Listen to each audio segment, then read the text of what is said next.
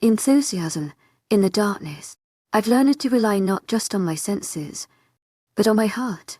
I am emerald green, a blind werewolf. Under the protection of my mate Dylan, I thought I was safe.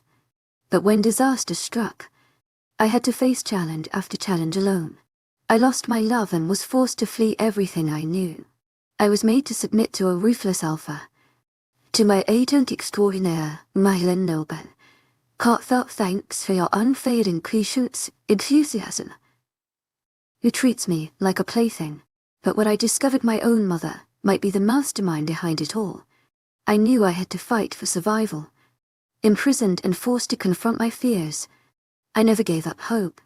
Until one day, in the depths of despair, I encountered Jace, an old friend I thought was long gone. His presence gave me new hope, but also new challenges. Behind, watch out for that. I stopped immediately and shuffled a bit to the right and kept walking. There you go. You got it. Done, babe. I think I know how to walk through the house by now. I felt him shift next to me and he sighed. Yeah, but I just don't want you to get hurt, baby. You know how I feel about you in this end. I stuck my hand out and felt his chin. My head still down. I pulled him towards me. And do you know how I feel about you babying me? I can do it by myself, he sighed again, and I smiled lightly. He then stopped moving and his heartbeat slowed. That signaled me he was mind-linking someone. After a few he spoke. The alpha needs my assistant sugar lips. He cupped my cheek, sending sparks to fill my body. He then pulled me in and kissed my lips. I pecked back at his lips, wanting to hold that position forever. I then pulled away, a grin upon my face. Be careful, I said, and I heard him walking. The front door's creak then sounded. I will. Love you. Love you too. I heard his steps again and the door close. I stood still, smiling, and walked towards the kitchen. I went towards the sink and stopped. I felt my way around the sink and turned on the faucet. I felt around again, picking up a plate and started to wash it. I rinsed it off and put it down on the countertop. I then moved my hand back in and felt something sharp slice through my palm. I yelped a bit as the water was like salt, streaming through the cut. I pulled back and my other hand went up. I hissed and felt a warm liquid gush out of the cut. I felt my way around the kitchen looking for a rag and found one hanging off the stove handle. I applied pressure with the rag, wincing a bit. Dylan should feel my pain. He'll be rushing in at any minute. I cautiously walked around, finding a soft cushion and sitting on it. My hands touched the familiar texture of the couch, allowing me to relax. I felt the pillow under my head and waited. After about an hour I started to worry. He should be back. Maybe he didn't notice. I frowned at the thought. Dylan knew there. No response. I frowned again. KYA, where is Dylan? She was my wolf. I don't know, but I'm feeling antsy. Something is wrong. Try to find the Alpha scent and follow it to Alpha's office. I nodded. Might as well. I lifted the cloth and touched it, feeling its sting a bit, but the wound closed. Thank God for werewolf healing. I smirked a bit and found my way to the door. I opened it, walking out, feeling the fresh breeze hit me. I lifted my nose, letting my senses come tone, and could mentally see where I was going. I found Alpha's strong scent.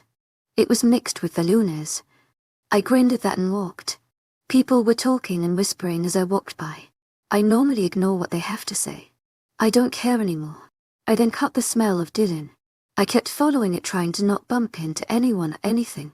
Eventually I made it into the main pack house. The scent led me to the stairs and I went up the flights. I then went down the unfamiliar hallway and found my way to a door. I heard shouting and growling coming from the other end. I turned the knob a bit and the yelling seems to stop when I opened the door. Emerald, what are you doing here? Dylan said, trying not to yell. I could ask the same for you. I tilted my head a bit. Alpha Carson, why were you yelling at my mate? I heard someone groan in annoyance, making me frown, and someone slammed their fist down on the table. Go back home, Emerald, Alpha Carson said softly. I felt the tension in the air and I felt a shiver go down my spine. I'm not going away until I hear why all of you are arguing. Luna Crystal, KY can smell you from a mile away. And Ryan, stop hiding in the corner trying to pretend you're not there. I can smell you too. I heard a gasp and the room got quiet. Both the Luna's heartbeat and the Alpha's had slowed. Emmy, how about we go and play with the children? Yes. Luna Crystal got up from her seat and stalked towards me. I felt her grab my hand softly and I put my head down. The Rouges that took your sight aback. They want another war. I whimpered and heard a loud growl. I stood frozen and felt her grip on me tightened. Dylan roared and slammed his hands down on the table. I heard more growls in the air and chairs being knocked down. Calm down, Dylan. I felt more tension making me whimper more. Dylan then sat down. Crystal, I need to talk to your gamma for a bit. Make sure everyone is prepared. Dealing with anger. I could feel it. Ryan went quiet at his tone and Crystal started to lead me out the room. I heard another roar and crashing as Crystal started to speed walk. It's okay, Emmy. Carson says that these Rouges shouldn't be a problem this time. They lie. Chapter 1. Everyone straight line, please. We are all going to the same place. Hey Thomas, there is no need for pushing. I just sat there listening to the sounds of women and children passing by as they all went underground or into the pack house. I sighed, putting my head down, and I felt Crystal's presence sit next to me on the couch we were on. Emmy, there's no need to worry. This is just a precaution like we do every time. Last time didn't work. Whispers in my ear were driving me nuts. I put my hands to my face, rubbing my temples from the starting headache. I know. It's just I can't help but worry. I just can't. She rubbed my arm trying to soothe me, and then we had a crash. Everybody started to scream and run into the house. They are here. Emmy, we need to go now. She pushed me towards the doors and everybody had gotten inside. I waited patiently as she started to lock the doors. Then there was a bang on the door, sending her flying back. To my agent extraordinaire, Madeleine Nilben, heartfelt thanks for your unfailing patience, enthusiasm. The banging on the door increased to the point where I could hear the wood starting to break. I gasped and ran over to where I sensed Crystal was. She grabbed my hand and started to sprint towards the underground. That's when I smelt it. To my agent extraordinaire, Madeleine Nilben, heartfelt thanks for your unfailing patience, enthusiasm. More screams and wails screeched the air. We need to find Carson and Dylan. I yelled. I then felt her hand being snatched away from mine and an unfamiliar scent. She was muffling something and I smelled the air confused. Someone grabbed her. She was struggling and all I could do was stand there helplessly. To my agent extraordinaire, Madeleine Nilben, heartfelt thanks for your unfailing patience, enthusiasm. Run down to look back. I gasped and I heard her struggling against someone. I listened to her and began to run. People were shouting at others to come after me while I blindly navigated my way through the house and out the door. I then felt a wave of heat hit me. I fell to the ground screaming and felt tears running down my cheeks. Dylan. No. I got up struggling a bit and followed his scent. I struggled, still having the pain wash over me. KYA in heat? I asked and heard screams of agony. No, he's dying. I gasped, making myself run faster towards the source of the screams. I tripped over something because I couldn't see where I was going. I felt my arms get scraped and I kept going. My wolf made me stop and I heard his voice. I sank to my knees and felt around, feeling his face, and I put his head on my lap. Dylan. Your hurt. My hands found his chest and I felt a big gash there. I pulled away as my hand started to burn. Wolfsbane. Dylan, don't leave me, I whispered, and I felt his hand come up and cut my face. Pumpkin, I can't promise you that. He strained his voice and he started to cough. I felt his warm blood spatter onto my ripped dress. Suddenly his head cocked to the left and he coughed again. Go and... No, Dylan. I'm not letting go of you. I'm dying, Emmy. Go before they catch you. I felt his heart start to slow down and he wiped a tear from my cheek. Go and... No. I can't. You can't. Why, you can tell Al, leave me. I gritted my teeth and I heard snarls. They were coming for me. He then touched my mark he gave me a few months ago and stroked it. I'll always be with you. Now. Go. I then felt his heart stop and he went limp in my arms. Immediately a wave of pain hit me, making me cry out. I started to sob in his bloody chest, not caring about the stinging sensation of the wolfsbane. I kept crying until my mind came into focus. The sounds around me seemed to get louder as a pounding headache came on. My shoulder was burning to a point where I thought it was gonna melt off. I got up shaking from my position. I did what his dying wish was and ran. I kept running through the darkness, barely avoiding trees. That's when I smelt it. To my agent extraordinaire, Madeleine Nilben. Heartfelt thanks for your unfailing patience, enthusiasm. Smoke. I kept stumbling over simple rocks. KYA help me, I said in my head with panic. No response. OCM on. Suddenly the noises of the screams and blood-curdling wails. I don't know who lived. Who died. Only one. It's been days. It's felt like it. No sign from anyone. Dylan. He was gone. Just like that. In a blink of an eye. I used to be able to see him before the accident. But that's when we weren't mates. I miss him. But he left me. He left for good. I felt water droplets on my skin start to get harder and harder. It was raining. No more like pouring. I winced as the water had hit my scars that raced down my arms. I went under a tree and sat down. I then cried. I still felt his pain.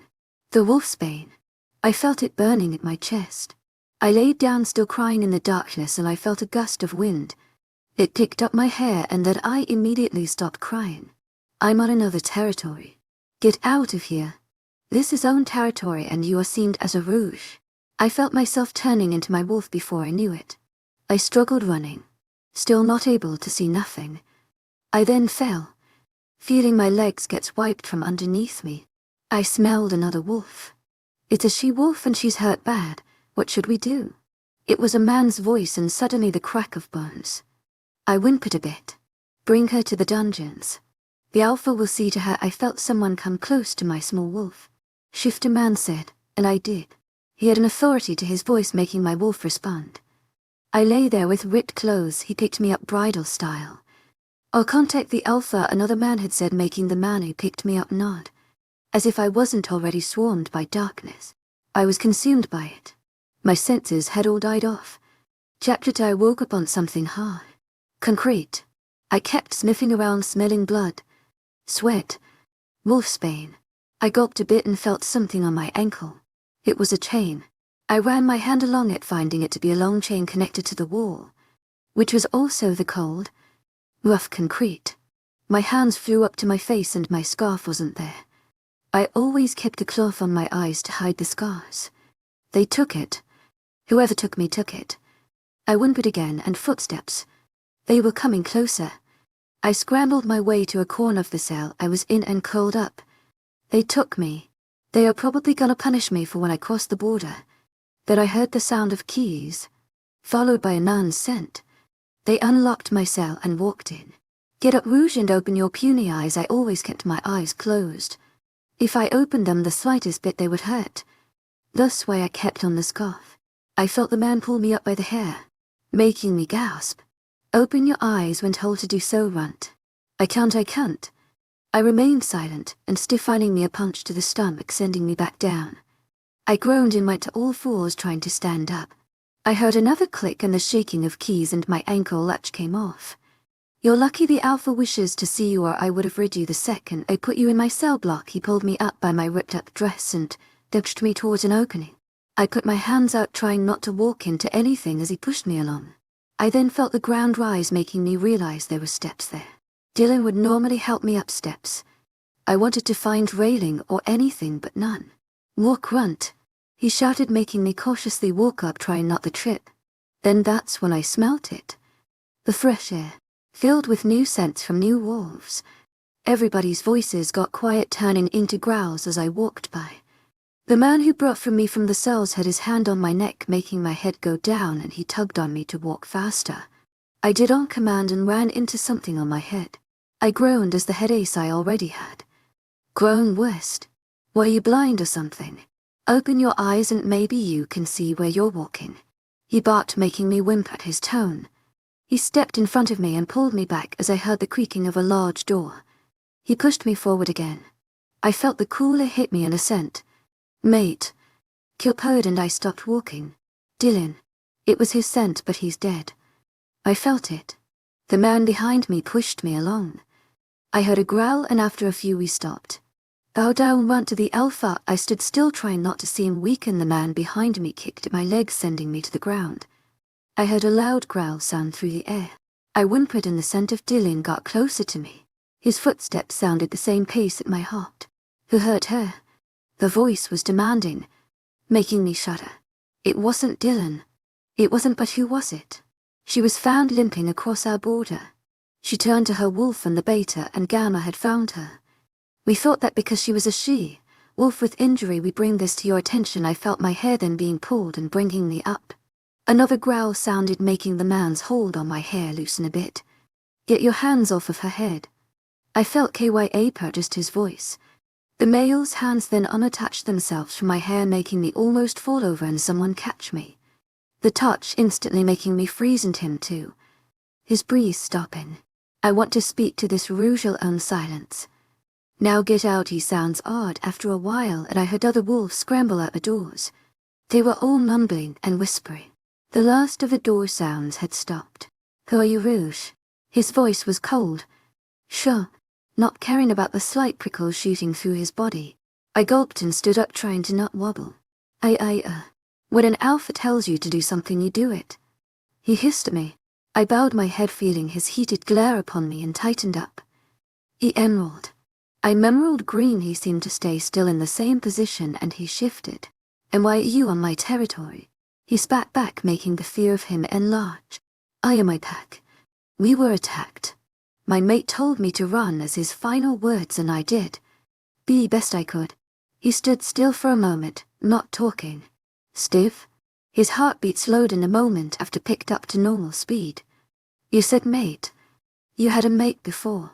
He growled a bit and I nodded. Open your eyes and meet my gaze when someone with authority is speaking to you. I bit my lower lip, bitting on its weight a bit. I felt him grab at my wrist and tug it, making me stumble a bit. When an alpha commands you, you do it, runt. Why is he doing this? He's nothing like Dylan. I can't. I cried out, on the verge of tears from his tone at me. And why not? It is not that hard. Like on command, I opened my eyes painfully, only to cry out from the pain. I am blind, my eyes stunned, and his breath stopped. Maybe in shock. Maybe in anger. Chapter 3. Close them right now. I shut them back only to cry out again, and he shifted, taking a shaky deep breath in. I then heard something tear, and he put a cloth over my eyes and helping me tie it in the back. With that until I so got it. He spoke with authority, time to his voice, making KY inside me whimper. I nodded and gulped. His heartbeat slowed, and soon enough the doors opened and footsteps came in. Take her to the farthest from my now. It was the same scent. The man who took me from the cells. He pulled at my hair, making me cry more. And if I find one scratch on her, consider yourself forbidden and left to the dogs forbidden. Fate like death. If you are forbidden from the pack, you are a traitor to the pack and become a rouge. The man behind me nodded and tugged at my ripped up dress, tugging me backwards and leading me farther and farther away from Dylan's scent. He kept pushing me and tugging me to different places, and then he stopped me. I felt outwards to a door. You're in. Stay here. Don't come out. You're in. Stay here. Don't come out, he barked again, making me nod. He opened the door, pushing me inside and locking it behind me. I jumped as he slammed the door shut. I sighed and put my hands out, trying to feel my way around the room. Guess I'm staying here for a while. I felt around, eventually finding a bed and laying myself on it. Eventually falling asleep. I woke up to someone lightly knocking on the door. At least my hearing ability grew over the years. See, come in. My voice was raspy and I heard the door open. I sniffed the air. Girl. Younger than me. Alpha Rider has requested me to assist you. Says you need to get ready before he comes be back. That was his name. To my agent extraordinaire, Myron Nilben. Heartfelt thanks for your unfading patience, enthusiasm. Kya purred at the name, making me shut her out. Okay, I simply said. The girl came closer, and then turned, going farther away. There was a moment of silence. Oh right, you're blind. Here, let me lead you. Her tiny footsteps got closer, and she lightly grabbed my hand. She tugged at me and I started to walk forward. I smelled water and this had to be the bathroom. She let go of my hand, leaving me standing there, and walked over to the scent of the water. A squeaking noise sounded, and the flowing of water stopped. My name is Annie, if you were wondering. I'm your personal Omega, my head titled a bit. Omega? I questioned. Yeah, Alpha requires the ones who don't fight. Mostly women to be Omgazer. In the Omgazer we have our own ranks. I'm in a higher rank than most due to the fact I work with the Alphas personally. There are 4 ranks. Cleaners, houseworkers, child caretakers, and personals. Personal is where I st, and we never had Omgazer in my old pack. I simply nodded. Just so you're not freaked out and I help you in the bath. Requires you to take your clothes, are you alright with that? I nodded and she cleared her throat. She told me to put my arms up and I did as she pulled up the ripped up dress, helping me out of it. Her breath hitched when she went to look at my back. Why, your scars, they huge. Disgusting. Horrible, I choked back a sob. I know. Well, I'm sure you can figure out the rest. Towel is on top of the toilet and if you need anything shout. I nodded softly and I heard her footsteps leave the room and close the door. I stripped off of my bra and panties and stepped into the warm bath. I purred a bit and dunked myself in, feeling the bubbles go up. I felt the rust scars on my body burn. I clenched my teeth and sunk in more, seeing if I would get used to the pain. Eventually I did and I felt around. Where's the soap and shampoo? Oh, Annie. The door opened with a bit of a creak. Yes, Luna. I frowned at the name. See, could you help me with my hair? I sensed her nodding and I sat there biting my lip. Something lifted, making a banking sound against the tub. I felt her take a cup of water and pour it on my sizzled hair. She squirted something and then dug her hands in my hair, scrubbing. If you don't mind me asking, how long were you blind? I heard silence. Since I was maybe 13. 13, she gasped. I'm so sorry. I felt her rinse my hair again and grab another bottle and scrubbing my head. Don't be, you didn't take my eyesight. She stayed silent for the rest of the time and I enjoyed it. Gee, guess I can tell you about Alpha Rider. He's not much of a talker about himself, really, she went on. I laid back as I felt the conditioner in my hair go to work. Just know that well, you probably know that he's basically king to all alphas. His kill count can outdo at least 5 warriors. Rumors go around that he was the one that killed his brother. My eyebrows went up. To my agent extraordinaire, Madeline Nilbe. Heartfelt thanks for your unfailing patience, enthusiasm. Yeah, but only a pack knows the truth. Alpha Rider gave his brother the easy way out by killing him. It was best again silence. After a few minutes she dumped more water on my hair and began to comb my hair. The mixture to make the bubbles are supposed to help with scarring, so I'm leaving you and here the longest I can. I nodded as she continued. She got me dressed in which she said was Ryder's favorite color dress, leaving me barefoot with an anklet around my ankle. Well, like I said before in the bath. Need anything, shout. Need to get food or something, shout. If anything, shout. There is a guard posted outside your door at all times, so mind you try not to walk out by yourself or you'll get ambushed. I smiled at her remark and her footsteps seemed to disappear. To my agent extraordinaire, Madeline Nilbe. Heartfelt thanks for your unfailing patience, enthusiasm. I questioned. Her footsteps stopped. Yes, Luna. How old are you? She tunes deep breathe. I'm only 14. With that she left, leaving me open-mouthed. Chapter 4. I waited. Complete silence. Darkness. Well, I'm used to that part. After about an hour. Footsteps and a smelling scent of vanilla and a mix of coconut. It reminded me too much of Dylan. I whimpered at the thought and heard the door open. Emerald, his voice was stern. Hey, Annie said you wanted to speak with me. I heard the door close and he started to walk towards me. The scent. It made KY inside me howl with pleasure. Take off your mask. He didn't come too close to me. Maybe a few feet away. Slowly my hands went up to the damaged cloth he wrapped on my eyes earlier. He took it from my hands. Our fingers touched, sending tingles. I gulped and heard him doing something and then he stopped. I'm holding out something, he then eventually said. I felt around, making me touch his arm, and then found a cloth. The gazer insisted me giving this back to you, he said. Straightforward. I nodded and then held it up to my nose. Dylan. I managed to figure out the difference between their scents. Dylan had a bit of a stronger coconut smell. Ryder's was a stronger vanilla. They didn't wash it, which was good, and Dylan's scent was all over it. I kept sniffing into it and seemed to have tears brim my eyes. Do you need a moment? He caught me out of my trance and I shook my head. See, can you just help me with it? He grumbled something and then walked closer to me and went behind me. I held it up and he grabbed the ends, making a knot in the back. There his footsteps then left from behind me and he started to walk out. Wait, he stopped. What is it? I wanna get to K, know you. I heard him sigh and seemed to turn in a thump sound. I tilted my head, still putting my head down.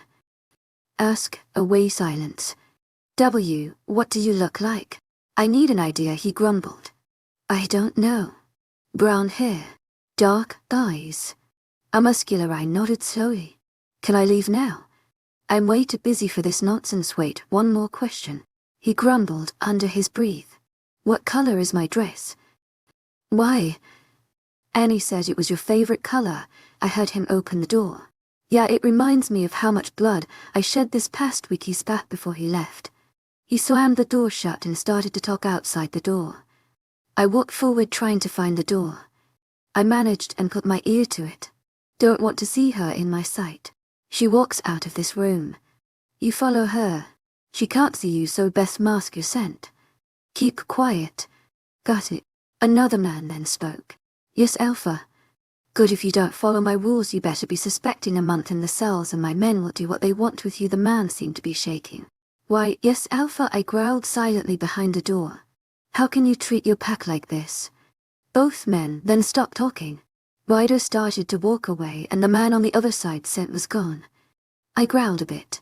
Why is mate being so mean? He whimpered a bit, making me growl again. He's ruthless and taking people's lives seems to be like a sport to him.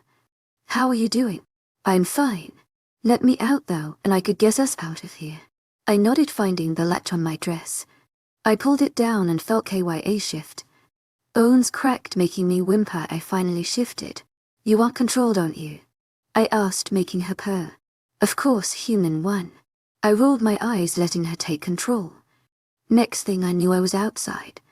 I was still in my wolf form, laying on the grass quietly. I don't think anybody noticed. That's when I picked up a scent. They didn't smell rouge, and that's when I heard them growling. I got up slightly, still unable to see anything that's going on, and growled. I started to back up and then bumped into something. Or rather someone. I yelped and then turned around, baring my teeth. They were from this pack. I could sense some were human while others that were closer to me were wolves. Strong ones at that. I whimpered as one of them snapped at me, making me fall back. They all snickered and then a howl. In wolves there are different howls for different communications. One being for truce. One being for surrender. One for someone's hurt. One for a gathering. And one for attack. Yeah, I need some help here, I heard her growl in me. I got yucked. I growled at the wolves around me and they started to get closer. There's too many of them. Someone nipped at my tail, sending a splint of pain up me. I yelped and another bit into my leg. Blindly, I snapped my teeth until I eventually found someone's neck and I threw them off. More came and were snapping their jaws and biting at me. I yelped at every stinging sensation. Suddenly ice melted. Blood. It was coming from my leg and the scars that were starting to open up. I whimpered and my legs started to shake. What's the matter, little Rouge? Can't have a little fun with the big dogs. A woman had snickered, leaving me growling. She snapped her fingers and I was jumped. I felt like I was burning. Wolfsbane. They spilled it on my back. It was worse than adding salt to it. I then heard hell. Wolves around me started to whimper. Some were ripped off of me and more snarling. Then someone was standing over me and I sniffed the air. It was him. It was Ryder. Mind you all to never touch this wolf again as long as she is in this territory. Back to your post before you join the Rouges in the cells. His voice boomed with authority and everyone scrambled. I felt his deadly gaze on me. He then picked me up by the scruff and lifted me up with his hand. I thought I told you. He cleared his throat. I thought I told you about leaving the room. His hand was directly on where they burnt me, making me whimper. He then put me down. Let's go. I struggled behind him a bit and felt him stop. I felt an arm swoop underneath me and he started to carry me. Cap purred a bit and then unconsciously she licked his cheek. He grumbled a bit and kept going. Chapter 5 Rider's point of view. I growled at his response. What do you mean she won't wake up? The pack doctor flinched at my tone and heads had turned towards us. S, she, I-N, means she will wake up. Just his voice went quiet. Not right now. I growled again and felt my fangs come up. He gasped, holding up his clipboard to shield himself. S, she should wake up in a few hours. I grumbled under my breath and felt my fangs go back down. I turned away and started to walk. I'm gonna murder whoever hurt mate, I growled at Dane's voice. Okay. Why don't you care about mate? She's weak, why should I care? I might as well reject her now. Get it over with, just give her a chance, I cut him off, sending him to the back of my mind and growled. I didn't care. How can I care for the weak? They are worthless. Then why did you save her? I thought I blocked you out. You can never get rid of me, Ryder. He taunted in my mind and I swear under my breath. To my agent extraordinaire, Madeleine Nilben. Can't thanks for your unfailing enthusiasm. My voice beamed to the mind link. I didn't get a response right away. To my agent extraordinaire, Madeleine Nilben. Can't thanks for your unfailing enthusiasm. Yes, Alpha. Respond when asked a question. I'm sorry, Alpha. What is it you need? Bring Quinn into my office. Yes, sir. I shut off the mind link and made my way to my office. I need something. More like someone to take my mind off of things. I sat down on my office chair and started some paperwork while I waited. I heard a quiet knock. Come in, the door opened. Quinn. Pack slut. We all have one. She adjusted her skirt so that it was higher and showed off her legs a bit more. She wore the tightest shirt. That showed off her clearly fake breast easily. She stopped over, swaying her hips, and she leaned over my desk, putting her elbows on it. You called, her voice pad in a low tone. The usual. I nodded, keeping a cold gaze on her. She got up and went to the office door and closed it and locked it. Within human speed, she was already straddling my lap, looking at me seductively. Let's take this upstairs. She came close to my ear, this one, and then she grabbed my hand, leading me upstairs. Someone was knocking on my door to my room. My eyes opened and I growled a bit. Who is disturbing me? Another knock? Harder this time. I got up, groaning, leaving Quinn sleeping in the bed. I grabbed my boxes, which were thrown on the floor. Running a hand through my hair, I opened the door. My beta, Carter, was there. His cold gaze was on me, and his eyebrows rose at my appearance. The rouge you brought into the house is awake. I growled. You could have just mind-linked or waited. I am busy. I can see that. But to the pack doctor you made it seem urgent. My eyes narrowed. He bowed his head again and walked away. I heard a groan from behind me, and turned, seeing Quinn moving. Her eyes opened at me lazily. Babe, who was that? Carter. I closed the door and walked back to the bed. I laid back down my back to her. I felt her cold touch on my skin and she started to kiss my neck. Round to baby. Her voice was low again. I growled in approval and turned over, kissing her roughly. Alpha, a voice boomed in my head. I mentally groaned. What is it now, Carter? I barked back, starting to put my pants on after a shower. I kicked Quinn out earlier. She did her job. Rouges. They request to take a prisoner that said you have took. They won't tell me who. I slid on a shirt and started to speed walk out. I'm on my way. Where are you? North Side Gate. I shut off the mind link and rushed out. Who the hell are they here for? Within a minute I made it to the North Side Gate, seeing a few pack members standing guard at the entrance of the gate. I couldn't see who was there and pushed a pack warrior aside. State your business, Rouges. Now I can see clearly. 2 men and a girl. The woman stood in between the two. She seemed to have an aura of power radiating off her. You seem to have a runt that belongs to us in your captivity. Her voice was raspy. I know not what you speak of, I added a sneer at end and crossed my arms on my chest. A woman. Up for a bounty in the Rouge community. She is a baiter's mate. She came not long ago. I gritted my teeth. Don't play games, Rouge. I need more description. She reached into pocket of her jacket and pulled out a paper. She then handed me the sheet, a picture on it. Her name is Emerald Green. Mate was Dylan Green. She looks like that, and she was reported hurt with scars when she escaped. She is blind and her wolf is a silver wolf. She originally belonged to Leafwood Pack. Looking at the picture, it sure enough was Emerald. My eyes narrowed at the picture. I growled lowly, crumbling the picture, tossing it on the ground. She belongs to this pack as a prisoner and is no treat to Rouges. The woman raised an eyebrow. Sorry, but I didn't hear you, pup. She popped the P at the end. Did she just call us a pup? My wolf growled and I felt my eyes go yellow.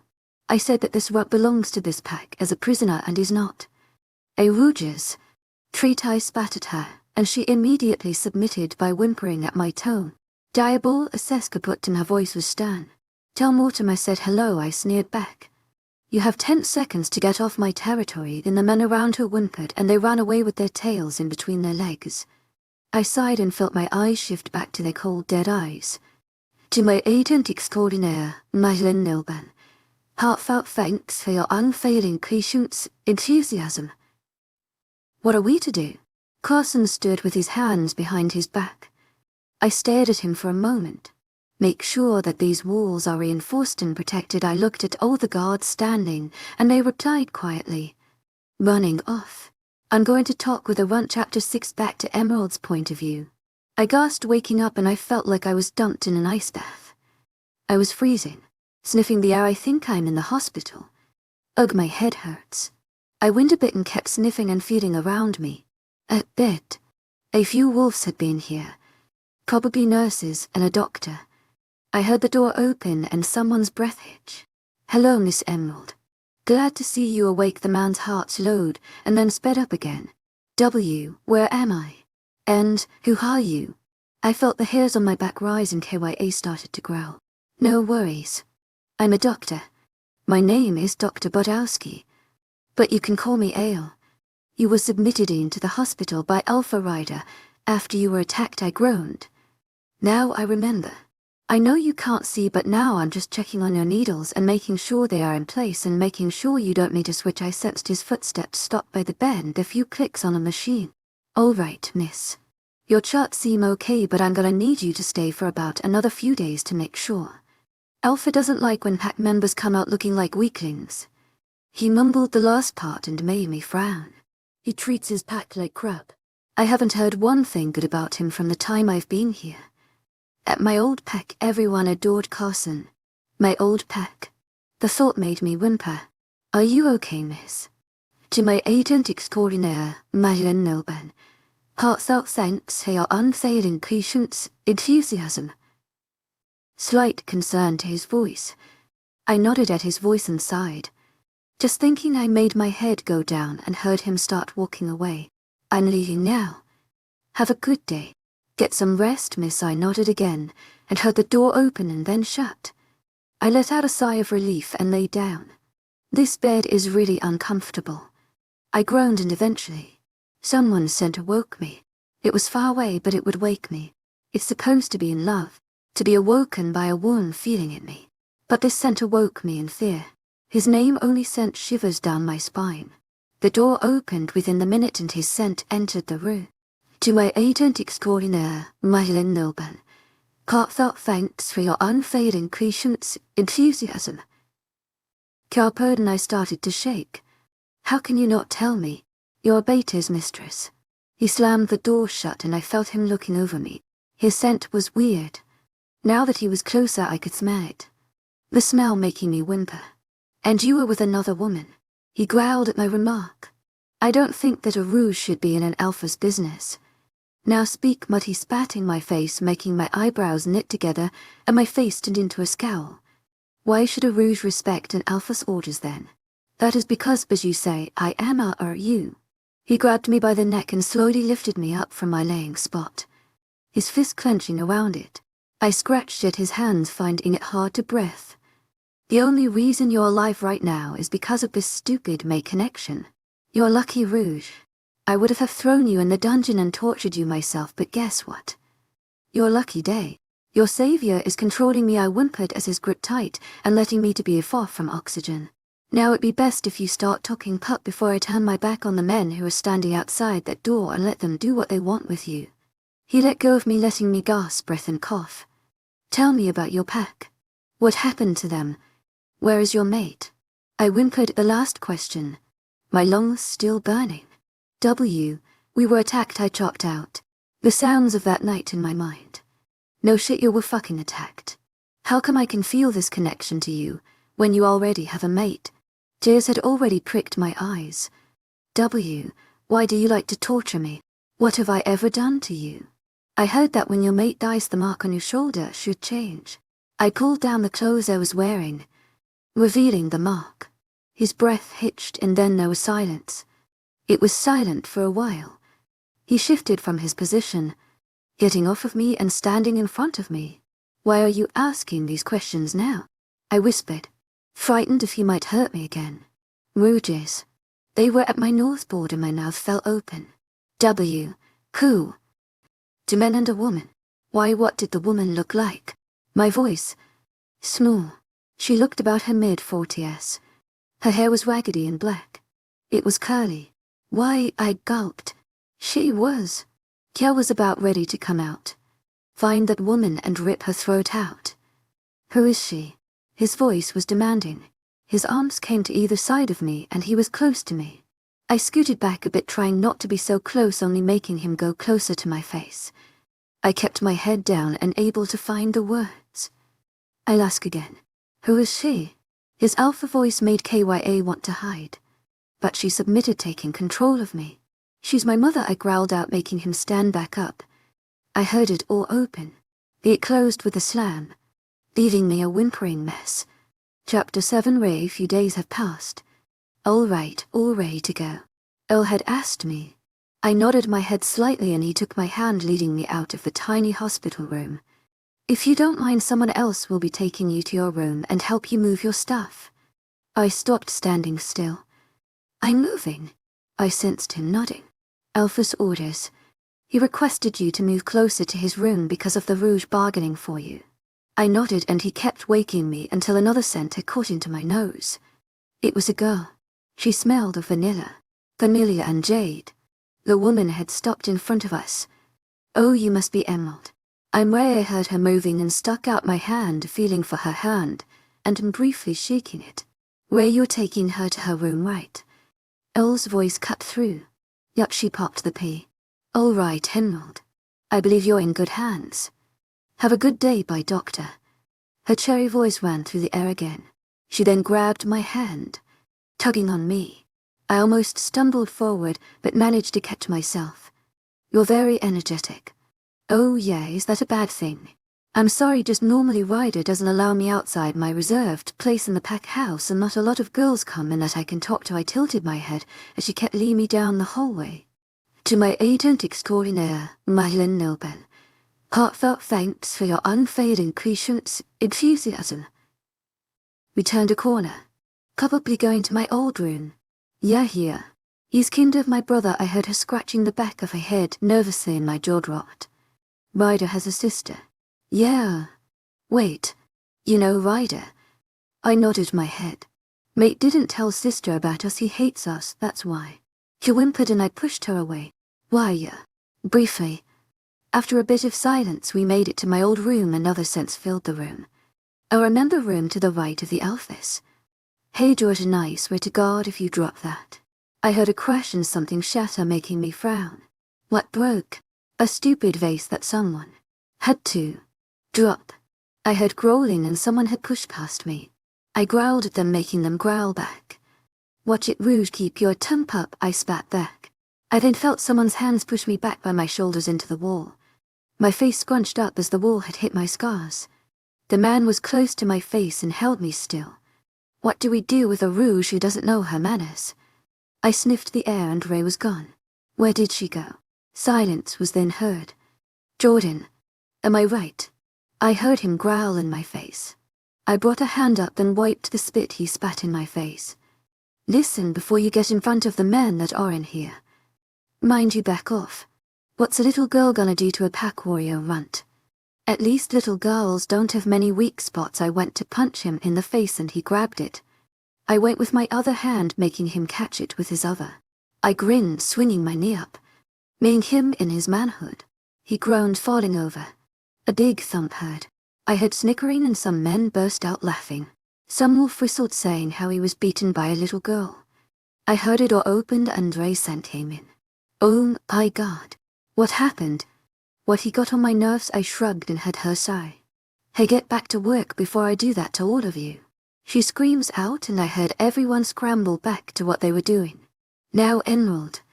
Come on. That I felt around, accidentally kicking Jordan, and stepped over him. I walked to where Ray was and followed her out. We walked for a bit and then stopped. Steps. I nodded at her voice and felt around for the railing. To my luck, none. I felt her grab my hand steady and helping me up. I almost tripped a few times but caught myself.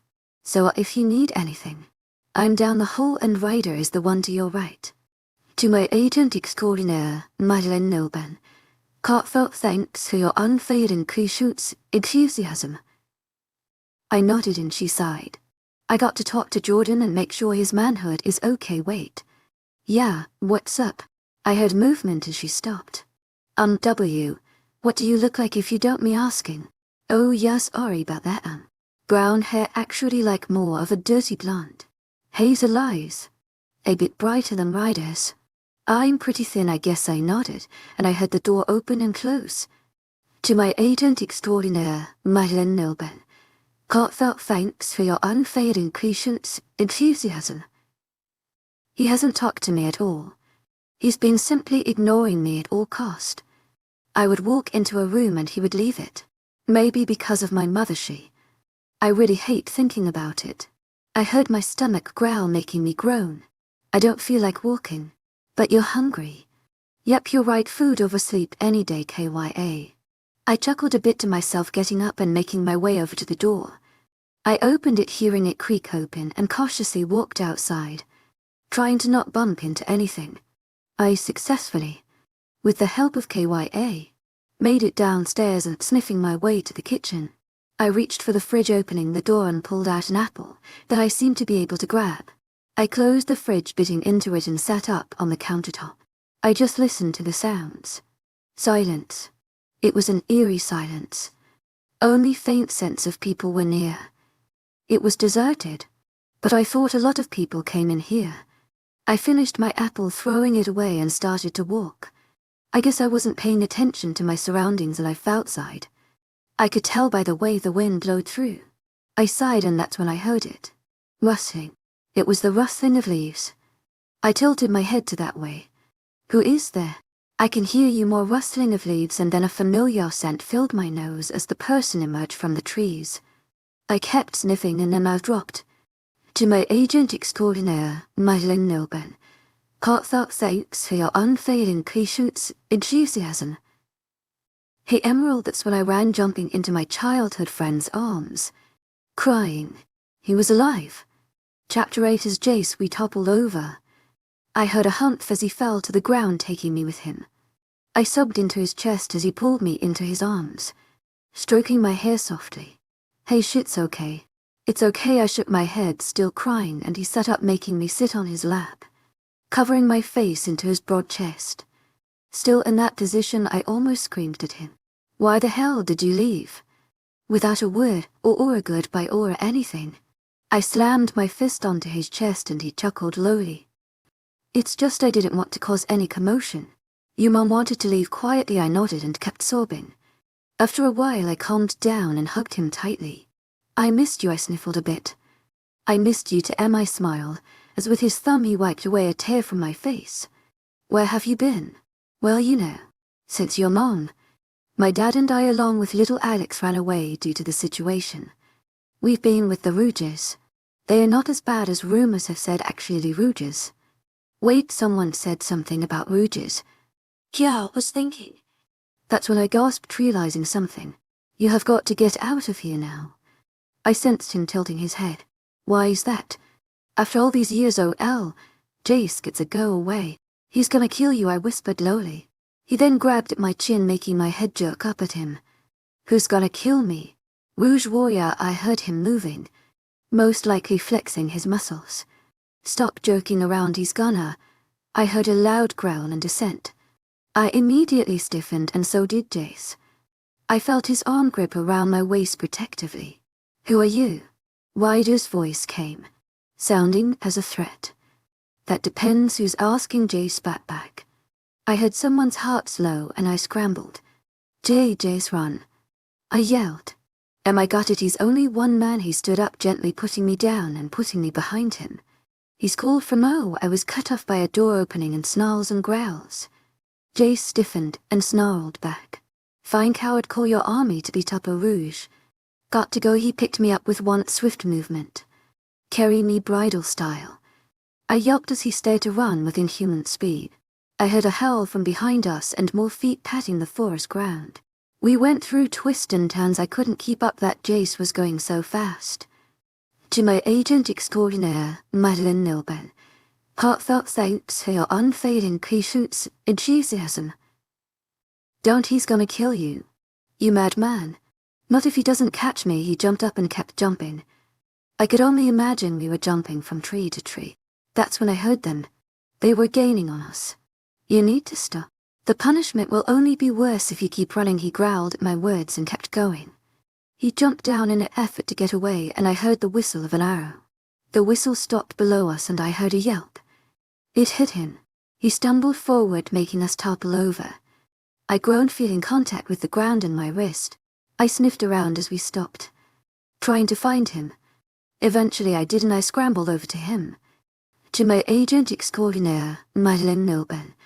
Heartfelt thanks for your unfailing patience, enthusiasm. He groaned again, and I put my hands on his chest. I went to his leg and felt blood. And no, Dylan. I'm not letting go of you. I'm dying, Emmy. Go before they catch you. I felt his heart start to slow down and he wiped a tear from my cheek. Go, and I can't. You can't. Why, you can tell Al. Leave me. I shook my head and found that my scarred eyes were filling up with tears again. The memory. It was coming back again. Jace, you're okay. You're okay, you're fine. Not for long. A voice cut in again and made me shudder. He found us. I heard him angrily walking over, and then I heard him kick into Jace, who groaned with hurt at impact. Stop it, you're hurting him. Jace got another kick. I smelled more blood. That's when I jumped in front of Jace, earning me a kick to the ribs. I scrunched up, and then Ryder seemed to have stopped. Breath halting. He took a step back and growled under his breath, as if he was fighting with himself. Take him to the cells. The girl is mine to deal with. I don't think I heard the rest of his words. He after mine. It made KY purr and a weird feeling in my stomach bubbled. I felt his gaze on me and my head bowed in submission. He tried to run away from me. His voice was dark and I felt him look over me. I am sorry. He picked up at my shirt, lifting me from my position, making stare at my face. That makes me mad. And you deserve punishment. What about Jace? What are you going to do with him? He stopped for a moment. Death will give him a visit. I gasped at his words and squirmed out of his grip. I stumbled back, landing on my wrist again. I hissed at the pain. Why, you're a monster. I hate you. But that is physically impossible for you to hate me, and you know it. He spat back. I sensed him crouching down in front of me. That's when I realized what I had to do. I emerald green future Luna of blood moon. Finish that sentence and you die. What do I have left to live for? My mate. My real mate had died in my arms. I was taken by the ruthless king, who was my second chance. A monster with no feelings if he killed a child in cold blood. Tell me, king, what do I have left to live for? He was silent. I emerald green future Luna of blood moon pack. Mid-sentence I felt his fist connect with my head, knocking me unconscious.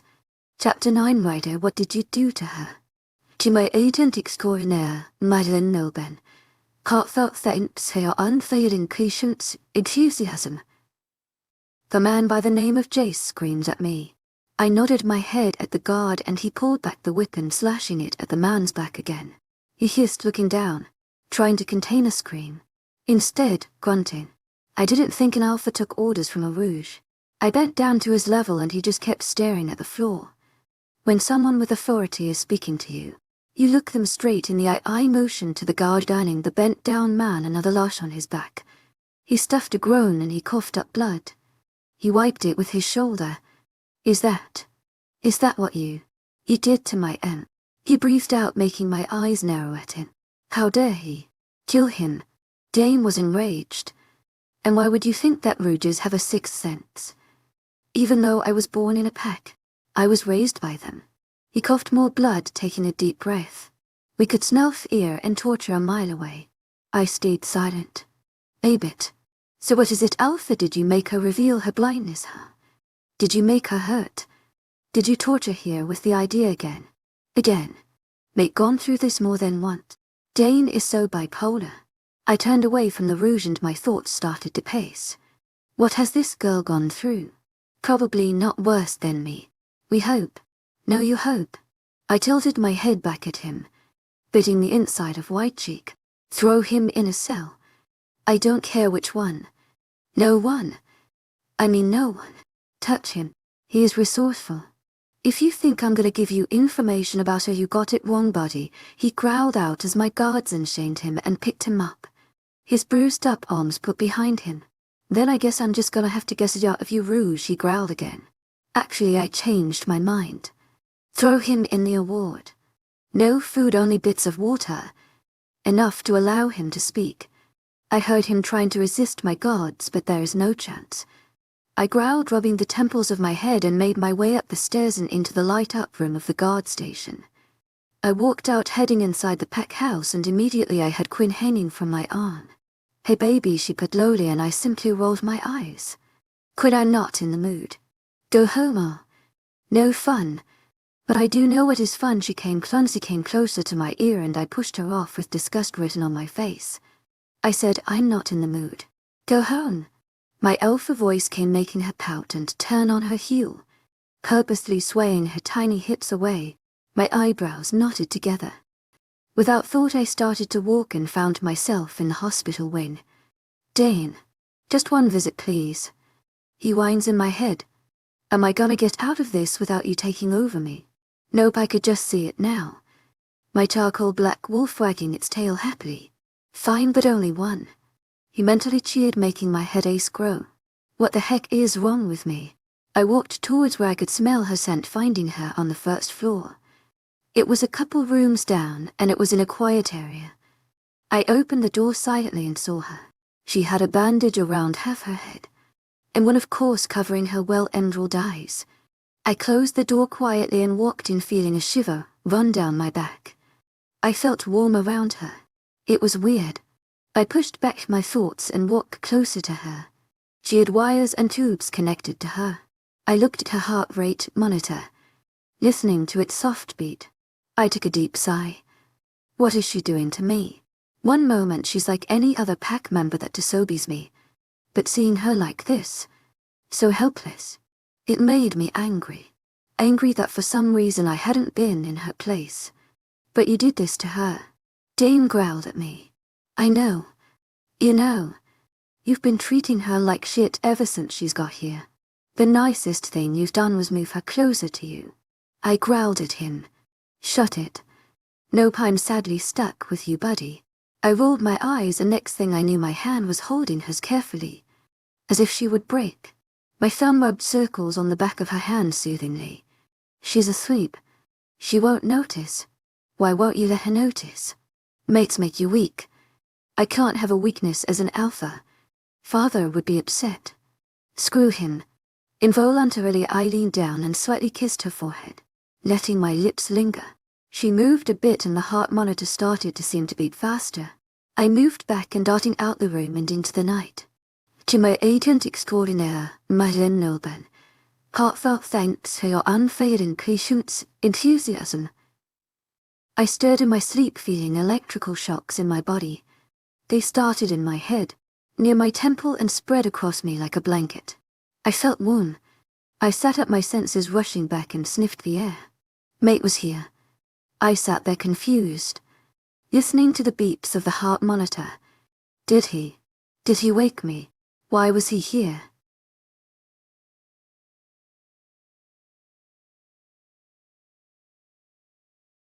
I was once the darling of the pack, until I lost my sight. Everything changed. They called me a burden to the pack, but my destiny is so much more than that.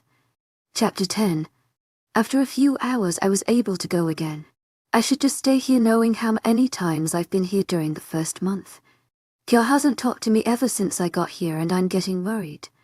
KYA no response. Maybe it's the fact that I haven't seen or heard of Ryder in a while. Except while I was asleep. I didn't even see him. Well, that's kinda obvious now, is it? I heard someone run up next to me. Sniffing a bit. It was Ray. Hey, where were you? Ryder said there was a rouge breach and you were hurt. He came in here rushing with you unconscious in his arms, she went on rambling. Him carry me here. I'm fine. I couldn't tell her that he was the one that knocked me under. Oh, that great to hear. Anyways, I was thinking, you me girls day and go shopping. Get you new clothes. Well, I'm gonna need your help cause you know welder. So is that a yes? I nodded and she cheered. To my agent extraordinaire, Madeleine Nobel. Heartfelt thanks for your unfailing patience, enthusiasm. Shower and I'll help you get ready. I sniffed the air, smelling that we made it to my room. I'll try to get Annie. I'm already late. She yelled as she started to run off. I simply nodded, feeling my way around the room into the bathroom. I felt a towel on the rack already. I sighed and sat on the toilet. She will be here soon. Minutes passed and I groaned. Where's she? I heard a door opening to my room and someone was grumbling. They came over to the bathroom door and knocked. Why are you here? My voice strained from its dryness and he just walked in. I heard him close it behind him. Annie had to help someone with their baby and the rest of the female gazer were not available, and I have to help you. Ryder's words tensed at the word female, making me shiver. Oh, okay, I said that awkwardly, biting my lip. I won't look. I felt my cheeks tint red. Wait, did he stutter? I grumbled under my breath and sighed. Fine. I stopped my sentence. Does mate not want to look? KYA, where the hell have you been? Out and about. She got real quiet, making me suspicious. I heard him shuffling, most likely to turn around, and I felt around for the faucet. I managed to turn on the water to get it going. I started to strip, feeling my cheeks burn. Like he's gotta want to look at anything. He hates me. No, mate doesn't hate you, mate. Yeah, sure. I took off my shirt carefully and hissed at the stinging sensation of the scars on my back. I pulled down the baggy shorts I had on and felt hesitant on my bra. I slid off my undergarments and went into the tub, trying not to slip. I turned off the water and slid down so he wouldn't see me. Oh, okay, you see. Can look. I heard shuffling and a sharp breath. I put my head down, trying to get rid of the sense that his eyes were taking over my body. Why, you're so skinny. Like unhealthy skinny. I gulped and he walked over to where the cabinets are pulling a liquid bottle out and I heard a splash. He was probably pouring in the bubble mix. I swished my hand through it and I felt the bubbles come up. I relaxed a bit. So, you want me to do your hair or? Yes, please, he grunted. I responded and felt him reach over me to get the bottle. He was standing there way too long. I could just feel his gaze burning through me. He gulped and I heard a squirt and he dug his hands into my hair, washing it. Sparks, like fireworks, made its way through my body and before I could stop it, I let out a soft moan. He immediately stopped and I put my hand to cover my mouth, realizing what I just did. He growled lowly at himself. He kept continuing and soon enough I heard a cup being dragged through the water and he poured some of the soapy water on my head. Dodo, you need help with washing your body. Oh, actually I can take it from here, thank you. I coughed a bit nervously. I can't let him see my scars and I bet there was bruises there too. CM, and at least let me help you with your back. My brows raised. No. I cleared my throat. I'm fine. I'm good. I'm good, just go. He was growing suspicious. I know it. Okay, whatever. His voice went back to its cold dead one, making me sigh. I heard him walking out and closing the door behind him on the way out. I sighed in relief. He suddenly got quiet again, but I didn't think much of it. I searched for the washcloth and managed and stood up in the tub, my back to the door. I grunted from the slight pain. I got some soap, starting to wash myself. Painfully. I hated them. They made me weak. They reminded me of how weak of a wolf I am and how I'm a waste of space at times. That's when I heard a gasp and a heartbeat. I was stunned. I didn't even turn. An angry voice ran through the air. Who gave you those scars? Is that what you're hiding from me? He growled out, making me flinch. I was so vulnerable right now. I still had my back turned to Ryder, and I heard him angrily walk forward. He grabbed my wrist and turned me to face him. He stopped for a moment. I could sense his wolf attempting to come out. Get dressed. You are going nowhere with Ray. You are. With me we need to talk. He was flashing in and out of his wolf. I heard him give a frustrated groan and he walked out, slamming the door behind him. I'm in trouble. Chapter 11. Scared. To my agent extraordinaire, Madeleine Nilben. Heartfelt thanks for your unfailing patience, enthusiasm. My feelings were blind through me. I was petrified. I pulled over a silky shirt and tied my cloth around my eyes. He knows. I whimpered at the thought. What is he going to make me tell him? I didn't want to tell him anything. I don't know what he would do to me. Maybe the same as Jace. That thought killed me. My best friend, locked in a cell, probably being starved and tortured. All because he came to see me, just to look at me. I gulped and walked out of my room, following his scent. Scents can have feelings to them or say something about a person if the feeling is out and strong. Ryder's was in a rage, his scent strained and tensed. I shivered and stopped abruptly. I was in front of his office door. His scent was strong and he seemed to be pacing inside. I pulled on the doorknob and letting myself in. Shut the door, he growled out. I whimpered and closed the door behind me. Knock it, I turned the little knob. Knocking the door. Go sit, I nodded and found my way over to a soft couch. Sitting down. Explain, I sensed him in front of me. I can't. I broke the silence. Was he sober us? He growled and then I heard a crash. I flinched at the noise and he was angry. Why can't he tell me? His wolf. It sent shivers down my spine. I just... See, can't, I'm scared. He crouched in front of me, and I felt his hand grab mine and another one of my leg. I gasped. Please. Ryder is a jackass for hurting you, probably making your scars worse, my love. Please. Just let me help you. I shook my head and felt tears streaming down. I was shaking. No, they will kill me. They will kill me. I pulled away from his grip, curling up into a ball. No one will kill you as long as I'm here. He was turning back to Ryder. Please don't let him come back. Who? Ryder's wolf had whimpered, seeming to be fighting with himself. Oh, Ryder, I don't want him here. That's when he grew silent and my hand flew up to my mouth, stifling a gasp. Ryder, let me out. This is my body, and I give you power now. Shut the hell up. Something happened to mate. I mentally groaned and just watched the scene unfold, attempting to get out. No, they will kill me. They will kill me. She pulled away from Dane's grip, curling up into a ball. No one will kill you as long as I'm here. I almost got out. Please don't let him come back. Dane gave her confused look, running a hand through my hair. Dane whimpered as I almost got out of the link.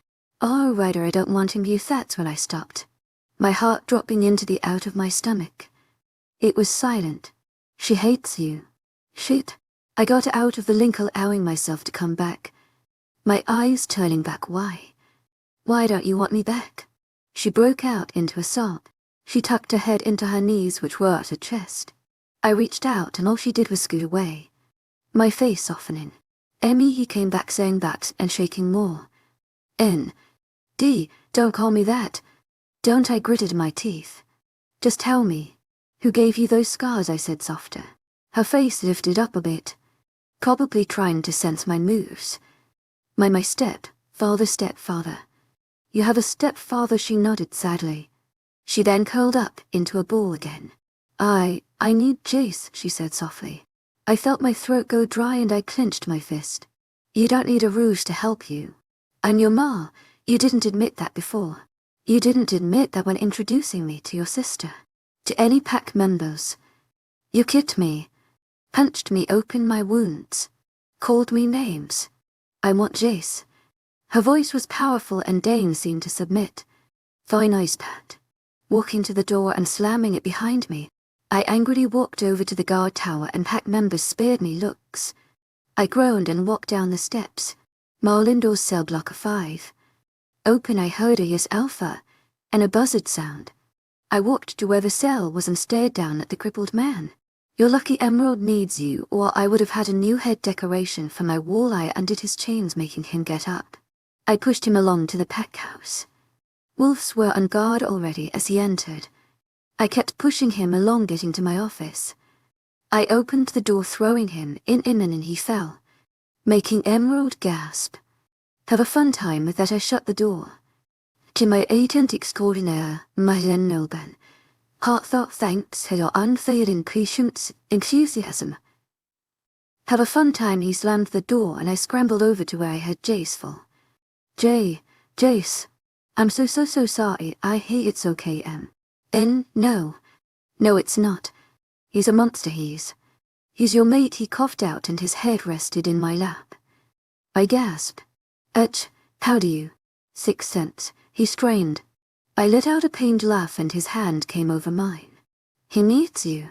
You shouldn't be with me. He coughed and I kept my head down. He's horrible. Look what he did to you. I don't think you can look what he did to me. I felt my lip go up into a smirk. Touch, he chuckled a bit and started to wheeze. But seriously, give him a chance. The past is already done. At least allow him to try and make your future better. You can tell him. How do you KN? 7 cents. I playfully slapped his chest and he chuckled. Now go. He coughed again and I rubbed circles in his hair. Will you be fine right here? Yeah, I'm good, Go chapter 12 running. It's my only possible way to live. I mean, I can't really fight, but I would run in a forest with obstacles. Now an empty hallway in which made me feel I was walking into oblivion. I kept trying to follow his scent, almost bumping into people. They went out my way as I sped past them. Watch it, bitch, I heard a sneer. A woman. Sorry, hun, but I think we are all bitches here. I kept running and stopped in front of a room. It was his room. I could sense my next to his. I held in my breath. He was still angry. I could feel it. I hesitantly knocked on the door and I waited. He stopped whatever he was doing and I heard silence. Oh, Ryder. My voice croaked. I rested my head against the door. To my agent extraordinaire, Moonlight ALL, heartfelt thanks for your unfailing patience, enthusiasm. Please let me, and I sniffled. Let me explain everything. Please. The door opened, almost making me stumble, but he caught me. Wouldn't you rather be in the arms of the Rouge? Jace, was it? I whimpered at his response, getting out his arms and entering his room. He closed the door and I heard him leaning against it. Rouges, I said, letting my held breath out. Rouges. Like Jace. No, this was before Jace was a Rouge, before he went with. I stopped myself and swallowed back my bile that was building up. Went with who? Tell me. He came closer. I crossed my arms and then he grabbed me by my shoulders.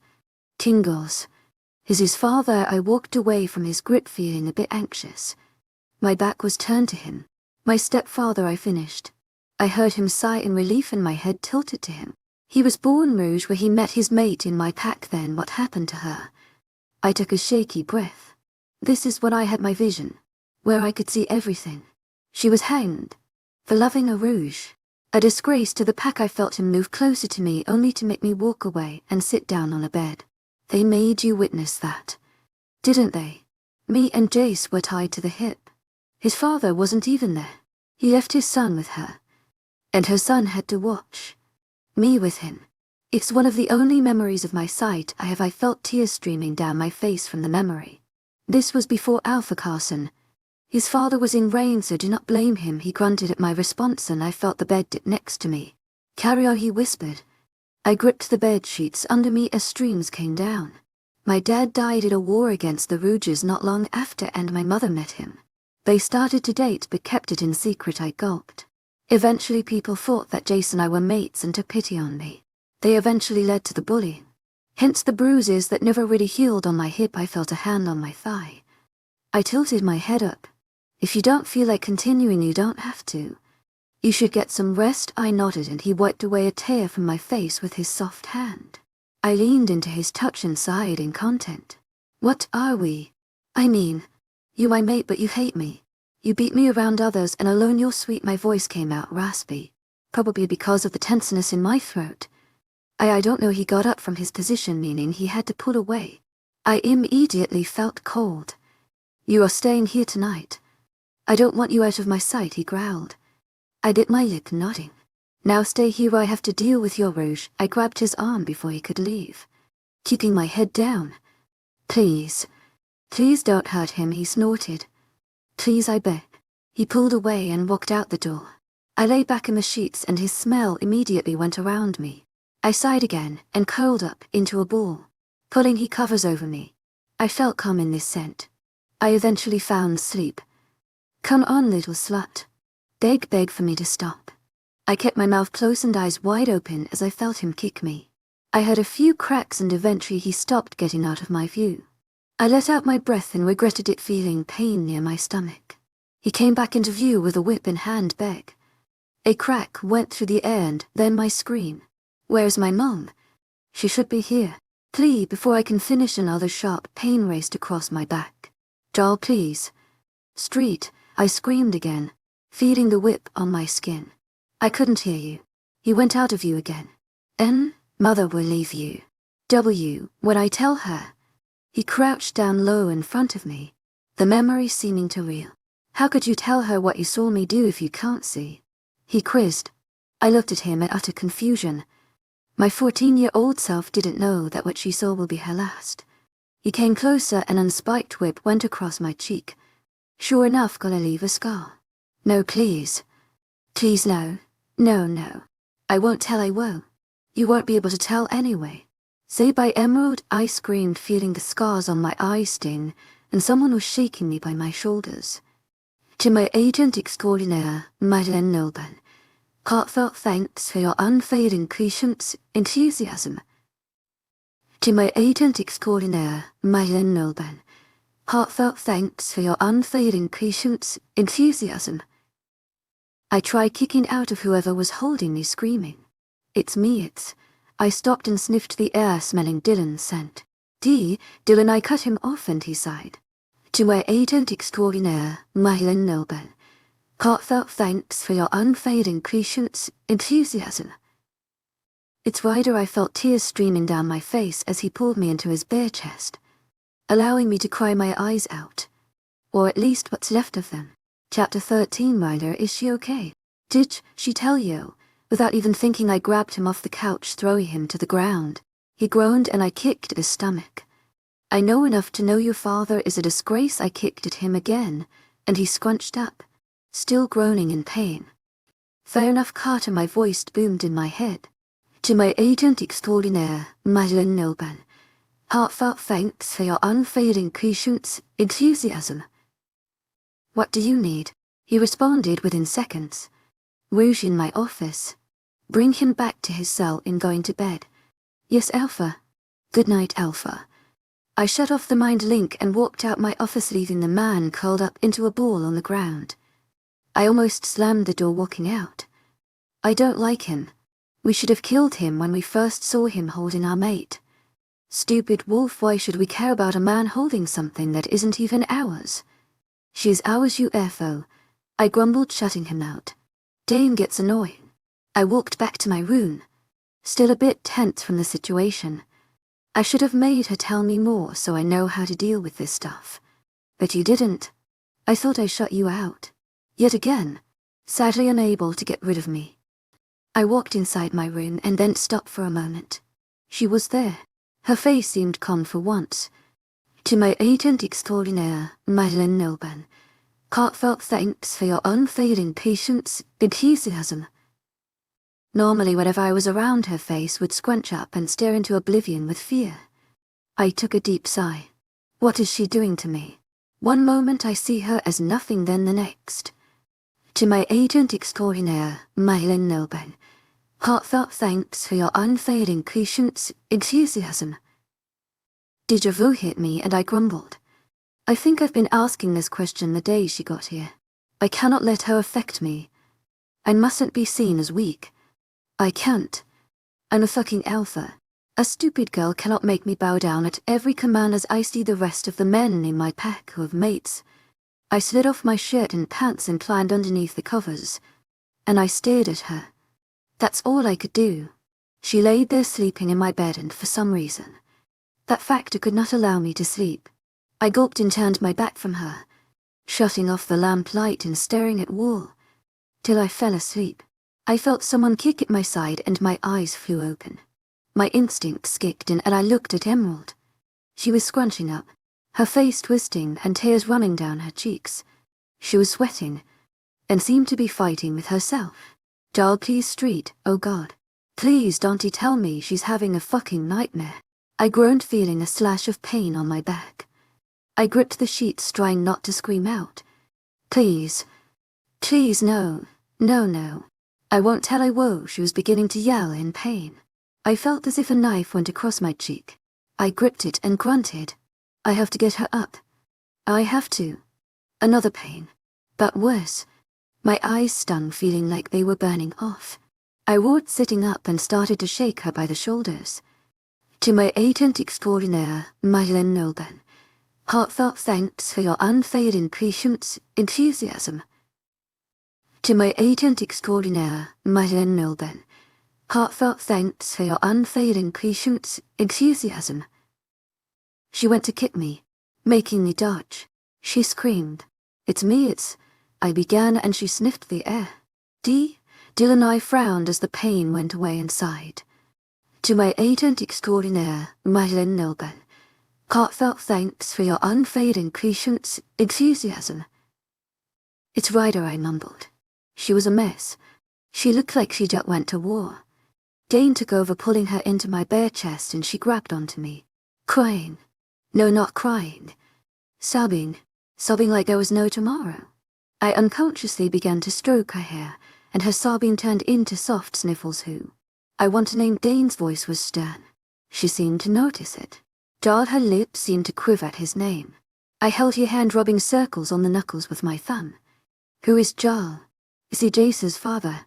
She whimpered at the name, and she started to shake. Hey, it's okay, I pulled her back in, feeling the warm liquid of her tears down my chest.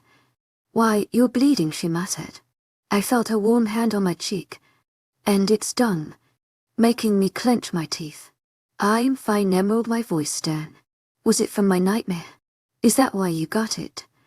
Nightmares. When it is hurt in the dream, a mate can feel it. What the hell was she dreaming about? I nodded and she sighed. She started to get up and tugged on me. Where are we going? To clean you up. I hate the smell of blood, she grumbled, making me follow after her. She led me to the bathroom.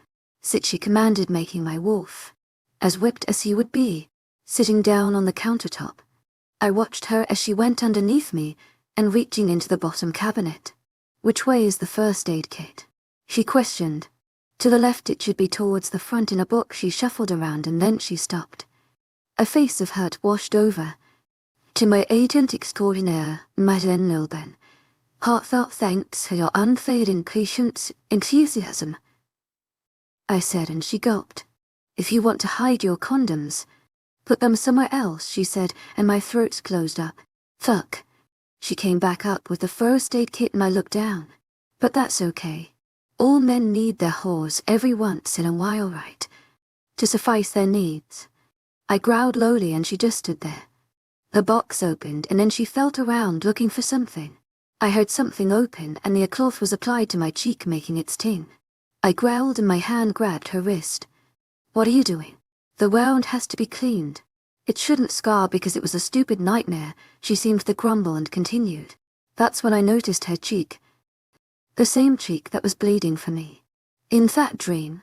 Is that when you lost your eyesight? She stopped, her breath hitching in. She held her head down, biting her lip. Yeah, she then continued, and I felt a band-aid go on. There, you're done, she whispered, sending chills down my spine. Thank you, she started to walk away and back towards the room. For some reason, Ain took over. You can't sleep like that, your clothes are all wet. I'll get you something to wear. Without thinking, I was pulled into my closet and pulled out an old shirt of mine. She turned and blindly caught the shirt. What are you doing? Aren't you a little curious about what mate looks like in our clothes? I sucked my teeth, crossing my arms. Her back was turned to me as she slid off her shorts. I closed my eyes. My first clenching. Come on, I'm done. I opened my eyes to see her in just my shirt. Okay, you finally done something I approve of. I got underneath the covers, watching her fall asleep. Chapter 14 Emerald. I groaned, feeling the senses rush back to me as I woke up. I slept really good last night. Well, except my visions that I had. I stretched a bit and my hand accidentally bumped into something. Rather someone. I pulled back, yelping a bit, and the person started to move. I shuffled backwards and then was stopped as I felt an arm around my waist. The person tugged on me, pulling me closer. My breath got heavy and I smelled Dylan. Wait. This is Ryder. I put my hands on his chest and started to pull away, only to make him pull me closer. He put his head in the crook of my neck, making me gasp. "Ah, Ryder," I whispered. He moved again, getting comfortable, and I heard his soft breath in my ear. Feeling the tickling sensation on my neck, I bit my lower lip and sighed. He is such a heavy sleeper. I whined softly. My hands went up and they caressed his soft face. They found their way to his hair, and I started to play with it, and he groaned, starting to get up. I pulled away and felt him grab my wrist. "What are you doing?" He growled softly, sounding half asleep. "You wouldn't let me go." "I needed to wake you up," I gulped, almost stuttering on my words, feeling how close he was to me. "Sorry, I'll just go back to my room. I didn't mean to." "No," he growled as his grip on me tightened. "I'm moving your stuff into my room. You're staying where I can see you got it." I nodded, and he let go of me. His heartbeat slowed and I got up, swinging my legs over the bed. I yawned, making my way to the door. "Where are you going?" I froze and kept my head down. I'm gonna get breakfast." My voice had squeaked a bit. He growled and I heard shuffling of the bed sheets and he stood up. "Not in those clothes, you're not. I'll send someone to get you breakfast." "What clothes?" He chuckled. "You're in my shirt and just your dunnies." My shirt reaches high-thigh. His wolf was coming out, making me bite my lip and want to hide. "Please let me out. Mate is nervous around us, Keanu." "Not now." "Oh, so you plan for the future." If she was in front of me, I would want to smack her. I growled and heard him walk. I heard a door shut. He went to the bathroom. I heard the shower go on and I sighed. "I know you want to join him. Even though you can't see, you would want to be in the presence of our mate without clothes." She purred. "Why are you so horny?" "No reason. I just think it's fair. He saw you without clothes, you should be in his presence when he is." "Shut up."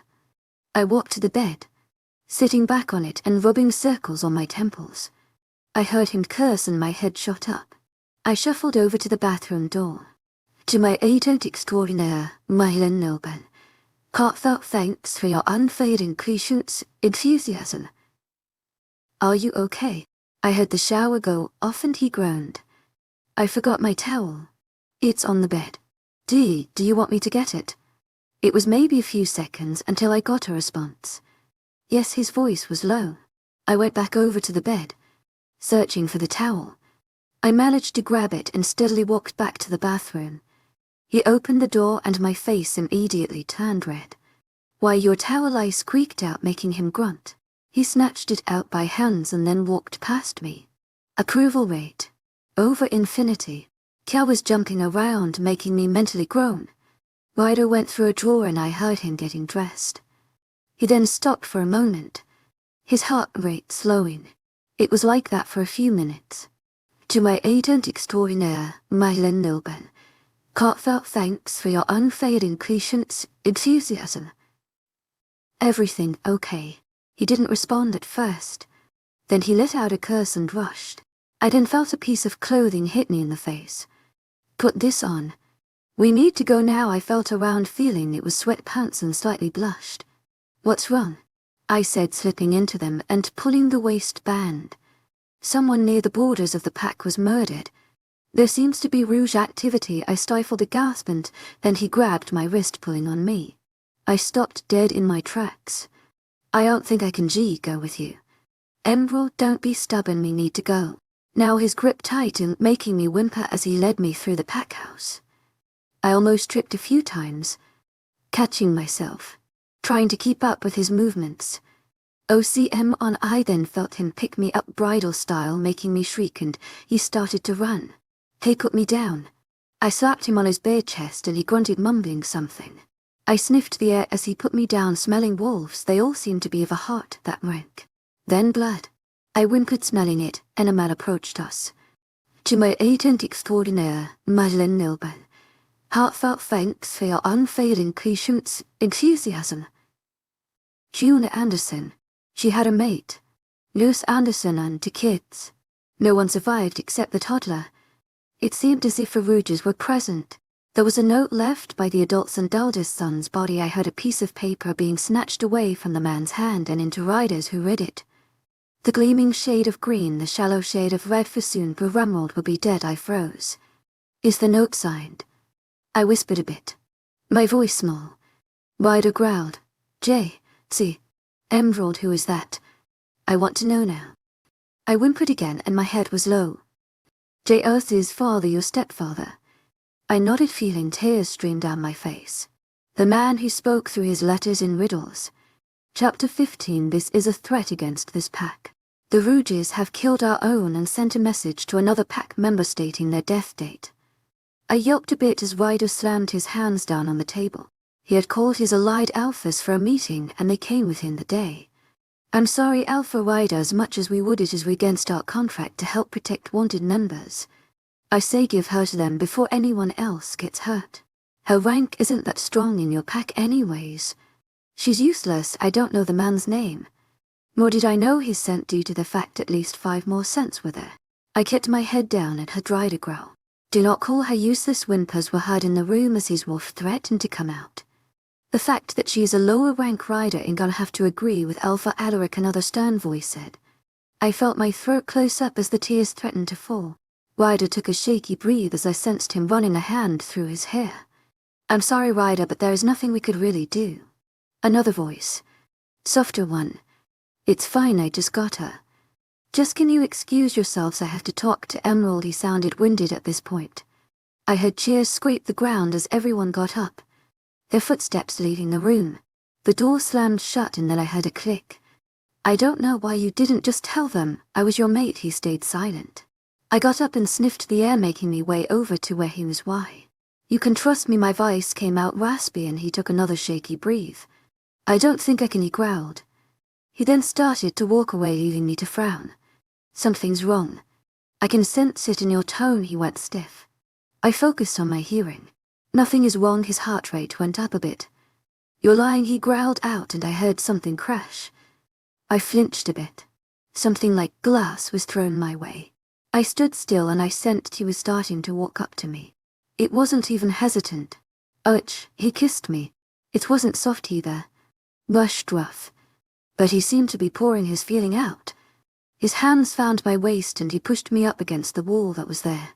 Here was a loud bang from impact, making me yelp and allowing him more access. Our tongues were fighting for dominance, but he seemed to take over. I don't know how or when, but we made it over to the table in the middle of the room. I know due to the fact that I felt something under me other than the wall. Blindly my hand fumbled for his shirt and he helped me out, taking it off. I felt my leg wrap around his torso, pulling him even closer. Wait, what am I doing? As much as I wanted to, I couldn't stop. He was still in power in this situation. He then found his way to my neck. Oh, Ryder, shut up. He barked and then kissed me back on my lips again. I then felt my hands roaming his torso and then he pulled away.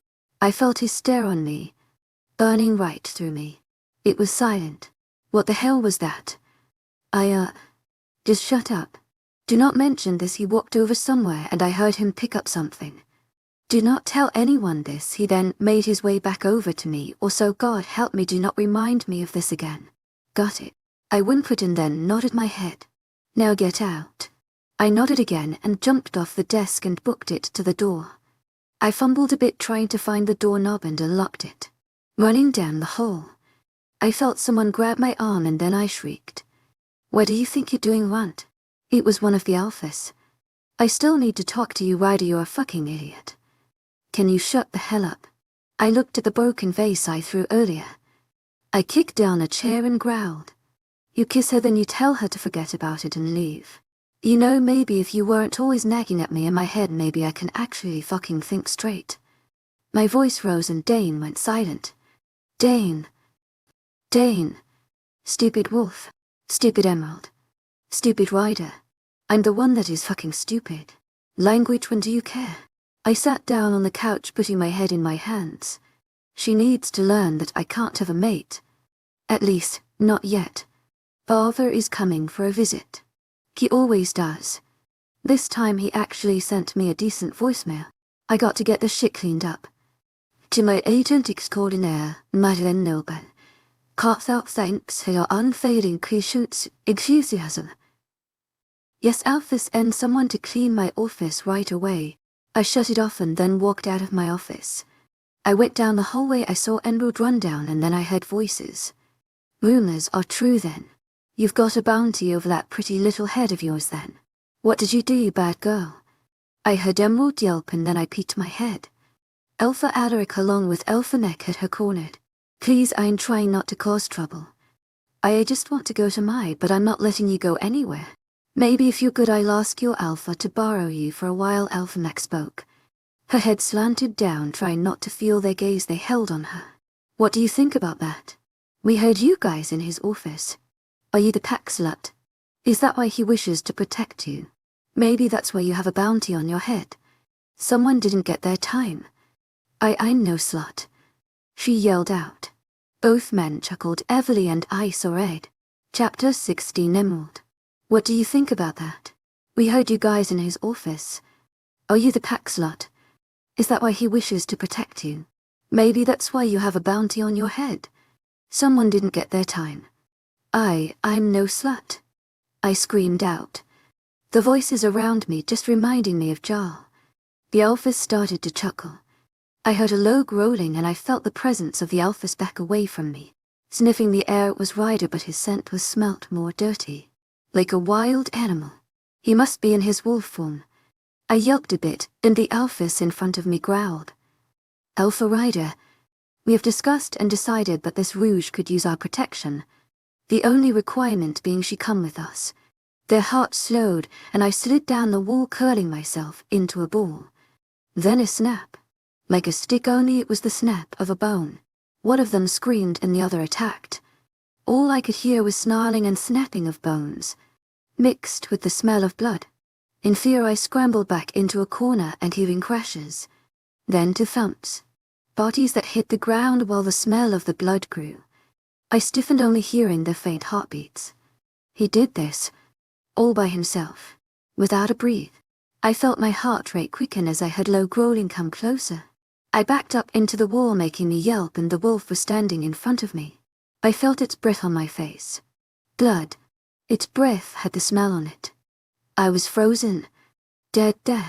Pumpkin, you need to go. Go protect Mommy. Daddy is gonna. A wolf had jumped him. Its fangs clutching my dad's neck, digging into it. I screamed and began to run. I whimpered at the thought and I heard him shift. Emerald, I felt his hand hesitantly touch mine, making me pull back and scoot away from him. Emerald, I'm sorry. I didn't mean any of that. At the office I didn't tie monster. Ryder monster. Her voice hit like a silver bullet. I looked back at the two injured Alphys and cursed under my breath. Emerald, listen to me. I didn't mean anything in the office. I didn't. She was slowly rocking herself back and forth. Monster, her voice croaked. With my arm I wiped away the blood that dripped from my mouth. Her body was shaking. She seemed pale.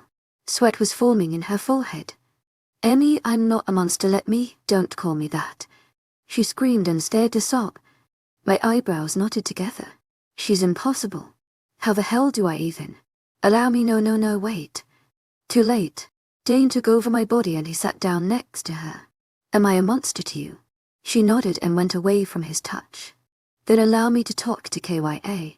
I can help you. She seemed to be fighting with herself again, and her head went up. Dane, I'm scared, she whispered. Emerald's voice changing to be softer. It's okay to be afraid.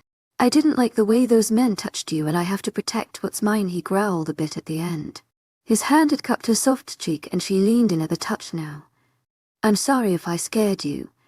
I know everything seems scary, especially when you're in the dark. Allow me to be your light, your protector." He wrapped an arm around her, and she put her head on his chest. "I'm not afraid of not being able to see the enemy. I'm afraid of not being able to see past darkness." He kissed her forehead, making her sigh in content. "Let me out." "No, you're not gonna let me come back out. I know you. Just let me talk to her, Wolf." I took over and she shifted, probably sensing Dane gone. "My human, I do not wish to speak to you," her voice croaked as she went out of my grip. She scooted and leaned against the corner of the wall. "Please just let me explain. I think Emerald's given you many chances. You're a monster. Simple as that." She stood up at this point and started to walk, stopping as her foot hit her body. The alpha had groaned under her. She stiffened and her head drifted down. "Just look at what you did, Alpha Rider. You have made Emerald and I see our past when we weren't supposed to. You're gonna have to do something to make up for it." I clenched my teeth and she started to walk away. "Any pointers?" She tilted her head towards me, and I saw a tear sliding down her face. "Just stay away from me." She then ran away. "Emerald, what did he do to you?"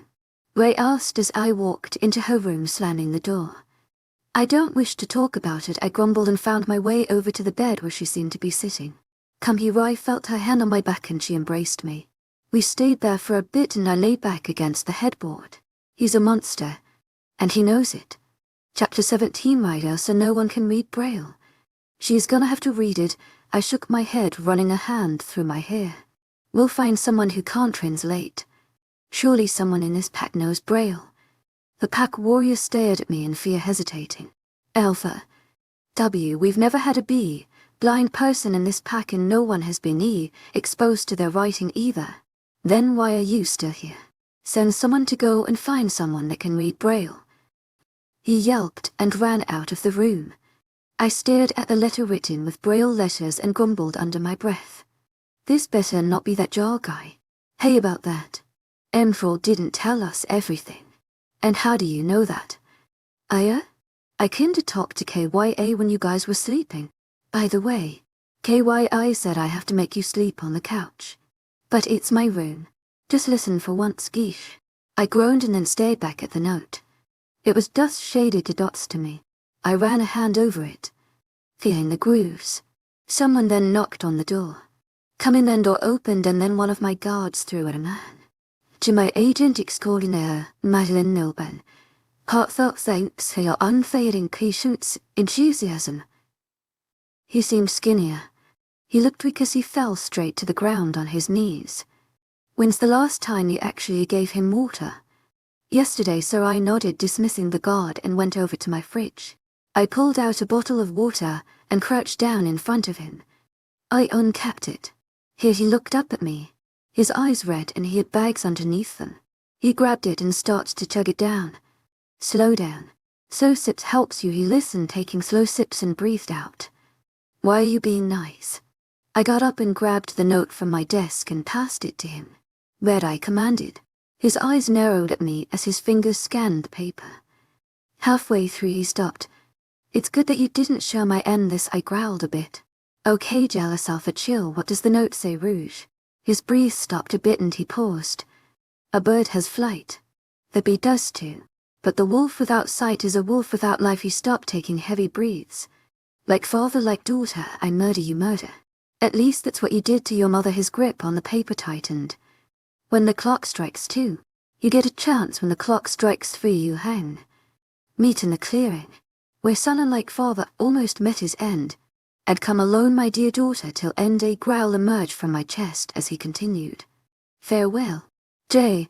See, he gulped, taking in a deep breath, teeth clenching. The note was established to Emerald. "I think he thinks I'm dead since he didn't want anyone else to know but her." Where did he learn Braille from? Her mother had taught him, and I narrowed my eyes at him. "What is it now?" His eyes had scanned the paper once more. "Like father, like daughter, I murder you, murder. At least that's what you did to your mother." His eyes widened as he reread the statement. "He's Gonna kill her, her voice croaked as her head fell down in defeat. Emerald's hand was on the writing, taking every bit of info on it. Her lip trembled a bit, as she was unable to find the words. Jay stood behind her and cautiously wrapped his arms around her waist, turning him a growl from me. He pulled away immediately, putting his hands up in surrender. I rolled my eyes and stared back at Emerald. You were not going to meet him, her face crunched up and hurt as if she'd been stabbed. I have to. This is my mother we are talking about. I will not allow her. Yes, a woman who allowed you to see death. A woman who could not protect you from becoming blind, a woman who left her child with a pack she was thrown out of a Woma. It was not her fault. She's still my mother, my birth giver. I should give her my life. She snapped, growling. I'm not gonna allow you to go on a suicide mission. You are crazy. Why am I crazy? You're the one who has been acting crazy all the time I frickin' been here, which was barely 2 months. Oh, so I'm crazy now in. Yes, the big and mighty alpha who can throw me with the rouges. You know, I don't see that as such a bad idea. Emerald, I swear if you. A knock at the door suddenly broke our attention away from our argument. Come in. A warrior came in, seeming as pale as a ghost. Alpha, your F. Father is here, he said a bit fast, but I caught it. My fist clenched and I glared at Emerald. We will talk about this later, I got to fucking take care of rather important shit. I walked out the room, slamming the door shut. Enfold, rather important shit. He screamed out, slamming the door behind him. I whimpered at his words and heard a voice. Let me guess, you still want to do it. You know, get your mom, Jace quietly said. I tilted my head to his direction, nodding my head. Be ready by 2 o'clock, chapter 18. Drawl to the side, it's 230, he should be here by now, Jace growled. I nodded in response, and right on cue a voice. I keep to my word. You should know that by now, son. I felt the air get tense as I felt more wolves present. They stood in a circle in the trees. You brought an army to face a blind woman and a beaten warrior. My so-called father chuckled a bit in harmony to the other rouges around. To my agent extraordinaire, Madeleine Nilben, heartfelt thanks for your unfailing patience, enthusiasm.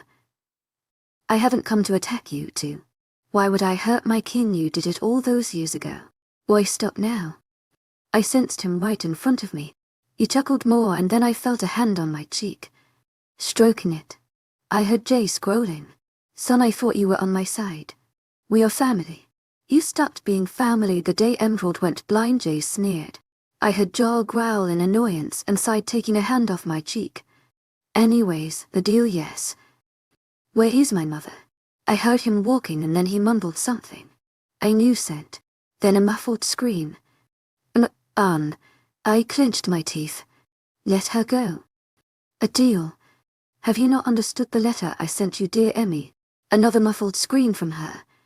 My fist clenching. I'll do anything, just let her go. I then heard Jay scream and then a body hit the ground. Stop it. His breath slowed. He's unconscious.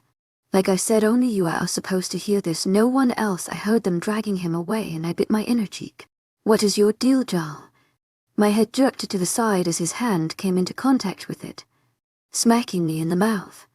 My hand went up to it as I felt the blood fill my mouth. I am your father. You call me your father. I bit my lip, nodding. Try it again. What is your deal, father? I stuttered on my words, and I can almost see him smirking like he does every time he did something right. Oh, my only daughter, your mother, and I have been talking. Well, actually, I've only been talking most of the time. That's beside the point, through he seems to be walking around me, circling me. Come with me. And your mother can leave. A soul for a soul. A life for a life. A prisoner for a prisoner for a prisoner. I shuddered at his words and then I heard it in. Time's up. I'll give you 2 days' time, my love. With that his scent disappeared as of the others, including my mother's. I held my hands out, searching for anything and nothing. Wait. Where's Jace? To my agent extraordinaire, Madeleine Nilben. Heartfelt thanks for your unfailing patience, enthusiasm. My voice seemed to come out weak as I wiped away free tear. To my agent extraordinaire, Madeleine Nilben. Heartfelt thanks for your unfailing patience, enthusiasm.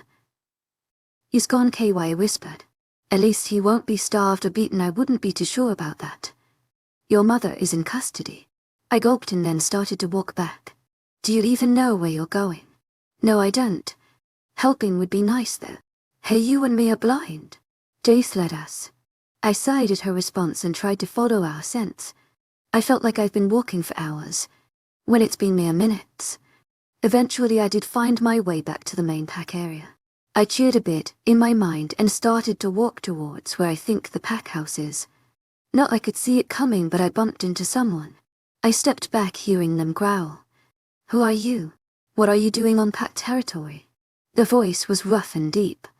I yelped and he gripped my arm. Guards. He yelled and I heard some movements. The hands had gripped my shoulders and I felt the person behind me.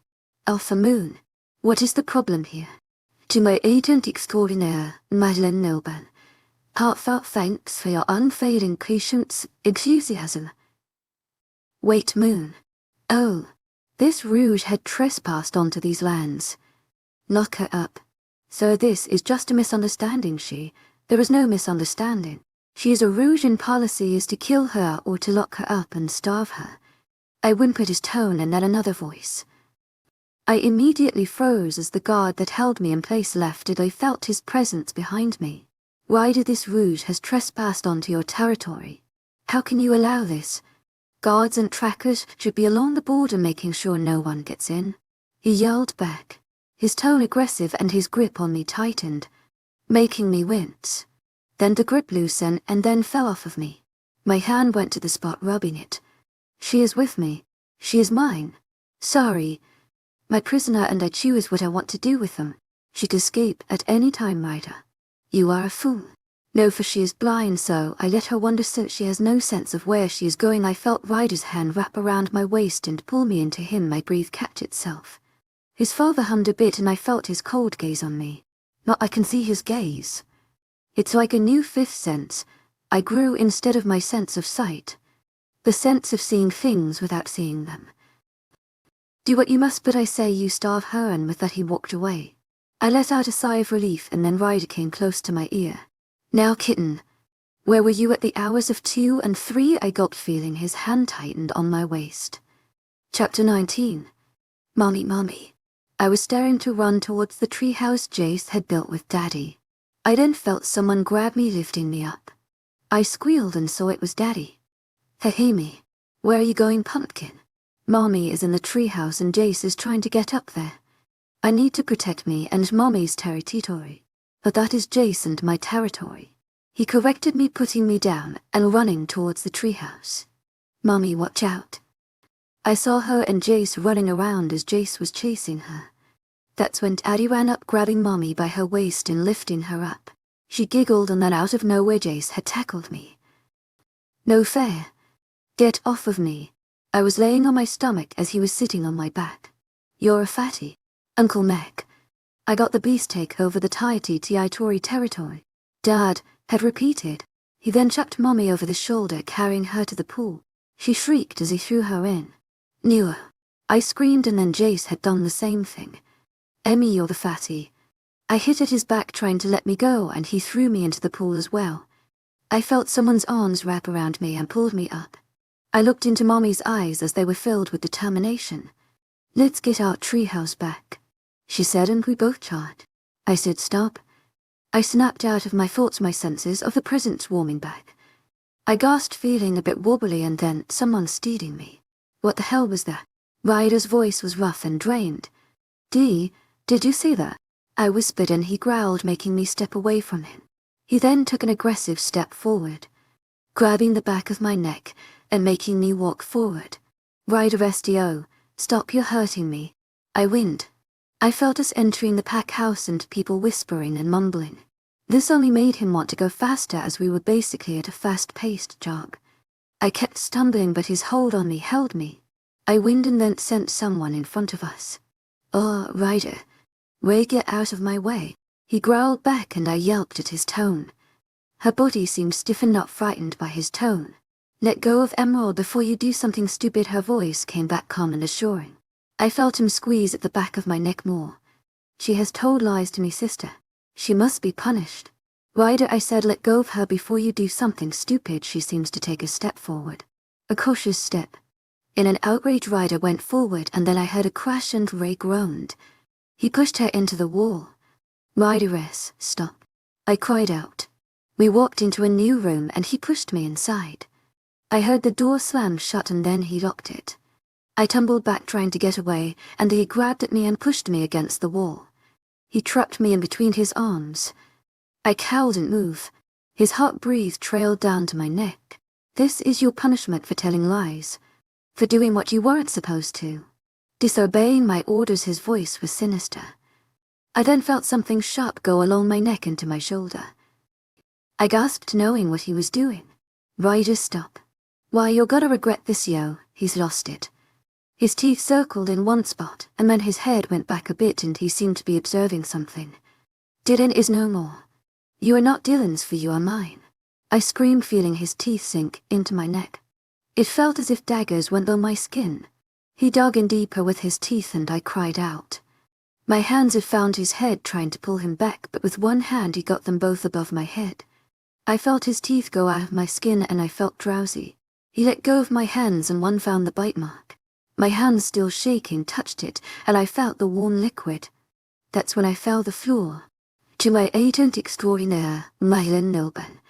Heartfelt thanks for your unfading patience, enthusiasm. I watched as her body had hit the floor with a thud, and soon a pool of blood and surrounded by her neck. I closed my eyes and then opened them, feeling them turn back to their normal cut. My fangs grew back to the normal teeth and my vision wasn't blurred. I blinked my eyes a few times and then stared back at the girl on the floor. Should I scramble down and stared at her wide-eyed? No. Shit. Fuck. I checked her pulse and saw it was beating. Slowly. I got up, starting to pace and running a hand through my hair. I stared at my hands, seeing the claws go back down and seeing blood. Her blood. On my hands. I grabbed the nearest object and chucked it across the room. Damn it, that vase was expensive. I started to breathe heavily and then a loud knocking at the door. To my agent extraordinaire, Mylan Nilban. Heartfelt thanks for your unfading patience, enthusiasm. To my agent extraordinaire, Mylan Nilban. Heartfelt thanks for your unfading patience, enthusiasm. I panicked and then went to the door.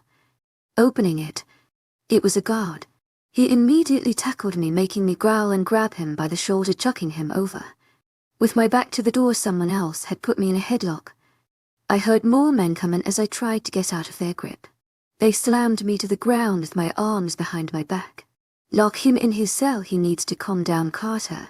I felt my eyes shift as they lifted me up with my hands tied as my fangs came back out. I snapped at him and his face still was stone. Yeah, listen, buddy.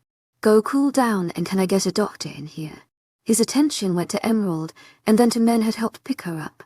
Something in me made me furious at this point as I kept kicking and groaning, trying to get to her. Soon enough, I felt a sharp pain and then I went under. Darkness.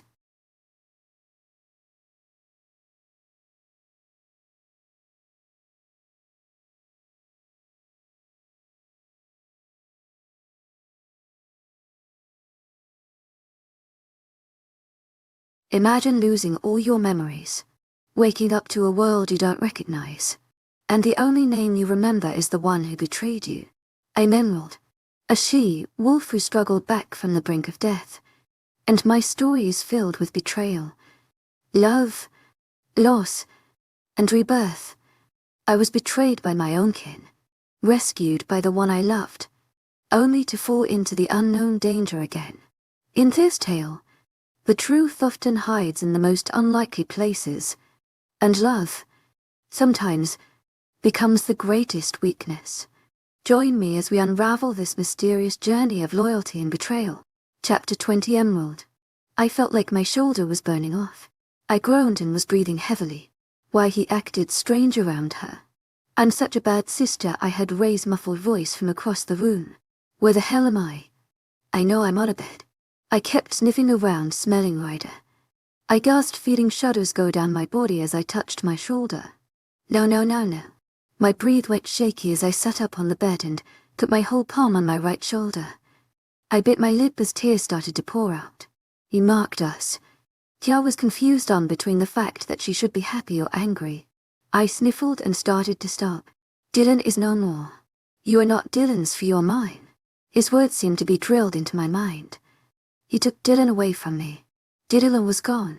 Not connected to me. At first he was dead. Now he's gone. Not in any part of me. I kept sobbing and I heard a door open. To my agent extraordinaire, Madeleine Milben. Heartfelt thanks for your unfailing patience, enthusiasm. I'm so sorry. Ray engulfed me into a hug and I let her. It wasn't her fault. And nothing is your fault, I stuttered out and she hugged me again. How can I not tell that my brother found his mate? It was obvious. Well, more obvious now, but still I sniffled and then brought my hands to my face, wiping the tears. She was rubbing comforting circles on my back and I sighed. He took away Dylan from me. Dylan. I nodded. My first mate, she shifted uncomfortably on the bed and then patted my back. You know what I think we both need. My head tilted a bit as I traced patterns into the bedsheet. What? She grabbed my hand and stood me up. Let's go for a run instantly, I smiled, shifting into my silver wolf. At least now we get to explore the territory. Well, at least I know this place like the back of my hand. Ray spoke through the mind link as we were running through the forest. I barked at her and I heard the sounds of a stream. I followed Ray and heard a splash. She barked at me as I stood by the water's edge. Something wrong. I heard her shifting from her wolf in the water. I never learned how to swim.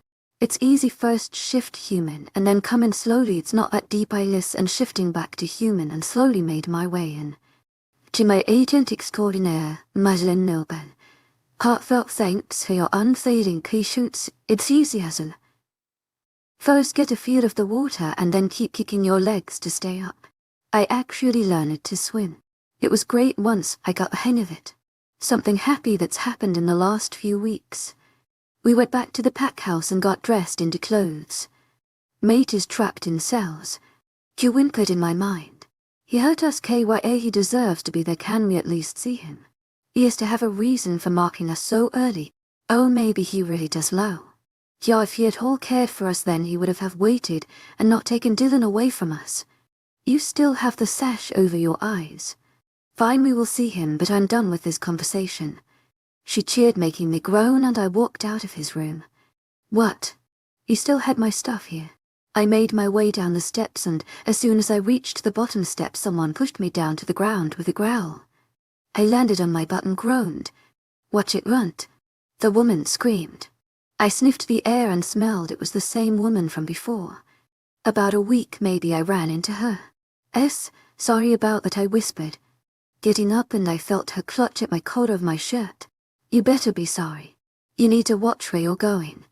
Oh wait. Whoops. You're blind, I heard snickering. At least to other girls. Great. Great. I can see you brought your little group. The snickering stopped and she let go of my collar. Yeah, can I go? I have someone of actual importance to see. I spat at the last part. Goodette. 'Cause that's your rank, right? Now the snickering and slight giggles sounded, matching her high-pitched scratchy voice perfectly. No need to talk about yourself like that, sweetie. I patted her shoulder, smiling, and then walked right past her. She scoffed and growled. Watch your back, bitch.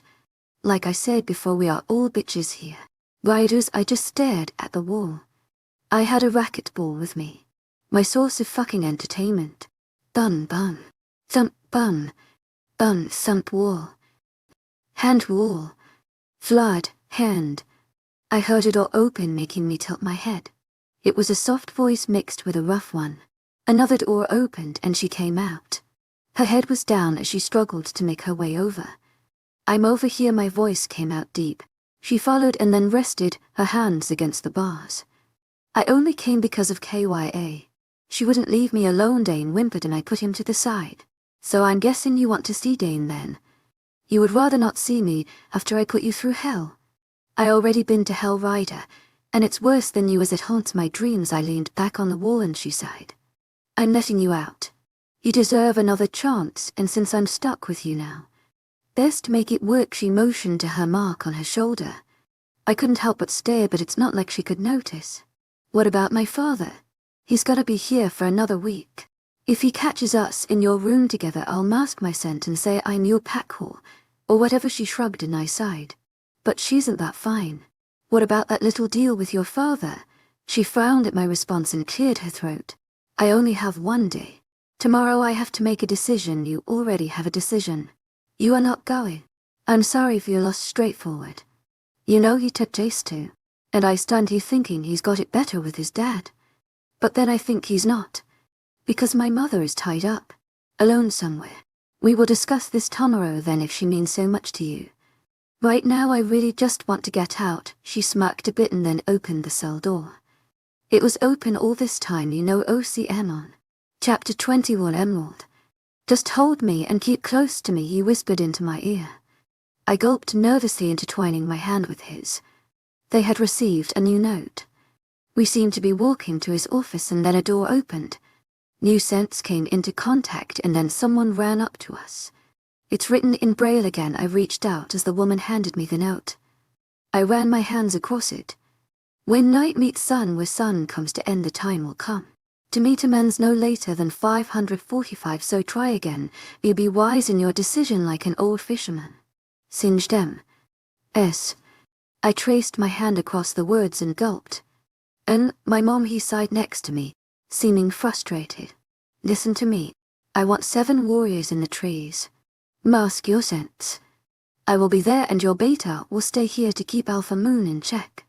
"Got it," I heard mumbled of agreements. "The plan is to save her mother. And if we can kill all Rouges in sight.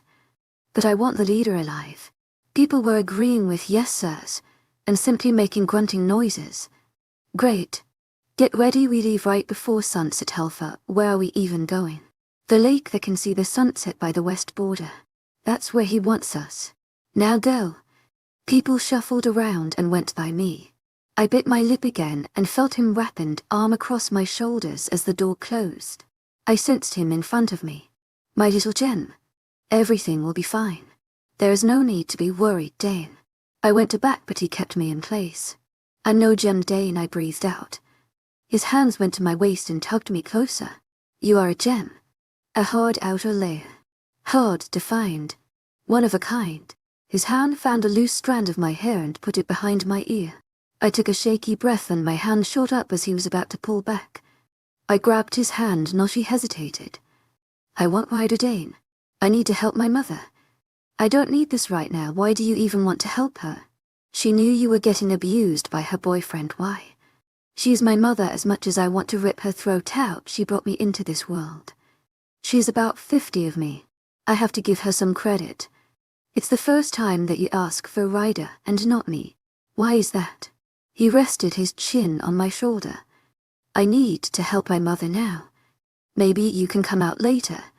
"Not now." "Oh, so you do plan for a later?" I gave back silence. "And you're not gonna speak until he's back?" Silence. He sighed and cleared his throat. "It's not my fault," he grumbled, and I sent a smile. "Let's just go and save her," I whispered, and he pulled away, taking my hand. "And out the door." "You came. And you've made your decision," he quizzed at me, and I kept my head down. Even if I could see, I wouldn't want to stare the man down. "My mother. Where's she?" I heard a snap and a muffled scream. My nose scrunched up. "Baby, no. Leave me. I'm a horrible mother, Lee. Take me. Leave her out of this." I heard my mother break out into sobs. I bit my lip and someone roughly grabbed my arms, putting them behind me. I heard a click of a gun. "Goodbye, Martha," she screamed, and then a gunshot. "No." I cried out as whoever was behind me. Grips tightened. This was not our deal. This wasn't it. "You lied as well. I know your warriors are in the trees." As if on cue, I heard growling and rustling of the trees. I kicked back, hitting the person behind me, making them tumble back. They released my hands and I turned back, kicking them again. I then ran and someone grabbed my waist. I kicked against them until they covered my mouth. "Hey, it's me. Go run back to the pack house. Go as fast as you can. To our agent extraordinaire, Mylan Nilban.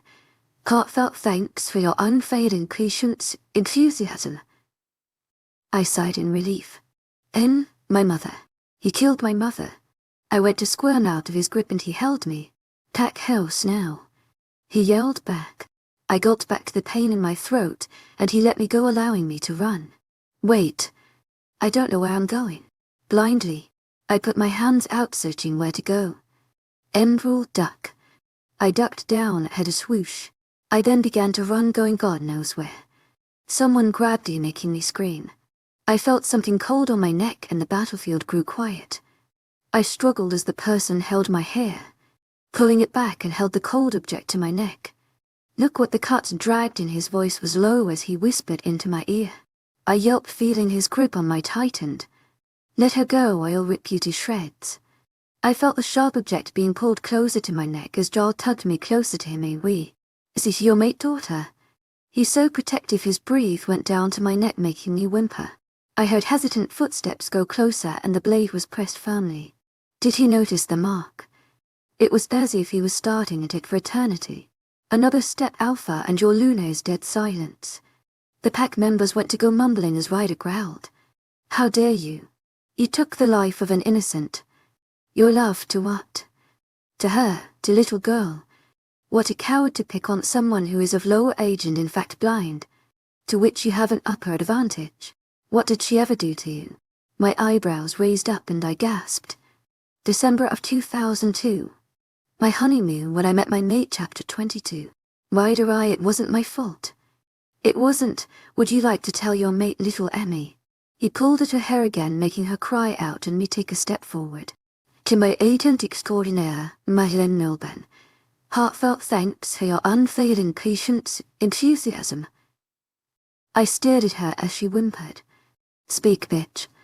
Tell him how that mouth of yours ruined my life. He threw her to the ground and kicked her, making her scrunch up. I growled loudly, making the warriors tense up. Jarl pointed the knife. Watch it. My eyebrows knotted together and I took a step back. He turned his attention back to her. Tell him before I have a new head plaque on my wall. He tapped her hair, pulling her up to weakly stand up. I was 5. I had no idea. You can't hold it against me. He kicked at her again, making her cry out. Don't touch her. The sinister man smirked at me, standing over her. Oh, poor Alpha. Let's play a game, little Emmy. With each lie or minute passed, if you're not talking, I add to your collection of scars. My eyes widened as he picked her up by her hair and held the knife against her arm. Stop. His face then brightened as he added pressure to her arm and blood oozing out. I felt a sharp pain in my arm but ignored it, baring my teeth. Emmy, what bad girl thing did you tell to your Alpha? She bit my lip, and after a few he created a new cut on her arm. I hissed at another sharp pain at my arm. Emfold, please. Just answering. I'm scared, my eyes wide, and more hearing her voice in my head. Don't be. What can I do? She stopped for a few. Don't listen, I frowned. To my agent extraordinaire, Madeleine Milben. Heartfelt thanks for your unfailing patience, enthusiasm. Maybe you didn't hear me. What did you tell Alpha? Shut your ears. I told the pack warriors, earing me nods from the 4 of them. The other 3 were down. It was an eerie silence. I watched as I just heard an eerie ping while Emerald's mouth had moved. She was crying, bawling out tears as she seemed to be stuttering out her story. He seemed to ask her another question and she responded immediately. I had to hear. I turned on my hearing and he was chuckling.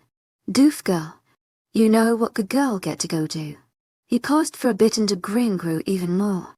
Swimming, I heard a howl and we all tensed up. Get him. I dodged as an arrow whistled by. It landed by my feet. It's a trap. A pack of rougers came out from the tree mid. Shift. To my agent extraordinaire, Madeleine Milben. Heartfelt thanks for your unfailing patience, enthusiasm. She was struggling against Jarl's grip as he pulled her towards the dock. My claws came out and it turned out to be a full-out brawl. I dodged between 2 wolves, running at full speed toward the dock. Someone knocked me down and I bit into their neck, throwing them off. We were outnumbered. Big time. To my agent extraordinaire, Madeleine Milben. Heartfelt thanks for your unfailing patience, enthusiasm. Get me more warriors. We were under attack by the docks. Be there shortly, Alpha. I shut off the link and tried to make my way through to her. He brought her to the water's edge. Say goodbye, Alpha, he yelled out, and then tossed her weak body into the water. No. I charged forward and then slashed my claws at him. He staggered back as I got a piece of him. He kicked at my legs, making me fall down. He went to kick at me again, and I grabbed his leg, pulling him over, hitting the ground hard. I looked towards the water and saw it wasn't moving. No bubbles. She's still under. Why hasn't she swam up? Why hasn't she swam up? I got up running and dived into the water. Her body wasn't moving. She was laying at the bottom of the lake. I swam towards her, struggling to hold my breath. I grabbed her hand, bringing her up to me. I then slashed her lips to mine, giving her the oxygen I had in me. I let go and started to swim back up. I got up gasping for air as I had carried her. I need a medic. Some pack warrior rushed over with another.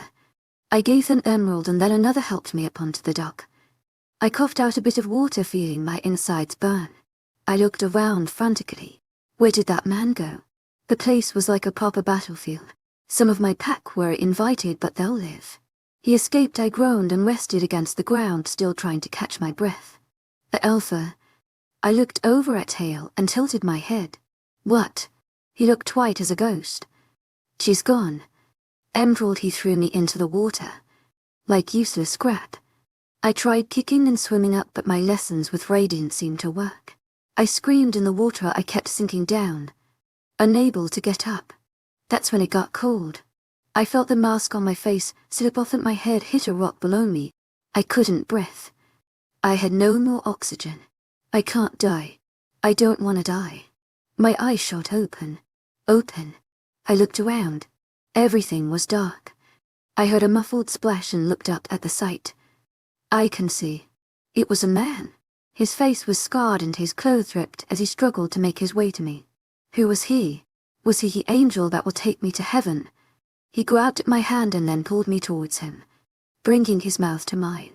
My eyes were wide open as he kissed me and tiny sparks erupted through me, giving me a bit of oxygen. He then started to swim up with me and the colors around me tasted to get brighter and brighter. My vision was then blocked as I started to get unconscious. I blacked out, feeling the water away from my skin. Chapter 23. Ryder, what do you mean she's gone? I got up, struggling a bit, and ran over to her limp body. I picked up her hand within my own and stared at her. I pressed my ear upon her chest. No heartbeat. No, I intertwined my fingers and began doing CPR. I pressed down 3 times. Come on, I put my mouth to hers and tried to revive her. Come on. I couldn't see her breathing by now, I was growing desperate. I pressed at her chest again. I brought my mouth back down and then pumped back at her chest. You're not dead. You're not dead. Ryder, it's over. I felt Carter's hand touch my shoulder and started to pull me back. I felt limp. Dame wasn't speaking. 2 guards came and took her by the hands and feet, making her go out of my sight. I stared at the ground of where she left me. She left me. She's gone. Dead? Normally the word wouldn't affect me. Dead? To my agent extraordinaire, Madeline Nilben. Heartfelt thanks for your unfailing patience, enthusiasm. But now, bullets slowly taking my life away, bit by bit. Alpha Ryder Carter spoke, being the out of my thoughts.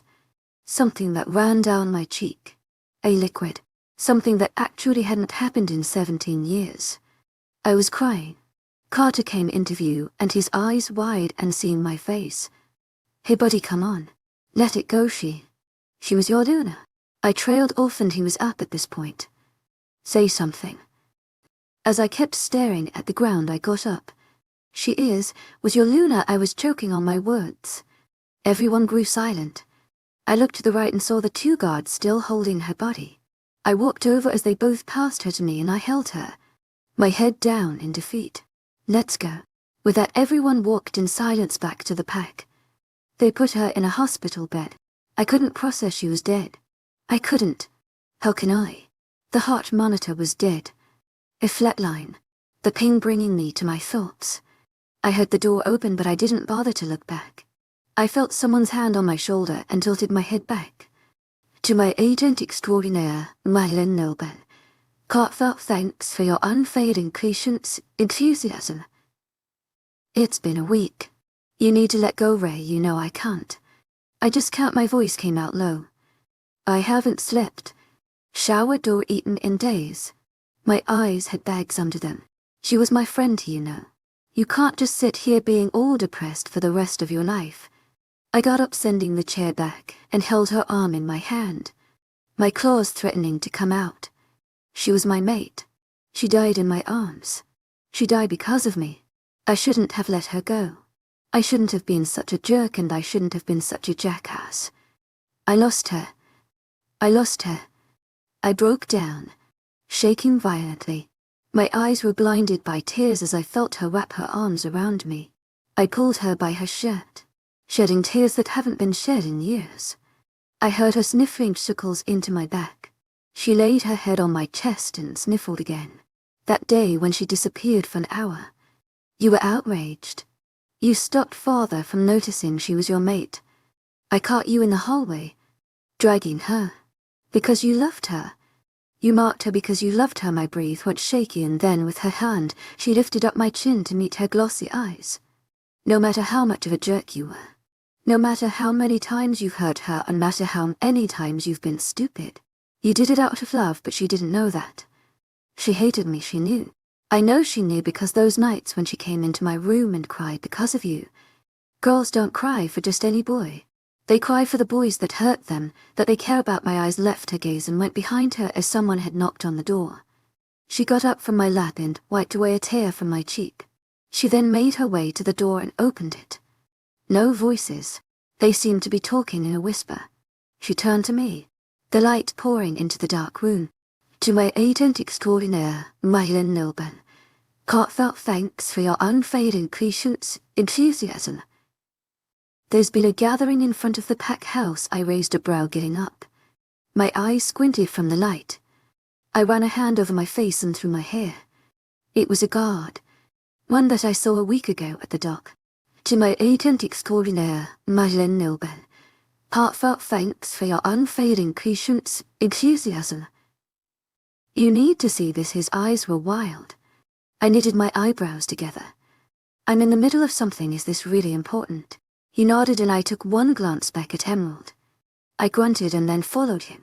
He led me to the balcony, Ray following close behind.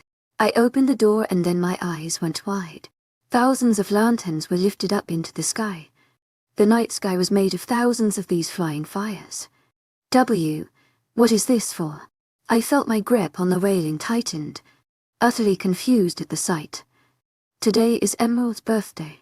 The guards had told her of a Luna, and I kinda told them it was her birthday today. My grip loose on looking at my sister. What about father? What would he think? I may or may not have told him that there was a meeting for all Alpha seniors tonight in another pack. I stared at her and then embraced her into a hug. Thank you, you're welcome, big bro, and with that she hugged back. Happy birthday, my gem. Chapter 20. For Emerald, when you die, you're supposed to see a white light. I saw her. A pale hand, grass, and pairs of feet. Then I saw him. The feeling of the fact that I could actually see the world amazed me. But when I actually saw him, my heart seemed to flutter. Well, scratch that. I'm dead. My heart didn't work. He was crying, standing over me as he flipped me over. He intertwined his fingers, pushing down on my stomach 3 times. He brought his mouth to mine and tried to make me breathe again. He did the same thing. I couldn't hear anything. That's the only thing. Another man came into view. He put a hand on Ryder's shoulder and said something. Ryder kept crying. 2 men then came, picking me up and pulling me away. After what seemed like hours, Ryder was back into view. He took me from the arms of the men and his head fell limp, tears staining his face. We started to walk. A month later, Ryder, she was still there. Her body didn't even start to decay. Her funeral was set a day before my birthday, October 24. Today, I just couldn't seem to let go.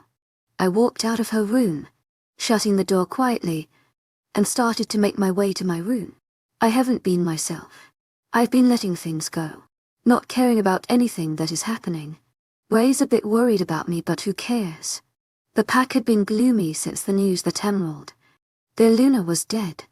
I felt someone next to me as they wrapped their arms around mine. Weird, why bear? I looked down to see the blonde wrapped around me, pursing her lips. She was the only one said, qualified to be Luna. Since Emerald's passing, I found no love in her, but I have to support the pack's decision. What do you want, Quinn? She pouted, sticking out her bottom lip. Baby, is it hard for you to not question me when all I want is your company? Yes. You would normally want something. I gave her the cold glare as she crossed arms on her chest. Be that way. She stomped her foot down, walking away angrily. Quinn, why? I stopped myself, sighing. No use. I heard footsteps and then tensed up as someone clasped their hand on my shoulder. You shouldn't get your Luna all riled up. I glanced to the side as I saw him. Father, I don't need your help in these matters. It was hell for a week when he came back. Oh well, too bad for you. Are you talking back to me, son? I don't know, Father, am I? Around us went quiet and the pack members went tense. Listen here, pup. I could overpower you right now and take back to the pack right now. Do you really want that? I looked around at the curious onlookers. I slumped my shoulders down in defeat. Good boy, he patted my head and I silently growled. He walked away and I steadily continued on to my path to my room. Enfold white. So plain, so pure. A reflection. Retract light off of it so you can see yourself. That's all I can see. A white wall. With a mirror. A girl staring back at me. Maybe I really am dead. The white walls being my bright light. Or maybe the light reflecting off the mirror being the bright light. I stared at the girl and she copied my movements. I stared for a bit. She had green eyes. Piercing green eyes. Her hair was down, reaching to the side of her hips. She wore a white dress. Roman style it seemed. She was skinny. She wore sandals and an anklet. A woven band. Her arms had no more scars. They were gone. She looked at her eyelids to see them to be healed as well. No more scars. She lifted her dress down a bit and saw the mark. A wolf. Seemed to snarling. Ready for battle. To my agent extraordinaire, Madeline Milburn. Heartfelt thanks for your unfailing patience, enthusiasm. Cunning. Then letters. No way to quote. His love roared louder than her demons, the girl whispered. She adjusted her dress back up and I sighed. I'm never gonna see him again. Granted, I never did see him, only after death, but I won't feel his touch. I won't sense him. I won't smell his scent. I gulped back the stinging in my throat. At the corner of my eye there was a person, watching me. Another woman. I took a step back, making her go in full view. Hello, Emerald, her voice was soft. Angelic. Who are you? She came closer and smiled softly. My name is Angie. But I'm the moon goddess. Moon goddess, she took my hand in hers and her eyes seemed to glow. Yes, my child. I am the moon goddess D. Then why are you here? She smiled sadly. You were not supposed to die. Alpha Rider needs a mate and you are the only one that can be that. You are the rightful Luna of his pack. What are you saying? The lights around me started to get brighter. You need to go back with that darkness. Just like I've seen the world before. Chapter 25 Rider. I just stared. In a few minutes I would have to say things about a girl. A girl whose hair was a dirty blonde. Who had scars across her tiny body. A girl who had a mark on her shoulder made by me. She was being carried. They just laid her down on a stone where we held the funeral for my mother. The pack members had all gathered. Top ranks at the front. Lower ranks at the back. Everybody will be able to see her. It's just the lower ranks last. She wore a black dress. Her makeup was done nicely. Black eyeshadow. Red plum tips. White face makeup to match her lifeless skin color. Her hair was down, laying across the pillow that was under her head. I backed away hearing a glass clang and the murmurs of the pack members stop. Okay everyone, we are starting. Carter stood up from the table. Glass and spoon in hand. He put them down and walked towards the center. Near her body. I sat down in my seat next to Ray and Quinn. Quinn wrapped her arms around my neck whispering words into my ear. Purring a bit.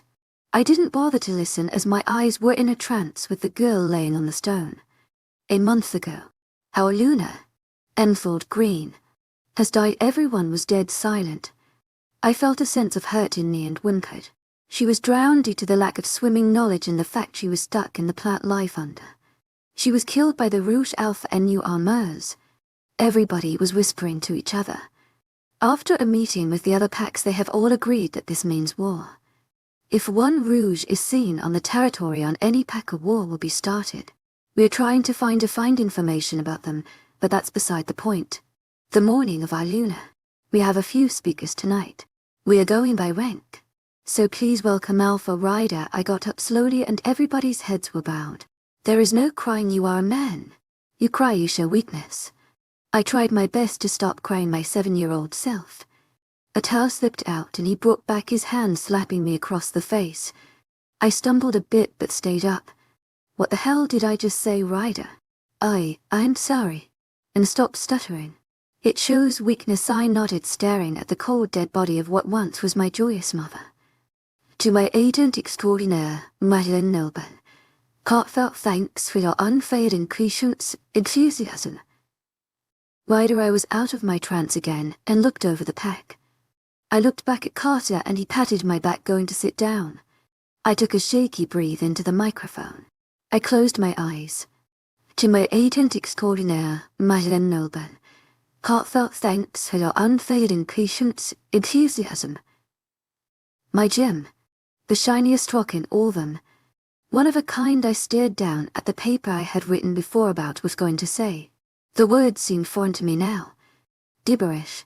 I grabbed the paper, rolling it up into a ball and tossing it to the side. She was my everything. She was my life. She couldn't see. Did any of you know that? She was blind. But she allowed me to see what love was. How to have feelings for someone other than myself. Your old Alpha, my father, taught me love was trickery. A way to a man's heart other than a knife. But she showed me it wasn't. The exact opposite. A gift to cherish and to hold dear. I felt my breath go shaky again and a tear slide down. I couldn't hold on that long. I let go too early. I couldn't save her. She died in my arms. I stared at her and felt my eyes brim with tears. I didn't allow her to see I loved her. I didn't. And I'm foolish for that. I love her. I loved her touch. I loved how I could play with her hair. I loved the way she would overrule me and not back down from a fight. I loved her in the audience. People were crying, weeping. Let the moon goddess be watching over you. I gulped away my sorrow, struggling to make it over back to the table. I slumped down in my chair. Queen got up, sitting down on my lap, and rested her head on my chest. I growled a bit in warning, but she didn't move, only sighed incontented and snuggled closer. I didn't pay attention to her. Pack members looked at me with curious glances and I looked down, away from their gaze. I looked back at my mate as Annie went up to the stage. Yes, she's of lower rank, but she's an acceptation. I blocked out her voice and saw something that caught my attention. A hand had twitched. My eyes widened and I stood up. Ah, Ryder. Dane. He's back. Wait. People turned their attention to the body and her face was scrunching up. I ran towards her as gasps had sounded, making Quinn fall to the ground. Wait, why poo? What's the big idea? I ran and held her now warm hand in mine. She rested herself against her elbows and sniffed. Ah, Ryder. My breath stopped. To my agent extraordinaire, Madeline Noble, heartfelt thanks for your unfailing patience, enthusiasm. She gripped her arms around my neck, bringing me closer, and she stared out into the crowd. Who are all these people? Where am I? Her memory's gone. Chapter 26, Emerald Darkness. Yes, for my whole life I've been used to it. I don't remember much. Just a name. To my agent extraordinaire, Madeline Noble, heartfelt thanks for your unfailing patience, enthusiasm. People were all around me. To my agent extraordinaire, Madeline Noble, heartfelt thanks for your unfailing patience, enthusiasm. People exclaiming in surprise. An uproar. I flinched back and then felt a soft hand on mine. Oh, Ryder. I wrapped my arms around his neck and his voice came out strained. To my agent extraordinaire, Madeline Noble, heartfelt thanks for your unfailing patience, enthusiasm. I stiffened hearing so many people. They were talking about me. A girl came into my senses. She seemed to be standing in front of me. I tried to back away from her and then she embraced me. Automatically my claws came out slashing at her. Feeling them draw blood. She screamed and I heard a thump. Ryder's voice cracked. My heart was thumping out of my chest. Are they going to kill me? I started to hyperventilate and arms grabbed me from behind. My fangs coming out as I bit into them defensively. Another scream and uproar in the crowd. To my agent extraordinaire, Moonlight Blind. Heartfelt thanks for your unfailing patience, enthusiasm. Get the pack out of here. Ryder was yelling orders and I tried my best to defend myself. More wolves tried to hold me down, while I blindly fought back. Something hard then hit the side of my head, draining me from my senses. To my agent extraordinaire, Moonlight Blind. Heartfelt thanks for your unfailing patience, enthusiasm. Ray came from the table and embraced Emerald, holding her tightly. Then slow motion, Emerald's claws came out, slashing at my sister, sending her back to the ground with a thumb prey. Emerald's facial features turned scared as more pack warriors tried to restrain her best they could. To my agent extraordinaire, Moonlight Blind. Heartfelt thanks for your unfailing patience, enthusiasm. Get the pack out of here, I ordered as people were screaming trying to get away. I turned back to face her to see someone had knocked her out. My eyes widened. Come on. I pressed at her stomach again. I brought my mouth back down and then pumped back at her stomach. You're not dead. You're not dead. I shook my head picking her up in my arms. Alpha Ryder. I thought she was dead. I looked back at a male warrior. We all did. Get her to the pack hospital now, he nodded, taking her from my arms and running with another male towards the pack. I looked back at my sister seeing her clutch her stomach. I crouched down. You okay, kid? She nodded weakly wincing. Dad's giving me wuss. I looked at her stomach as I helped her up. Seeing the wound start close already, I sighed in relief, sending her a weak smile.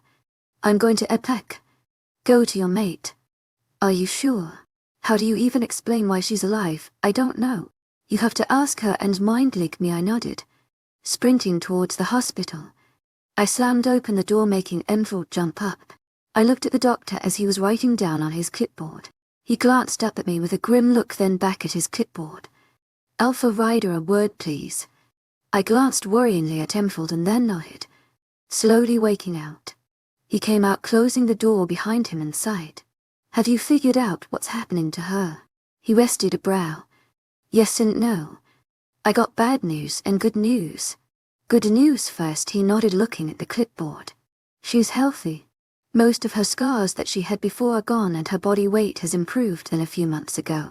Bad news. Bad news is that she doesn't remember a thing. She may have ADHD, which will affect her attention span. Also, she has a severe case of amnesia. They got her real quick to let me figure all this out now. To keep her healthy and to try and help her brain out, I'm giving a prescription of 2 doses a day. After breakfast. After dinner. Now if she seems to be blanking out, don't try to get her attention and let her do it herself. If you startle her it could affect her for worse. I simply nodded. He reached into his pocket pulling out a bottle of pills. He handed them to me and I put him in my pocket. Am I able to see her? He motioned to the door and I sighed going towards it. I opened the door to see her standing here. She stepped back a bit surprised. Can we talk? She nodded her head, shuffling back towards the bed and sitting on it. I closed the door as she spoke. Why can't I see? Because your eyes are closed. A tear came out and she sniffled. Why can't I open them? I paused for a bit. Because you're scarred. I took her hand in mine. How much do you remember? About me? About anything? Is there something I should know? Her voice came out scared. Yes, Why, you've missed a lot. She nodded and then seemed to be staring off into the distance. Well, metaphorically. She didn't respond. I took hold of her shoulder like out of a trance her head snapped back toward my direction. Why can't I see? My face fell. You already asked me that question. I sighed. I did. Yay, she gulped. I'm sorry. I looked down at her shaking hands, and then put both of mine to them and stop. You're fine. I'm here. She started to sob as I calmed her down a bit and the heart monitor was going crazy. I kept choosing her, pulling her into my chest. The doctor came in a bit worried and then the heart monitor seemed to not beat so loudly. Luna Emerald. Are you alright? She didn't respond. Yeah, she's fine. He gave me an uncertain look. I nodded at him and he shrugged, going back outside. I'm taking you out of here, alright. Maybe you can start to remember things if we walk around, hun. Oh, okay. I helped her up as she was still shaking a bit. I took the needles out, wrapping the spots in a bandage, and walking out with her. Chapter 27. Emerald, where was he leading me? I knew we were out of the hospital building. We were outside. I heard laughter and people talking. We kept walking and it grew silent. I felt my fingers start to twitch, tapping against my leg, whispering, mumbling. What were they talking about? Someone came close to my ear. I'm leading you. Just hold on to my arm. I held onto Ryder's arm, my hands still shaking. Steadily we kept walking. The grass was being stepped on in front of us and I froze as someone new spoke. Nip, it's good to see you back, a man. Is my name Luna? Ryder called me N. I clutched onto Ryder more, feeling uneasy. What is it, Carter? To my agent extraordinaire, Madeline Nilben. Heartfelt thanks for your unfading patience, enthusiasm. A rouge is on the border asking for entrance to see her. A warrior told him that she was dead and he wanted to come to the funeral. What now? Ryder shifted and I felt him tense. What was his name? He called himself Jace. Ryder seemed to relax a bit. Maybe he knew Jace. Let him in. Feed him. Give him a water. Bathe him. Get him well. Yes, Alpha, the man called Carter. Walked away. Ryder tugged on me and we started walking forward. He led me to a room. It reeked of him. It must be his.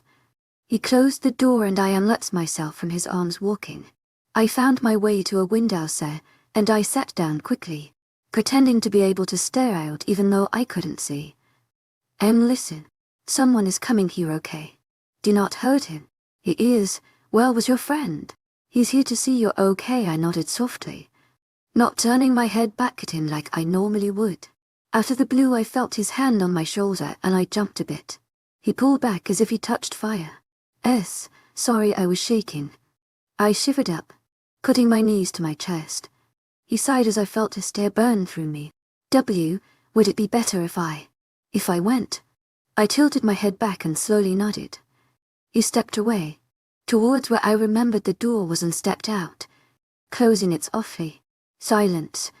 I let out a shaky breath, my hand gripping onto a piece of my hair. I stroked it, trying to calm myself down. But how can I? I still don't get it. I was out here, just with a name. No one else's. He's all I remember, the only one I can't trust. My hands started to twitch and my breath quickened. I heard that girl. He knew that girl. Maybe she was someone to trust. The man he talked to. To my agent extraordinaire, Madeline Nilben. Heartfelt thanks for your unfailing patience, enthusiasm. He's probably someone to trust. He spoke of authority. I felt my body shiver and I blinked a few times out of my deep thought. Two men were in the room. One knew, the other Ryder. I didn't notice myself to be turned the other way and the unfamiliar man standing in front of me. Hey, the voice was soft, yet seemed strained. I stayed silent, scooting back a bit now. I'm not gonna hurt you. I'm your friend. JC seemed to be sitting next to me at a distance. I stayed silent and felt him sit closer to me. I shifted uncomfortably. I know about you not remembering, but I'm your brother. Well, half-brother, but you get it. Untrustworthy. He came closer and I felt uneasy. I started to take more, quicker breaths. Hey, relax. Just trust me. I felt his hand on my thigh. I tensed and then something happened. I couldn't explain it. There was a girl. She had brown hair, a slim structure, and she seemed to be in her teens. The scene changed and the girl was a bit older and she was holding the baby. The baby, it wasn't crying, wasn't making a sound, just staring at me, a small smile upon its face. Again the scene changed to fire. The woman was crying, clutching her toddler, which had collapsed upon her, and the toddler got away. Now I saw the kid growing up. She stood in front of me. She was motioning something with her hands. Maybe it was sign language. My eyes blinked as I was caught out of whatever there was and was back to darkness. Hey, the man was still there. My so-called brother. There was a girl. She was holding a baby. A fire, I was rambling. What are you talking about? I felt his hand hovering over my leg again, and I scooted away. Don't touch me. I screamed and he stopped. To my agent extraordinaire, Madeleine Milburn, heartfelt thanks for your unfailing patience, enthusiasm. What happened? It was Ryder by my side this time. The woman died in the fire. The girl grew up deaf. She was trying to tell me something. What signs was she using? I don't know. Try to remember for me, my gem. Just try. He was soft with his response. I grabbed my brother's hand. Going into that world. The girl. Brown hair. Skinny structure. Next scene, she was a bit older holding a baby. To my agent extraordinaire, Madeleine Milburn, heartfelt thanks for your unfailing patience, enthusiasm. The kid growing up. She was deaf. With my hands I translated towards the outside world, trying to copy her movements. I shook my head, getting out of it. You know sign language. It's used for signals if we were in a dangerous situation. Do it again. I did the signs again. To my agent extraordinaire, Madeleine Milburn, heartfelt thanks for your unfailing patience, enthusiasm. To my agent extraordinaire, Madeleine Milburn, heartfelt thanks for your unfailing patience, enthusiasm. I think you saw the future. My brother shifted a bit. Wait, how is that possible? To my agent extraordinaire, Madeleine Milburn, heartfelt thanks for your unfailing patience, enthusiasm. The moon goddess. Angie, I whispered. My hands found their way to my face. Did you say something? I shook my head at my brother. I'm blind, but I can see the future. Chapter 28. She predicted my life. But who was that woman that died in a fire? A baby. Who was that baby? Was that mine? I left the room for some space and sat down on a fountain outside. I ran a hand through my hair, slightly frustrated. I put my elbows on my knees and my face in my hands. God, my head hurts from all this. I took a deep breath and then stopped, my head perking up. There was a scent in the air. Coconuts and jade. It was a wonderful combination. It smelled of heaven. My body automatically got up and followed the smell. It led me through the pack house, which earned me some looks and then led to the hospital. I kept going. I went inside and a nurse had stopped me. So you cannot go down this wing. It is only unless you're visiting. Are you visiting, sir? Why, yeah, I was distracted, not paying attention to her. I needed to get to one of those rooms. So can you give me a name? I stared at her. I don't know. That smell. Her eyes widen, almost in realization. I'll let you go. Then I nodded and then ran past her. The scent led me to a room down the hall. Then I heard someone hiss in pain. I barged into the room to see a girl. Her back was turned to me, and she held her stomach. Jordan, I told you I'm fine. She turned and then her breath hitched. Mate, both of us said, as our eyes locked together. She was the most beautiful girl I've ever seen. She was skinny. She wore a ripped-up black dress that hugged at her glorious curves. Her heels were set to the side. Her hair was up in a messy bun. I stared at her hand as she covers her stomach, and I walked up to her, then took her hand in mine. My name's Jace. What happened to you, my love? Dalton, I don't want to scare her. We just met. But she's our mate. She would never be scared. What about Emerald? Emerald simply misunderstood Ryder. Plus now she doesn't remember anything, so no hurt. One of our pack members had a funeral and she kinda came back to life and attacked me. But I'm fine. She looked up at me and her eyes seemed to sparkle a bit. My eyebrows rose up. Was her name Emerald? She bit her lip and nodded. How did you know?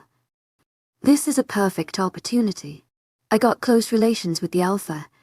We've been friends for quite some time. Even though I'm Rouge, I actually got him an emerald closer, until she lost her memory. She smirked as well, showing her dimples. Oh, so you're just such a top-rank hero and just as well respected. Even though you're Rouge, I mentally cheered with Dalton and they leaned up against the wall. She didn't notice my sly lie. Oh yes, of course. I'm like Beta. I was actually supposed to be Beta. She purred a bit at my response and her hands found the collar of my shirt holding onto it. I felt my eyes widen at how close she was to me. Come closer, her lips went to my ear and I froze. My name is Ray. I'm Emerald's friend and I'm Ryder's sister. You can't fool me, mate, she pulled away and I gulped. Try not to tell lies. I can sniff them out. If this is gonna work, she motioned between us. I nodded, still shocked. My mate was an Alpha. I blinked a few times. Oh, okay. So how do we tell Ryder? She shrugged. Once Emerald gets better, we will tell him. For now we lay low, got it? Deal, she smiled a bit and her hand her side again. Now come here and help me out. EMS got claws, oh right, I rushed over grabbing bandages. To my agent extraordinaire, Madeleine Milburn. Heartfelt thanks for your unfailing patience, enthusiasm. I couldn't sleep. How can I? I've lost my memory. I've gained a new power. I can't see anything, for God's sakes. I stared up at the ceiling fan. Metaphorically, though. I imagined it in my mind. The sound was a soft buzz. My hands were resting on my stomach area. It was Con. Ryder shifted next to me, groaning, and then wrapped his arms around me, pulling me closer towards him. I laid my head on his bare chest and my legs laid across him. I felt protected. He was my protector. He explained what everything was. Luna. To my agent extraordinaire, Madeleine Milburn. Heartfelt thanks for your unfailing patience, enthusiasm. Beta. To my agent extraordinaire, Madeleine Milburn. Heartfelt thanks for your unfailing patience, enthusiasm. Everything. KYA was back supposedly. She was asleep now. My arms wrapped around his neck, making him groan as I snuggled in closer. To my agent extraordinaire, Madeleine Milburn. Heartfelt thanks for your unfailing patience, enthusiasm. His tired voice was deep, soothing. I hummed back in response. He moved a bit. It's 4 in the morning. You should be getting some rest. You've had a rough day. I can't sleep, I mumbled back. His arms adjusted around me. To my agent extraordinaire, Madeleine Milburn. Heartfelt thanks for your unfailing patience, enthusiasm. What makes you fall asleep? I shrugged at the thought. No idea, I frowned. It's just my thoughts keeping me awake. All right then. Care to share? I shook my head. No, you can't keep them from the emerald. It's not healthy, I shrugged again. I'm just thinking about everything. It's so much I felt his hand caress my cheek and then his lips came into mine. Soft and sweet. Gentle and not rushed. He pulled me closer, allowing our lips to don one and another's. We both then pulled away, catching our breaths. Thank you. For everything. Taking care of me and whatnot, it's my job. As your mate and as your alpha, is my duty to protect the ones I love. I will never let you go. Ever chapter 29, I woke up to an empty bed. The bedside next to me felt cold and seemed to be made again. Where did he go? He's at a meeting. Discussing with other alphas about you living again. Thanks, KYA, no problem, kid. I got up yawning and made my way towards the hallway. I walked down, tracing my hand across the wall to keep track of where I was going. Kyo take me to where she took over my body and I immediately caught a whiff of his scent. Kyo followed it, turning and going through the hallways. She stopped me in front of a door and many people were talking. I opened it carefully and then silence. To my agent extraordinaire, Madeleine Milburn. Heartfelt thanks for your unfailing patience, enthusiasm. What are you doing up so early? Ryder's voice. Men in the room started to murmur. I didn't pay attention and marched straight to Ryder, pulling him into my arms. He hesitantly put his arms around me, and I hugged him tighter. What's wrong? You weren't there this morning, I whispered back. He then got out of my grip, and then his arms stayed by my hips. It's okay, I was here. I didn't want to force someone in the room cleared their throat. His grip on me tightened, and he talked in an authoritative tone. This is my mate Emerald. You in a room with some of the most powerful alphas in the region. They are some of my allies, I nodded, and then someone spoke up. Alpha Rider, it's great that your mate is fine, but I think we should get back to business. Oh yes, he came close to my ear. Come sit down, a chair is next to me. He led me over to where he sat, and then a comfy chair was placed under me. I sat down and sighed in content. Now, the border's been solidified with a concrete material and a silver middle. With some testing, silver levels affect rouges more than they do of pack members. It's basically sunlight to vamps with no magic protection on them, vamps as in vampires, yay. They are real. And I know L. Shocked me too. The men kept talking and it all sounded gibberish to me. Everything around me went slow and I yet metaphorically again stared off into the distance. Lost in thought. It's like for a moment I was disconnected from the world. Just for a moment.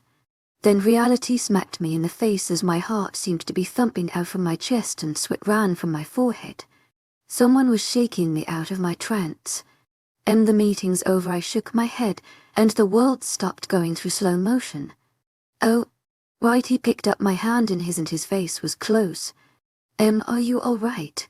Talk to me. We both stood up at this point, gazing at each other.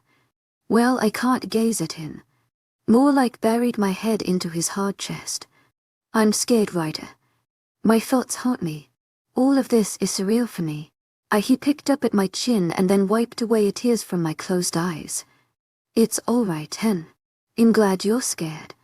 When you're scared, it means you have emotions.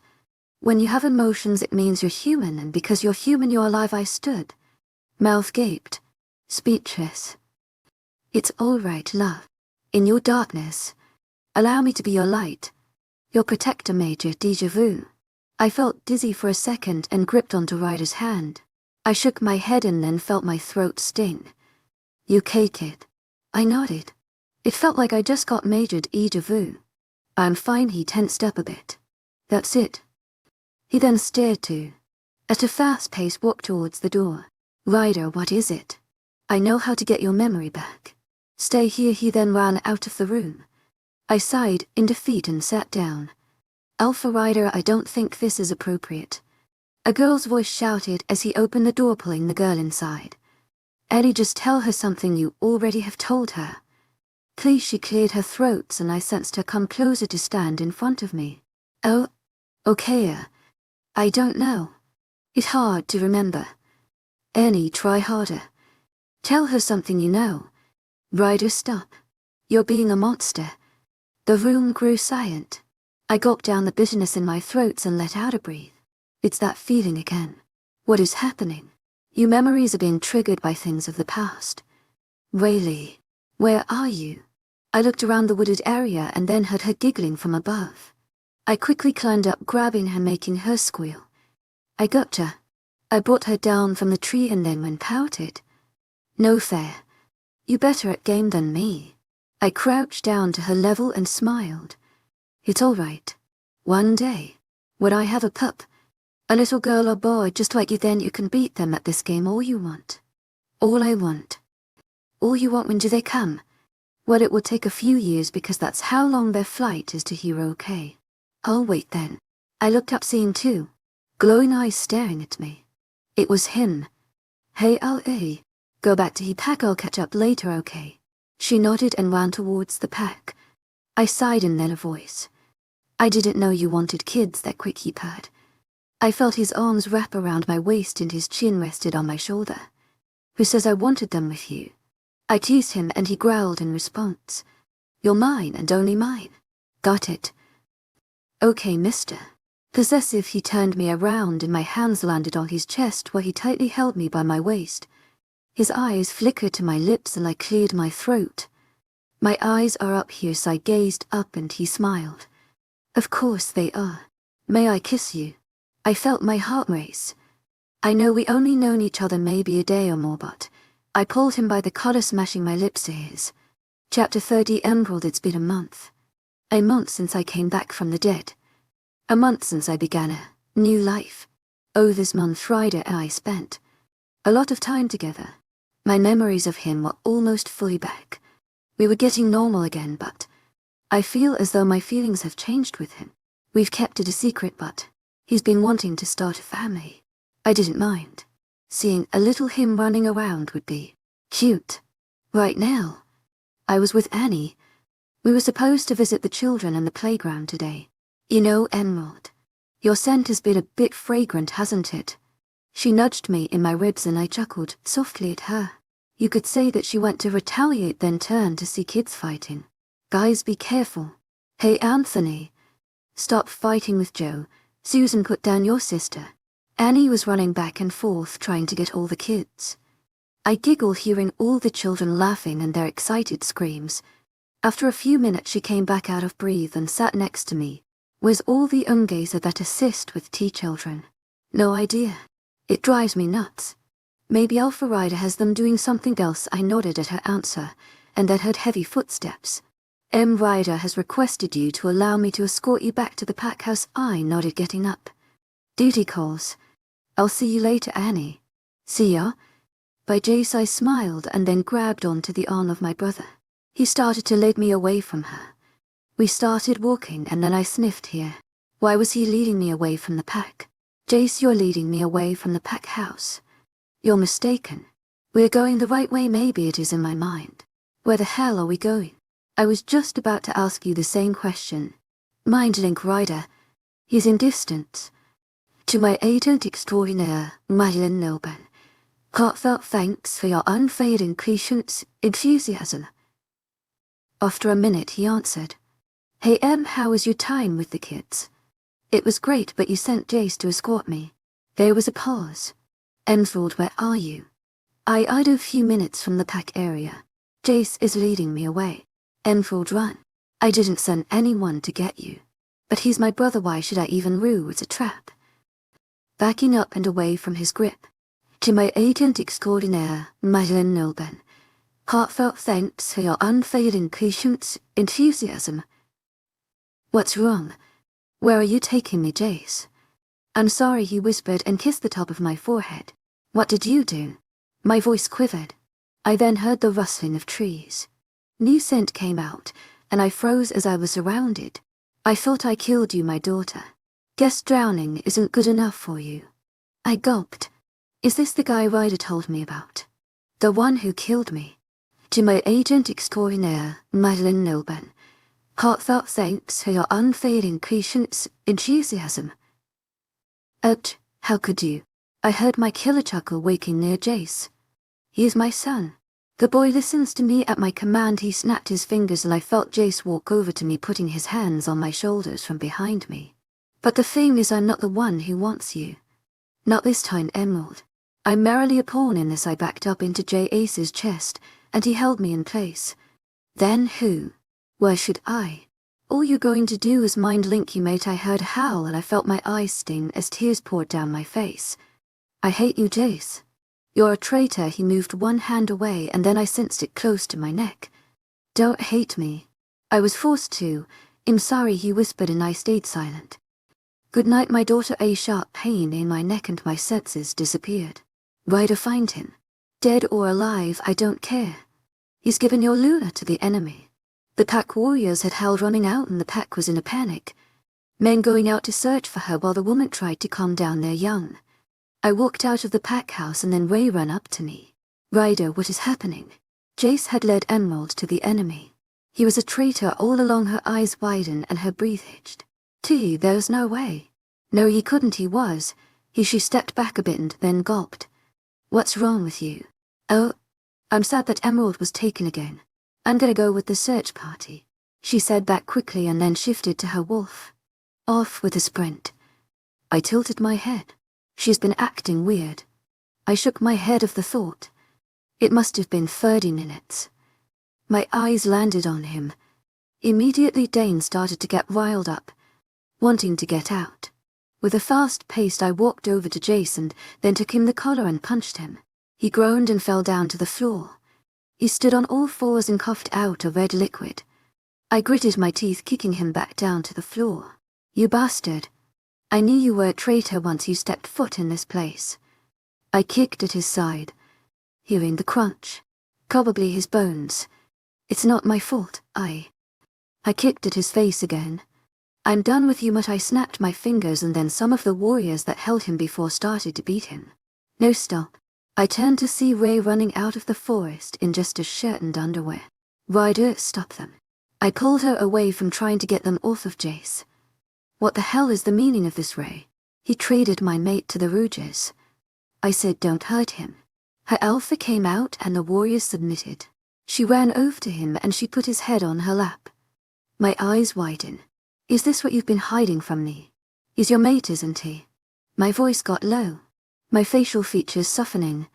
She gulped and then ran her hand through his hair. His hand has intertwined them. I'm sorry, brother. His silent tears ran down her face and Jace had picked up his bruised hand, wiping them away. I felt a surge of anger boil in me, and then I clenched my fist together. Lock him up. D9, I said through clenched teeth. D9 is the worst of the worst. Tears were brought up into Ray's eyes. No, Ryder, please. Please don't. He needs to be locked away for his crimes, Ryder, no. Don't, please. I love him. That's the point. You know what? Lock them both up in done. And after that, find my mate.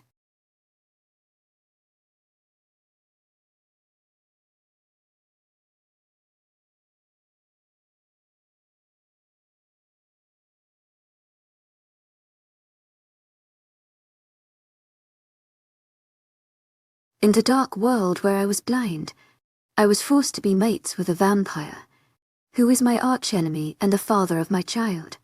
But when my vision miraculously returned, I saw the truth of this world, and I saw his true face. The one I once thought was my brother, now has become my most deadly enemy. Chapter 31. Emerald. Drip. Drops of water. The sound of a sewage. This reminds me of the first day I went to Ryder's Pack. Someone wants me. I just don't know who. Not yet. They didn't chain me. Maybe they saw me as weak. The bars, though, were made of silver. I touched it and it almost burned my hand off. I was now pacing at this point. I've been here for about a few hours. Night has already set in. I could tell by the way through the little bayed window how the wind had changed. In night, my skin would feel the night's light blow. In the morning, the dampness of the night would strike my nose. My throat was starting to get dry. I haven't had water all morning today. They haven't come for me. Not yet. This cell, it's left me with nothing but my own empty thoughts. Dylan. Seeing him now. Wait. Let me rephrase that. Thinking about him now. It still tears me. Every brick and piece of my imaginary wall I put up on that subject suddenly crushes when my mind opened up to him. Like now. KYA goes away. She doesn't want to talk about him. She's my wolf. She was way more connected to him than I ever was. I truly do miss him, though. I miss his touch. I miss his coconut scent. I miss the way he made me feel. I miss the way he held me when I cried. I miss the way he made me laugh at his stupid 90s TV jokes. I miss that every Sunday we would watch those old 90s TV shows. I got my memory back. 2 words. Sayings. Jace is the one who did that for me. He told me the word. Dylan. His name, and it all clicked for me. To my agent extraordinaire, Myelin Nilben. Heartfelt thanks for your unfailing patience, enthusiasm. He was the traitor. I didn't get it. I thought he was like my brother. You don't lie to family. You don't trick your family. You don't do that. I sighed in defeat and slid myself down the wall. Bring my knees to my chest. You just don't. My fingers tapped against the concrete and I swapped back the dryness in my throat. Then there was Ryder. My second chance at love. I thought at my rate I would never get one. They were rare, but the moon goddess saw I needed a second chance. I don't know why, but I can seem to find out about how we first met. That memory is still locked away from me. I've asked Ryder about it, but he says that we met at a party a few days after Dylan's death. He's hiding something, but maybe it's for a good reason. To my agent extraordinaire, Madeleine Nilben, heartfelt thanks for your unfailing patience, enthusiasm. They brought me back to the real, cruel world I lived in. I tilted my head a bit to the sound, my knees going away from my chest. The sound of them. I cringed hearing the creak of the silver door open.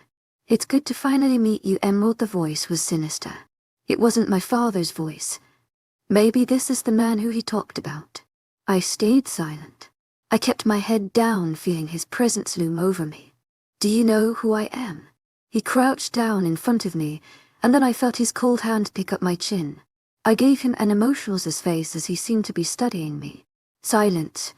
Not much of a talker, are you? I shrugged and he chuckled lowly. It's rude not to respond, love. Your only flaw is that you're blind. You're not deaf as well. Who are you then? I pushed his hand away from contact with me. You really don't know. I guess you've lost your memory. But I know you have gotten a lot of it back. Question, how is it to see Jace's future? I gasped. So you're a stalker. And how do you know about that? He chuckled again. Well, first I allowed you to see that, love. And second, I wouldn't call me a stalker. Just at a distance. Admiration. You were on packed territory, weren't you? Or did you use my brother to do your deeds? Oh, you're a smart girl. I would have been detected if I stepped foot onto that wolf territory. He got closer to me as I kept my straight face. He came close to my ear. Because wolves can't sniff out a vamp at any time. My mouth parted in shock as he pulled away. The vampire. Who are you? What do you want with me? Wolves are so impatient at times. Especially the loonies of the pack. Always needing. Always wanting. Mean. Mean ever are you. You. I want this. I want that. The whining and complain. You guys act like you're children. Enough with the stalling. Who the hell are you? What didn't I just say? I yelped, backing up against the wall even more. I'm sorry if I scared you. I felt my head start to throb. I groaned, rubbing my temples. I was taken to another place. The smell of metallic blood in the air. Someone was holding me. Wait, Ryder. I'm sorry if I scared you. I know everything seems scary, especially when you're in the dark. Allow me to be your light. Your protector. I was then put back in reality. The unknown vamp in front of me. What the hell was that? I shook my head. I guess I must have triggered a little memory there, love. I am no love to you. Who are you? I want to know.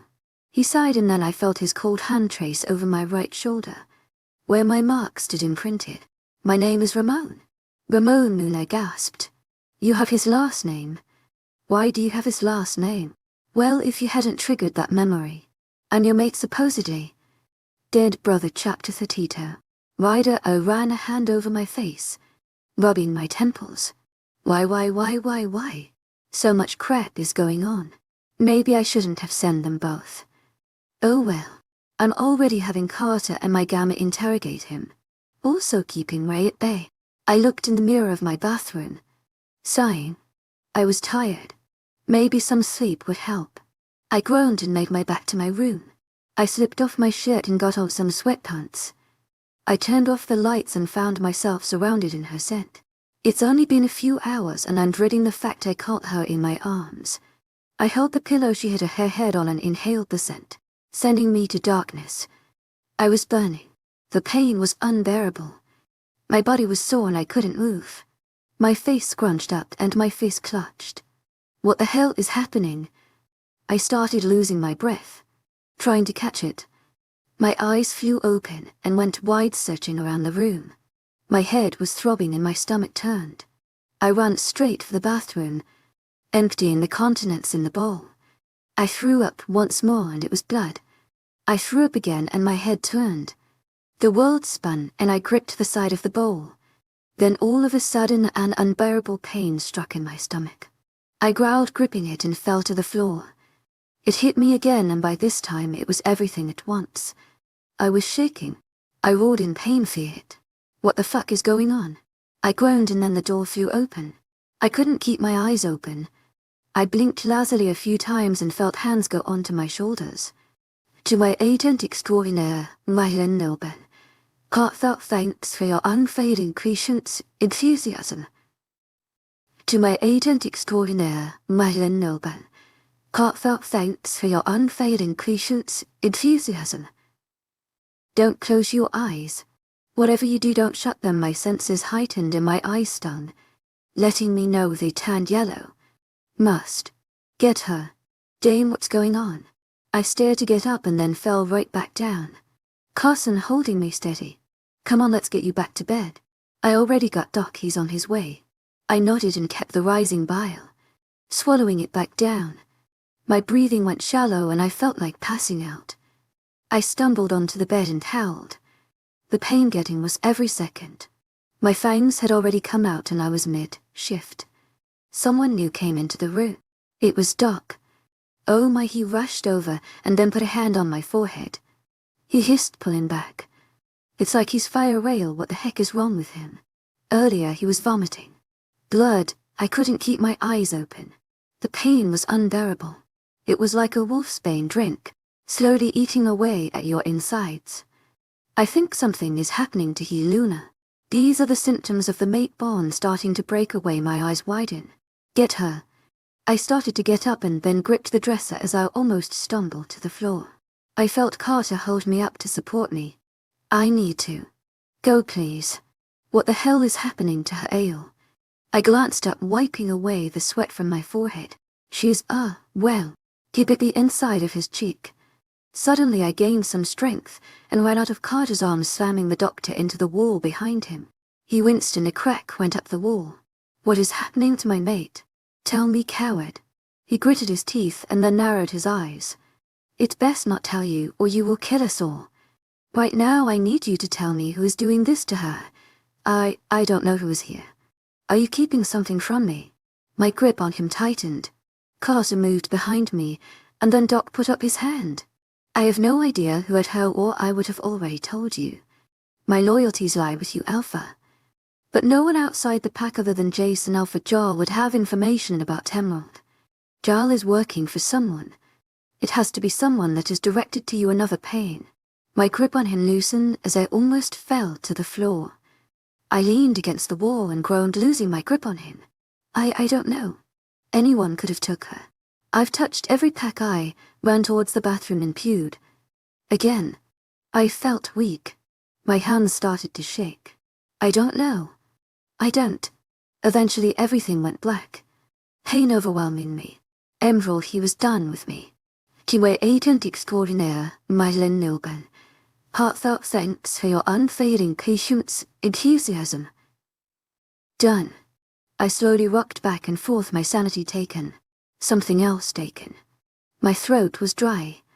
I had Nu-Q tracing down my back. I was sore. I kept whispering to myself, thinking it would help me, to keep me safe in my darkness. I needed him. To my agent extraordinaire, Madeleine Nilben. Heartfelt thanks for your unfading patience, enthusiasm. I need him. The man let me go. When he was done, he left me in the middle of nowhere. I had to find Ryder, but he's going to be so mad at what I did to him. So mad. A gust of wind had blew on my body. I turned wolf, trying to get in connection with KYA. It's a pack. Not Ryder's, but an allied one. Go listened and started to limp walk. I picked up my speed, trying to get there quicker. I fell down, whimpering, and got back up. I have to go. I have to keep going. A certain power burst through me and I ran. I kept running and then new sense. It was full of people and they weren't tense. I mean, who wouldn't a random wolf running through their territory? I stumbled as someone had tripped me. I yelped and then someone came before me. Luna Emerald. Is that you? I barked loudly in response and then I felt hands pick me up. We need to get in contact with Blood Moon Pack. Contact Beta Carter. Based on her condition, Alpha Rider is not in great shape. Chapter 33. Ray, we just sat there. It's been probably a few days. No food. Just water. I laid against his chest as he leaned against the wall. He played with my hair a bit, twirling it in his fingers. Sometimes they would take him out. Ryder would never let me go that far into the dungeon, but it existed. My breath went shaky, feeling myself shiver in the cold atmosphere. Jace pulled me closer to him, warmth coming from him. I'm fine, Jace. Save your energy, he growled at my response. No, you're not fine, he then sighed. Look, I'm sorry. I called us into this mess. I didn't mean to. If I wasn't a rouge, everything would have been better. Different. Tears had glazed his eyes. It hurt me, my throat already tightening. This isn't your fault. It is not. Don't you dare say that. I gritted my teeth. He looked down at me and then I wiped away a straight air from his eye. We're both going to get out of here alive. I can promise you that. He gulped and then gently yet passionately. I was a bit shocked at first and then responded, melting into the kiss. I felt myself sit on his lap, facing him, our lips never coming undone. Dominant. He gained it first. With inhuman speed we flipped and he pushed me up against the wall. My held his hair, tangling in it as I heard him groan. Our lips came apart and his mouth found its way down my jaw onto my collarbone. He was gently sucking in my skin and I melted at the feeling, trying to hide a moan from coming out of my mouth. He then stopped, looking at me, his eyes yellow. Let me mark you, his wolf was out. But what happens if you die? What happens if we both die? I don't listen. I don't care.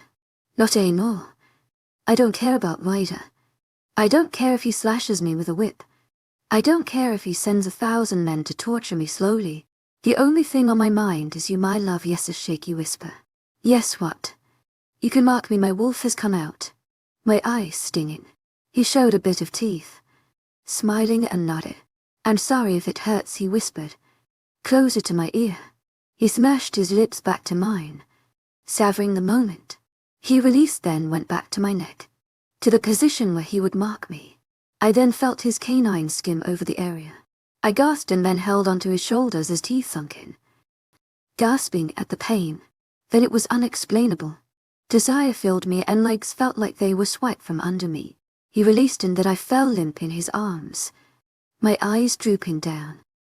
I'll be better when you wake up, surrounded by his warm thigh, drowned into darkness.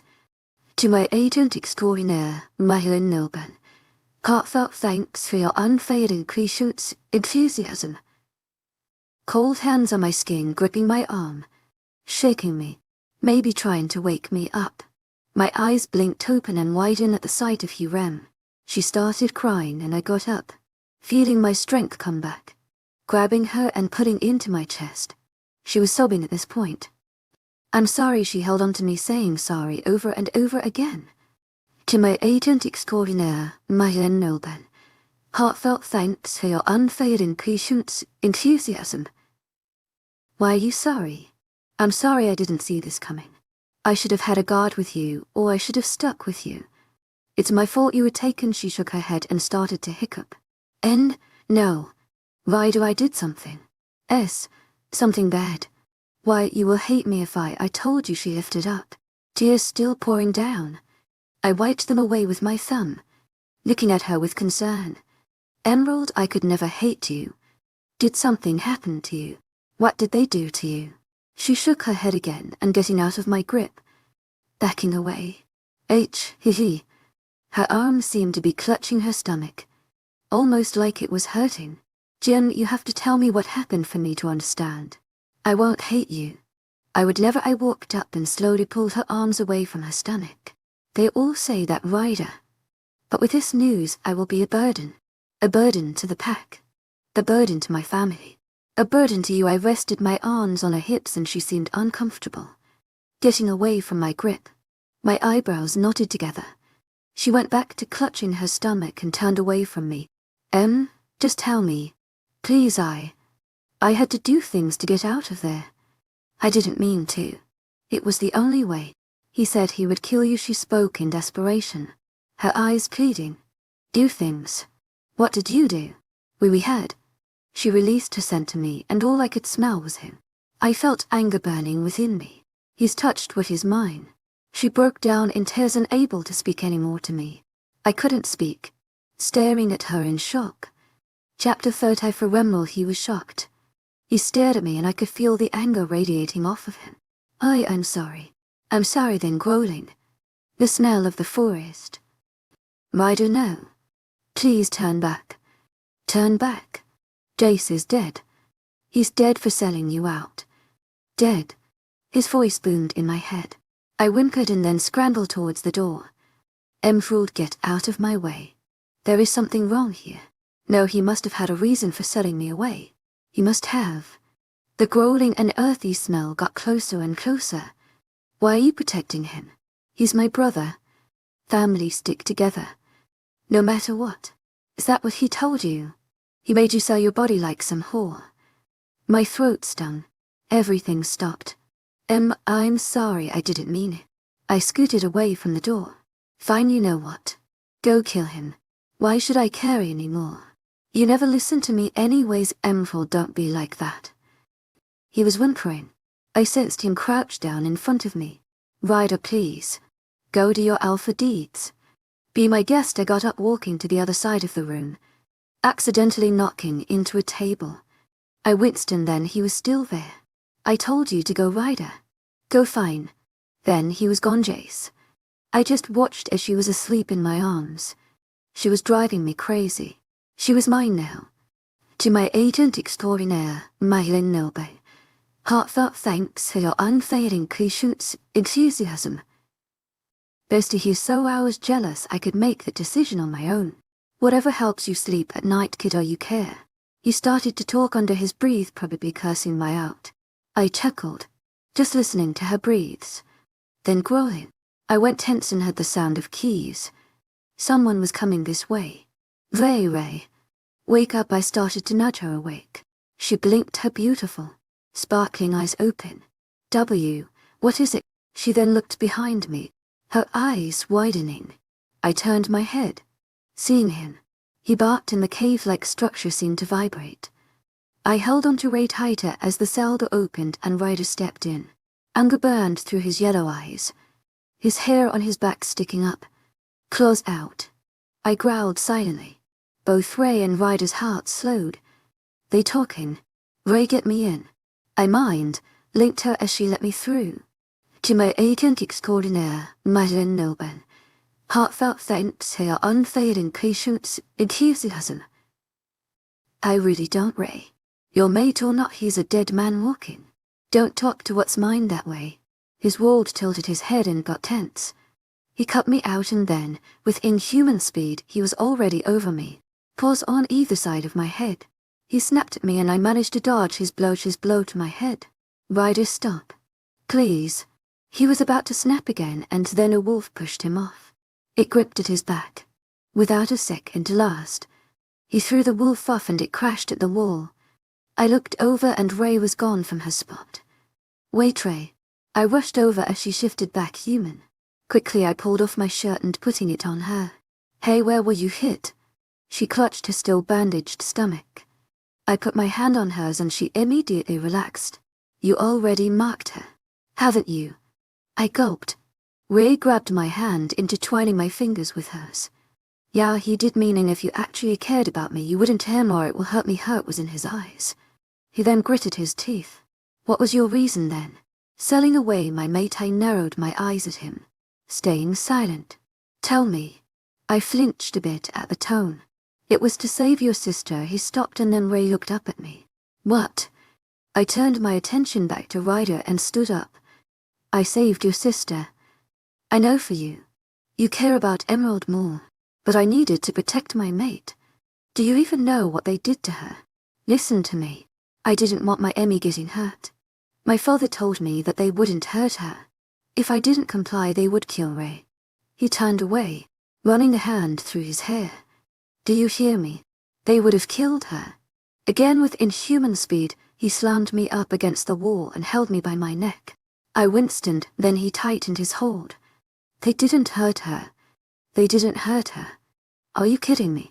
He touched her. She is mine. To my agent extraordinaire, Maylin Nilben, heartfelt thanks for your unfailing patience, enthusiasm. No one else's.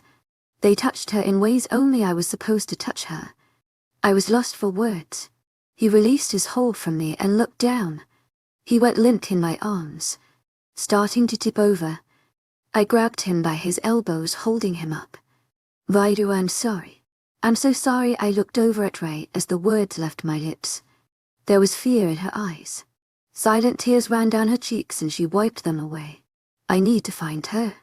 I have to go, she then ran. Chapter 35. Emerald. A few days after the incident, I felt sick to my stomach. I stared down in tears looking at the medical report. Pregnant. It stated in big letters.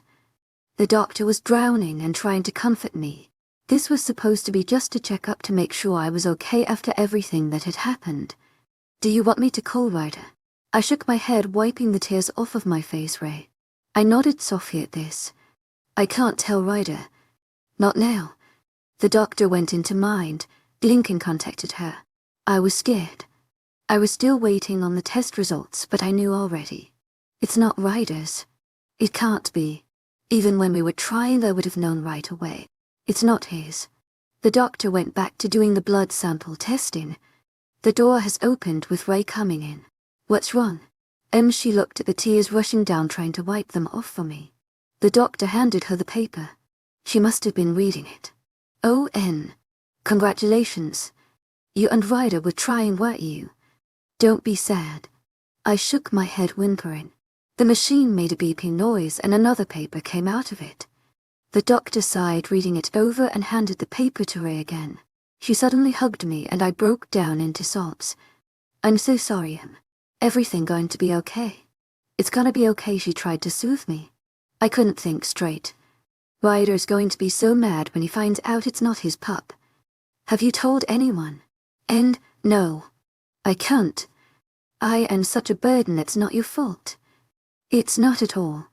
We have to tell Ryder. It's the right thing to do. I can't. I started to sob again. Do you want me to tell him? I thought about it for a minute. I nodded softly and whimpered again. To my agent extraordinaire, Madeleine Noble. Heartfelt thanks for your unfailing patience, enthusiasm. Stay here and rest, okay? Drink some water. She handed me the glass of water and I sipped it. My hands were shaking. She sighed and left the room. I heard a knock on the door and jumped, getting scared. I quickly got up, locking it. I could sense Ryder through the door. After slamming the door on his face and sliding down the door, he spoke. Ray told me everything. Please. Just let me in. We need to talk about it. I stayed silent. My fingers found their way again, tapping against my leg. It was a sense of calming me almost. You know, I'm just gonna break the door down, I sighed. Getting up, I opened the door and then he immediately wrapped his arms around me in embrace. My nose found the crook of his neck and I sighed in content. He held me tighter and we stayed there. We are keeping the baby, I heard him whisper. I immediately wriggled out of his grip and stepped back. What? Listen, I'm not going to force you to do anything, but we cannot kill the baby. Oh, Ryder, it's not your poo. I know, and that makes me angry as all hell. I wouldn't go in the dining hall as all the furniture is broken, but I don't want you getting hurt. I know vampire werewolf children can kill their mother. They drain you, and if you were to get rid of it, it would kill you. I am willing to risk that to keep us. I'll be strong. No, you won't. I'll raise it as my own. It shouldn't have to suffer because of its father. I'll be a better one for it. I swear. What about Ramon? What if he finds out? He will never find out. I will have you close to me, and I will protect you. The wolves here will all protect you as you are their Luna. They will protect this child as well. I love you, Gem. Nothing will ever change that. Not everything will be okay then. He chuckled lightly. Everything will be okay, my Gem. I then ran, jumping into his arms, wrapping my legs around his waist. He stumbled a little, but I felt him hold at my legs to support me. He laughed, then spun me around, making me squeal. Maybe it will be okay after all. Maybe. Chapter 36. Ryder, it's been 2 months. 2 months since everything happened. I still don't like this idea of keeping it. Same, remember what we talked about. The child dies. She dies. Still, I hate this. I'm going to kill Ramon. You'll have to beat me to it. I shut him out and then I heard a scream. To my agent extraordinaire, Madeleine Noble. Heartfelt thanks for your unfailing patience, enthusiasm. I ran over to where I heard her and then saw her, crying hysterically. Baby, what's wrong? She started to hiccup and then her fist slammed down. Jordan. Ate all my cookies. I glanced up and saw him walking, the cookies in hand. I rolled my eyes and stood up. Jordan. Cookies. Now he threw his hands up. She is overreacting. These were mine. I narrowed my eyes at him. I only wanted one. She ate 15. She gasped. You calling me fat? Both her eyes widened as she started to sob again. See now, look what you've done, Ray, then ran into the room and then stopped in the doorway. Third time. Hormones, I mouthed to her. She rolled her eyes and giggled. And it's not because of my hormones. She screamed. Wait, how did you? A woman always finds out, boys. Tu es agent extraordinaire, mademoiselle. Heartfelt thanks for your unfailing patience, enthusiasm. Ray then walked over to the sobbing Emerald and patted her back.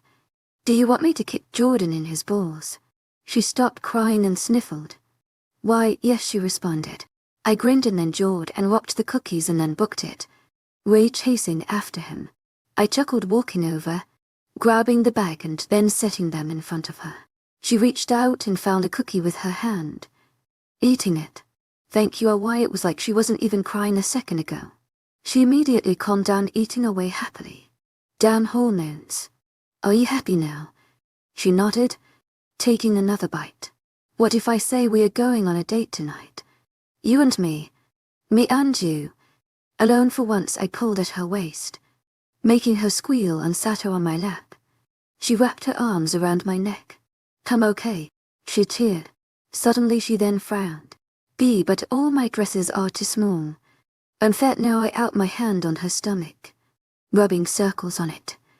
Baby, you not fat. It's the baby that's fat. She then gasped again. Why, you called my baby fat? Here we go again. What do you mean you got another letter? Emerald already went to bed and I was sitting in my office going through papers when Carter burst in. It was left at West Entrance. One of the guards who was posted there had it embedded into their chest. Well, get Jace. I need him to read it then. It doesn't have braille writing. It's addressed to you. He held it out. I took it from him and opened the envelope. It was written, and I knew the handwriting. Dear brother, thank you for taking care of my love. When will my son be born? It is a boy, am I correct? I want to see him. I want to take him home. Tell my love I will see her soon. I can't wait. Ramon. So the man had bite mark on the side of his neck. I crumbled the paper in my hand and then looked down. There is no way he's getting to my mate and my pup. How did he know it was a boy? To my agent extraordinaire, mademoiselle. Heartfelt thanks for your unfailing patience, enthusiasm. The day my pup is born, I want guards stationed everywhere. I want patrols equipped with both vampire werewolf weapons. Am I clear? Sir, a vampire. Is there something you've done to anger them? Don't ask questions. Go. He then ran out. I looked outside towards the west and saw the medics carrying the man on a stretcher, a white cloth over him. This will mean war, brother. Emerald knew her. She's not allowed to die. She must be his true love. Ray, Jace and I all sat on the couch, watching the Titanic. What I heard it who she told me everything that happened. Why couldn't they just share the piece of what I mean? Come on. I know it's cold, but get over it. I heard something crash. Now don't attack the TV. It did nothing to you, Ugg. Let me at it. I hate these stupid movies. I giggled and got up. I could already tell Jace was holding her. It'll change the movie. You whine more than me and I'm pregnant, knowing way. She probably rolled her eyes. I skimmed my hand through the selections. Hey, which one is there? Then there was this weird feeling. Water trickled down my leg. Did I just pee myself? It wasn't pee. Emerald, something wrong. It was Jace's voice. Then Ray gasped. Her water just broke. We need to get her to the hospital now. Wait. Where's Ryder? They already were running me through the hospital like madmans. The doctor's running her sides. We contacted him. He should be on his way, Ale assured me. Then a sharp pain in my stomach. I cried out, gripping the metal bars to my side. Her contractions are already starting. Get her to room 198. Ale went out of view, and then Urs pushed me into a room. Another pain, and I screamed out. I was burning. God, this hurt so much. The door slammed open, and in my limited vision, Ryder was there. He held my hand. Baby, it's okay. It's okay. I'm here. His voice was soothing. My hand that he held started to burn. I screamed again and wriggled out of his grip. Sweat was already starting to form on my head. All right, Ryder, you're going to need to hold her hand through this so it takes some of the pain away. No. Baby, what burns? He went to touch me again, but I pulled away from his grip. Ryder, are you not the father? He stayed silent and shook his head no. I nodded, went silent for a bit, until my next contraction I screamed again. All right, Emerald, you're going to have to do this alone. To our agent extraordinaire, Moonlight ALL Blind. Heartfelt thanks for your unfailing patience, enthusiasm. Push. Chapter 37. Ryder, her screams. That's all I heard. I couldn't be there. They kicked me out when they learned the truth. I kept pacing. Bullets to my heart as I heard her each time. Then all of a sudden it stopped. Her screams had died down. I enhanced my hearing and put my ear to the door. Nothing. But the low mumbling of Ale and the nurse in there.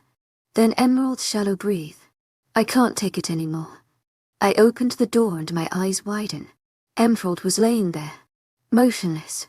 The heart monitor was still going for her. She just passed out, which was a relief.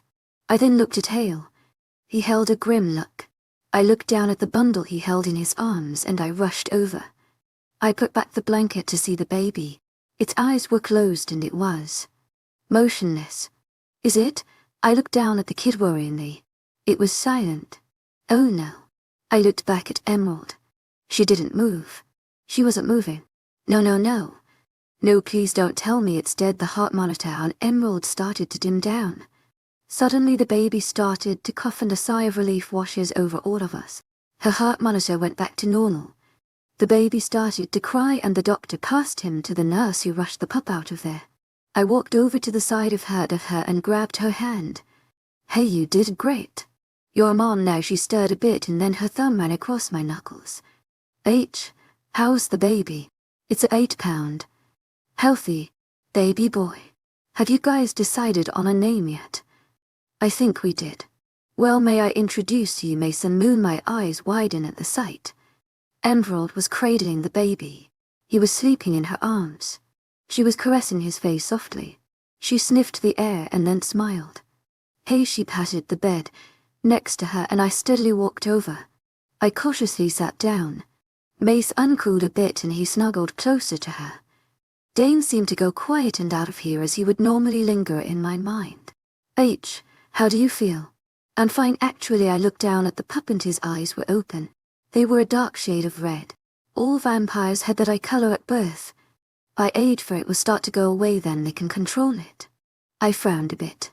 It shouldn't have been this way, and I know deep down inside you regret me giving birth to him. I looked up at her, seeing straight-tailed on her face. No. It's not like that. Not at all. It shouldn't have been done the way it was done, even though she couldn't see. I gave her a tight smile. I then brought my hand up, wiping away her tears. There's sometime you're not telling me, is there? I may be blind, but I can still feel what you're feeling, Ryder. It's regret and discomfort. The feelings when you have not told truth. I got back the bitterness in my throat and stared down at the floor. I stayed silent. And then you ignore every time you know I'm right. I keep my secrets for a reason. My voice rose a bit. But I am your mate. You should be able to share those with me. It's for your own good. Nothing is for my own good anymore, Emerald. Just drop it. I stood up at this point. Mason began to cry at the change of tone and her face scrunched up. Get out. She tilted her head towards the baby, trying to get him to calm down. If you wish to tell your mate lies, then you may excuse yourself out the door. Fine, and with that I slammed the door shut. To my agent extraordinaire, Moonlight ALL Blind. Heartfelt thanks for your unfailing patience, enthusiasm. I cringed at the noise of the door and then went to calm down Mason best I could. I ran a hand along his short hair, and by his breath he seemed to have sighed in content. I hummed a bit in satisfaction, and then a tapping noise. I seemed to have been coming from behind me, but all there was behind me was the bed frame, I'm sure of it.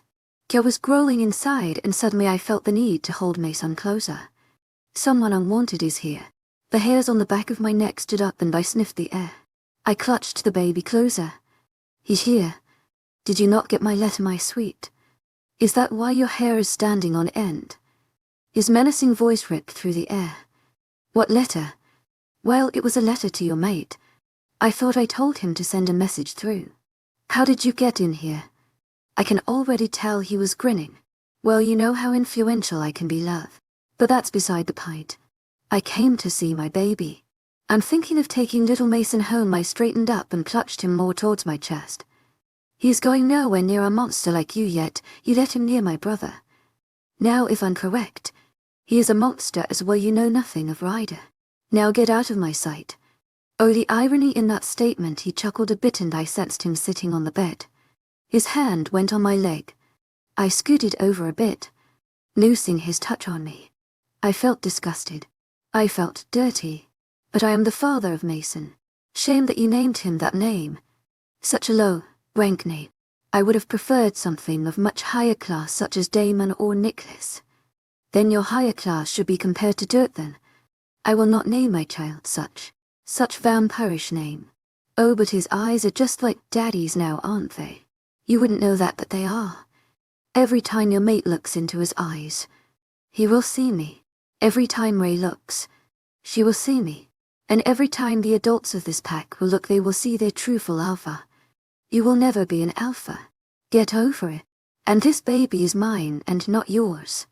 There is nothing you can do to take him away. Did Ryder tell you even the reason why he didn't want you to abandon my son? He came closer. Or did he lie about that too? My eyebrows rose up. So now you're interested. Stop the chit-chat. What is it he isn't telling me? There was a pause. Well, now that will be too easy now, wouldn't it? I needs a favor before I tell you, my dear. Name your price. At 100. Bring Mason with you near the western border. We can talk there, my love. And with that he left and Mason began to cry. Chapter 38. That night I got back to the pack house. I went to bed angry. I knew he wouldn't care for Mason. How could he? A bastard child, but still mine. He was the one who convinced me to have the baby. What changed his mind? I placed Mason in our room and dropped him gently to sleep. I wish I could be able to see him. Maybe he didn't look like his father at all. Maybe he would look more like me. Maybe that would help. I put myself underneath the comforter and rested against the pillow. As I was about to fall asleep, I sensed him walking in. Ryder took an agitated sigh and I heard him taking off his shirt and going through a drawer. The bedside then dipped as he sat down on it. I pretended to sleep. Most of the time it was successful because all I had to do was make my breathe shallow. I heard him turn off the bedside table lamp and then he always got under the covers. I knew he was facing me.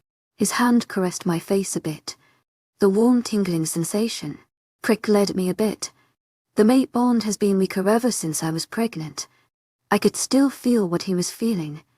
I just couldn't sense where he was, if he was far or if he was hurt anymore. He sighed and then he spoke. I'm sorry I've been lying. I'm sorry, my love. Ever since you've been, I haven't been myself with you. You had my brother child, not mine. I thought I would have been your first and I'm sorry you weren't mine. The real truth is, and now I'm only able to tell your sleeping form, that you would have died if you lost the child. And I couldn't lose you again. I may hate the fact that a pup that is not mine is here in my room, belonging to my mate, but I will try. My heart stopped. For a second. He's just trying to protect me. I made a deal with the devil when he was just trying to save me. God, I'm so stupid. I have to tell him. I have to. Oh, Ryder, he jumped a hit when he heard my voice. I thought you were asleep. How long have you been awake? Ryder, he came. Who came?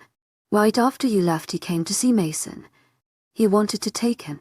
He wanted to take my baby. I cried out and sat up in bed. He reached over, turning in the light, and sat in front of me. Ramon came. How the hell did he get in? He climbed through the window. He wants my pee, pup. He said to meet him at the western border at 8. Tomorrow. His heart seemed to slow and then he got up walking towards the door. Stay here. I want you to lock all the windows and make sure no one gets in or you mind link me. Keep Mason safe. He then ran out, the door shutting and locking it. I waited. It might have been an hour till he gently knocked on the door. I put Mason back down as he had fell asleep. I opened the door and he grabbed at my face, pressing his lips to mine. I groaned at contact, pulling him even closer to me. I didn't even know we were walking until the door slammed closed behind him. I heard the lock click and he pushed me up against the wall. He gripped my legs, lifting me up, his lips still fighting with mine. He then moved down towards my jaw, then to my... I pulled at his hair and groaned as he hit the sweet spot, nibbling on it. Once stayed in his hair as my other hand ran down his bare chest to his ABS. He groaned this time, playing with the hem of my shirt. He was still working on my neck, probably going to leave a few love bites. I was slipping out of his grip, but he slammed me against the wall again. A big thud sounding. Ryder. To my agent extraordinaire, Madeleine Nilben. Heartfelt thanks for your unfailing patience, enthusiasm. You'll wake the baby. He squeezed at my butt and I moaned again. Then keep quiet, love, he whispered huskily. He then walked me over to bed. He trapped me in between his arms, kissing me again fiercely. He lifted the shirt over my head and stopped to stare. I wasn't wearing a bra. Immediately my hand went up to cover them, but he pulled them away. Don't you ever hide those from me. He put my hands above my head. I gasped as he started to kiss them and he growled. These are mine.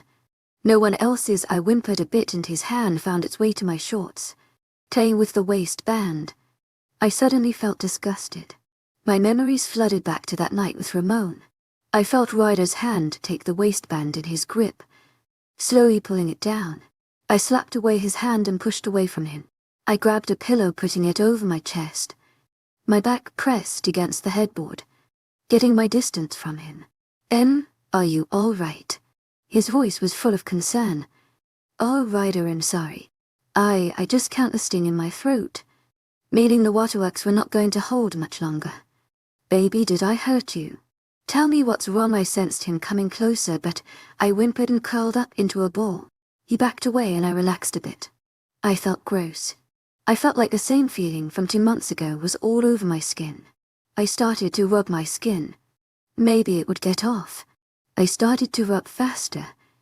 To my agent extraordinaire, Madeleine Nilben. Heartfelt thanks for your unfailing patience, enthusiasm. The dirtiness isn't going away, stop, you're going to hurt yourself.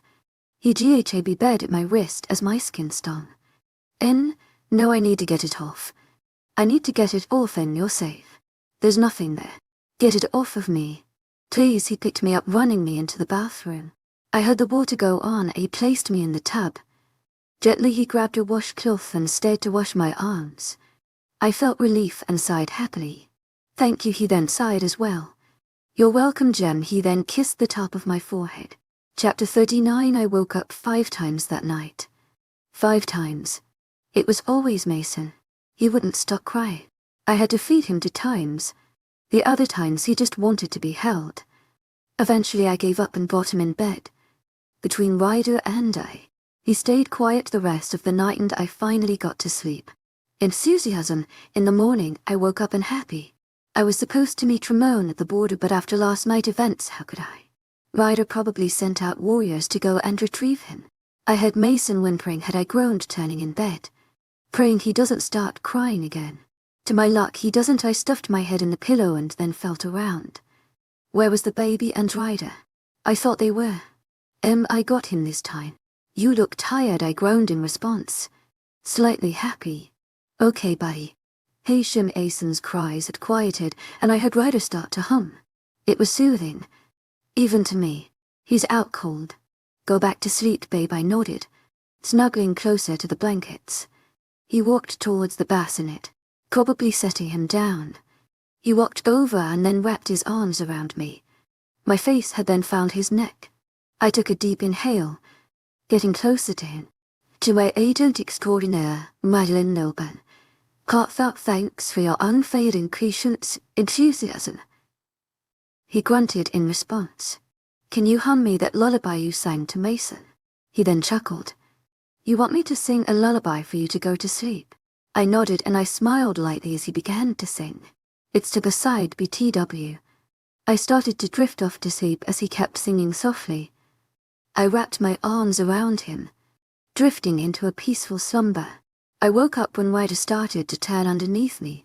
Yes, underneath me. I had a leg draped over him as I had clutched his neck, keeping him close to me. One of his hands was holding me up at my rear and the other was draped over my waist. Isn't this a nice way to wake up? I nodded my head and shifted a bit, getting comfortable. Shifting as well. I have to go though, a few more minutes, I mumbled back. No can do, Jem. I have to see if they caught pneumonia. I sat up, basically straddling him. He gulped and his heart sped up. I guess I can stay a bit longer. His hands went to my waist and I shook my head. No, I think you should get going, KY. They attempted to come out but I stopped her. Let me at least tease him. He's always so on edge. Fine, but no. You know why I know? Mate, you're in a position where I don't think I should let you go. He'll then pulled me down close to his ear. Then don't, he growled and then his lips found mine. I groaned, easing into it. He went to turn us over so he was on top but I pushed him back down onto the bed. He growled a bit again and I took his hands off my hips to the top of his head. My kisses went down to his neck and he groaned again. I then sighed, pulling away. You still have to go though. Shame. I let go of him, turning and standing next to the bed. You little tease, he growled out. In an instant he was next to me, trapping me in his arms. Then came close. This is not over, my Gem, I shivered, and he walked into the bathroom. I heard the shower go off and I giggled. I then left the room, going down to get breakfast. Hey little sister, I felt Jace's arm wrap around me while he gave me a NUGGY. No, Jace stopped my hair. I giggled as he started to tickle my sides. I squealed, almost unable to breath. Stop. Attack. It was Ray. Jace got off of me and then heard a thud. He groaned a bit and I got up. She tackled him to ground. I caught my breath from laughing so much. Anyways, we weren't here for the tickling fights. I could already tell Ray was crossing her arms while sitting on Jace. Just by her tone. Where's little Masonette? Jace finished. My mouth formed an O. That's right, you didn't see him yet. He's in my room. Come steadily, I walked up the stairs and found my way into my room. I sniffed the air. Is Mason alone? Where's Ryder? I spoke too soon as I walked in. I was slammed up against the wall. I yelped and then felt his lips on mine. Of course I had to melt into the kiss. Stupid mate bond and hormones. My hands started to go down and he was still in a towel. Someone coughed behind us. I jumped a bit. Hey bro, listen, we were here to see you, baby, not to see you guys make a baby. I started to blush a deep shade and Ryder growled. Fine, he then whispered something in my ear. You're lucky this time, I smirked and then walked over to the bassinet. Now who's ready to meet their auntie and uncle? Chapter 40. Ray and Jace decided that tonight they would take care of Mason. They said that I should get a break after the first night with him because the first was always the worst. I love you, Mason, but you're a nightmare. Ryder said that we could go out tonight and he also said to dress casually. Before she left, Ray said she gave me a navy blue romper with a belt. Annie actually came in and we chatted a bit while she helped me get ready. So how's Mason? Haven't seen the stinker yet. I smiled a bit. Yeah, he's good. Healthy and well, but a hustle at night, she hummed at my answer. Well, y'all babies are like that. Every now and then when I have to watch the kids, the moms tend to leave the babies to. Try feeding all of them at one time. And don't even get me started with the diapers. I giggled and then sensed her stepping back. They're perfect. You look gorgeous, Luna. Annie, I thought we discussed this. My name's Emerald. I know. You look so heavenly right now. I blushed at her comments and sighed in content. Yam Abi, I am. Her heartbeat slowed and then she jumped. Oh, it's time. He's waiting. She pushed me out of the room. Okay, I'm going. My hand across the wall as I found his scent. I followed in, then I ran into something. Their arms wrapped around my waist, catching me from falling. Are you falling for me, babe? If I could, I would roll my eyes. I scoffed and then I took his arm in my hold. Now take me where we are going. Ryder started to chuckle a bit. It was at least 1 hour into the car drive. We still weren't even there yet. My leg was bouncing up and down impatiently. To my agent extraordinaire, Madeline Noble, heartfelt thanks for your unfading patience, enthusiasm. Where are we going? You've asked me this 1,000 times. Relax, it's a surprise. I wasn't a fan of surprises. All my surprises were bad things. I found my way and turned up the volume to the music. All the noise that filled the air was the song and the tires moving against the road. We both were silent, just listening. It wasn't an hour after, until we made a couple turns. My brow raised as he turned again, then had parked the car. We are here. The car stopped and we both started to take our seatbelts off. He came over, opening the door for me. We were in the human world. I tilted my head. Ryder, what are we doing here? He grabbed my hand, gently leading me up. He closed the door. Okay, listen, change of plans. No date. It's still a surprise though. Trust me, I gave him an unsure look. To my agent extraordinaire, Madeline Noble, heartfelt thanks for your unfading patience, enthusiasm. I trust you. I could already sense him smiling. Do you know anything about this KYA? To my agent extraordinaire, Madeline Noble, heartfelt thanks for your unfailing patience, enthusiasm. But it's gonna be so great, no help where you nope. I blew out the hair in my face and we walked into a building. It smelled weirdly clean. Like a hospital. Ryder, why are we at a hospital? He shushed me, leading me through as we turned various of corners. I groaned and kept going. We entered another doorway. We sat down. Now we have to wait a bit. Stay here, he then left, and then I frowned. I still don't get why we are here. He came back, a pep in his step. He lifted up my hand, helping me up. Some other man was standing there.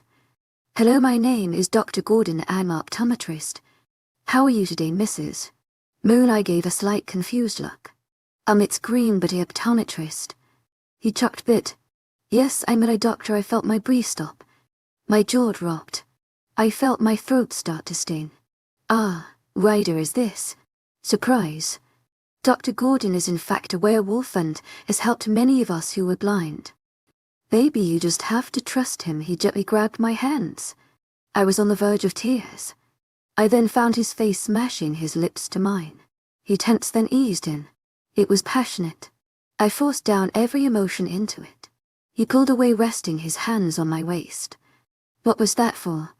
Because no one else would drive me hours away from home to help me. You've done so much for me. You stuck with me through my shitty life, and even though Dylan died. I'm happy I found you. Ryder, I love you. I love you to Jem, that's why I will stop at nothing to help you. I pulled him close and hugged him, slightly crying into his shoulder. Tears of happiness. Kira was jumping around excited. She kept screaming and hollering until I blocked her. Now Ms. Green and Mr. Moon, please follow me to my office to discuss what needs to happen. I nodded, wiping away the tears. Ryder and I walked hand in hand into the office. Chapter 41. 3 months later. Mason, can you say mommy? Ryder and I made a bet on whose name he would say first. He stared to say something and both of us leaned forward, trying to listen. Case. He squealed when he said something, going into a fit of giggles. I slumped down. OCM on. Ryder groaned and I heard him bang his head against the table. We let him hang out with Jace way too much. I giggled a bit, hearing so much defeat in his voice. Oh, but you encourage him. I nodded my head. I then was lifted into the air. I squealed as Ryder bounced around with me on his shoulder. He laughed and I screamed, holding onto his torso. No shit. Me like why I felt myself go red, and then he turned me around, setting me on the counter. I tilted my head down and adjusted my mask a bit down. His hand then found my chin and tilted it back up. Hey, do you mind if we practice a bit? Like the doctor said. I frowned instantly and bit my lip. But every time it hurts. You know I'm not ready for that, Ryder. I'll be here for you. If it really does hurt, you can put the mask back on. I sighed and then nodded. I reached behind and doing the knot that was there. I put the cloth on my lap and sighed. His hands found mine. softly caressing them. Now try to open. Can you turn down the lights then? He got up and I heard him flick the switch. He came back, overtaking the same hold on me. Whenever you're ready, I heard Mace uncooing and his little hand hitting what seemed the table. I then took a deep breath, starting to shake a little. Daddy, I'm scared. I stared down as my tiny, shaking body clung to the tree. Dylan and I thought it was a fun idea to see who can get to the top of the tree and back down the fastest. Of course he won. Like always. Meanwhile, me being who I am got stuck. I was 11 at the time.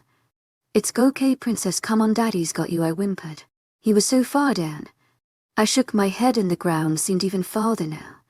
Emmy, I swear to God, if you don't come down, I'll eat all of the cookies. My eyes widened at his response. No, Daddy, he's not being fair, this is scary. I then heard a crack of the branch. I screamed as the branch gave way and I started to plummet to ground. I felt someone catch me and we both tumbled to the floor. Both of us groaned and I got up to see me laying next to them. You're welcome, Dill, and then turned over, had written on his face. My eyes then opened, maybe for a split second, until the burning pain came back. I bit my lip, trying not to let a scream come out. I gripped his hand tighter, tears already blinding my vision. It was red. The room was dimly lit. The walls were red with a black outlining. Steadily my eyes traveled over to the man right in front of me. He was the man I saw as I drowned, many months ago. I gasped, taking in his features. His jawline was sharp on his heart-shaped face. There was faint scars there as well and a slight stubble of beard on his chin. That's what stuck me. The deep, dark brown, a milky tone of a brighter brown around the pupil, spiraling out. His lips started to quiver a bit, unable to find words. Tears had already glazed his eyes. My pale hands then went up, finding his cheek and rubbing them away. He leaned into my touch, closing his eyes. The man then opened his eyes again, staring at me. I can see the man was speechless. He then brought me closer with his hand. I leaned in, my eyes closing again. To my agent extraordinaire, Madeleine Nilben, heartfelt thanks for your unfailing patience, enthusiasm. A kiss couldn't hold as much as this one. Slow, steady. Both of us pulled away at the same time. My eyes opened again, meeting his gaze. You're beautiful, and you really are. I blinked at him and smiled. One lie. TD at DY. I stared at the toddler, who squealed in his chair. My eyes widened and slowly I got up. I walked over to him, staring at his features. He looked up at me, happiness in his blood red. To my agent extraordinaire, Madeleine Nilben, heartfelt thanks for your unfailing patience, enthusiasm. My mouth gaped. My baby happy tears had pricked my eyes. I then took him out of his chair and held on to him. He started to clap and giggled. I tossed him up in the air and caught him laughing again. I then stared up at the man. My man. To my agent extraordinaire, Madeleine Nilben, heartfelt thanks for your unfailing patience, enthusiasm. I'm not blind anymore. He then engulfed us into a hug, spinning us around. That night we had a grand celebration. Everyone was dancing, smiling, laughing, having fun. Even though I still had to wear the mask, because later I learned that bright lift still affected them. Ray and Jace are expecting a pup in another 3 months. When they told us, I thought Ryder was going to fight Jace, but instead he laughed and hugged both his sister and Jace, which of course surprised me.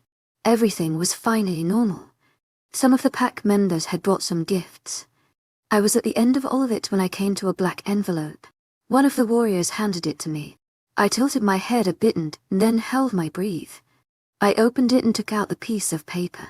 I unfolded it, but it only held one word. I stared at it in utter confusion. Baby, what's wrong? Ryder looked at me and I gulped, staring back down at the word, written in rough handwriting. And thank you for tuning in. If you enjoyed this episode of the story, please give it a like. And don't forget to subscribe to get notifications for updates.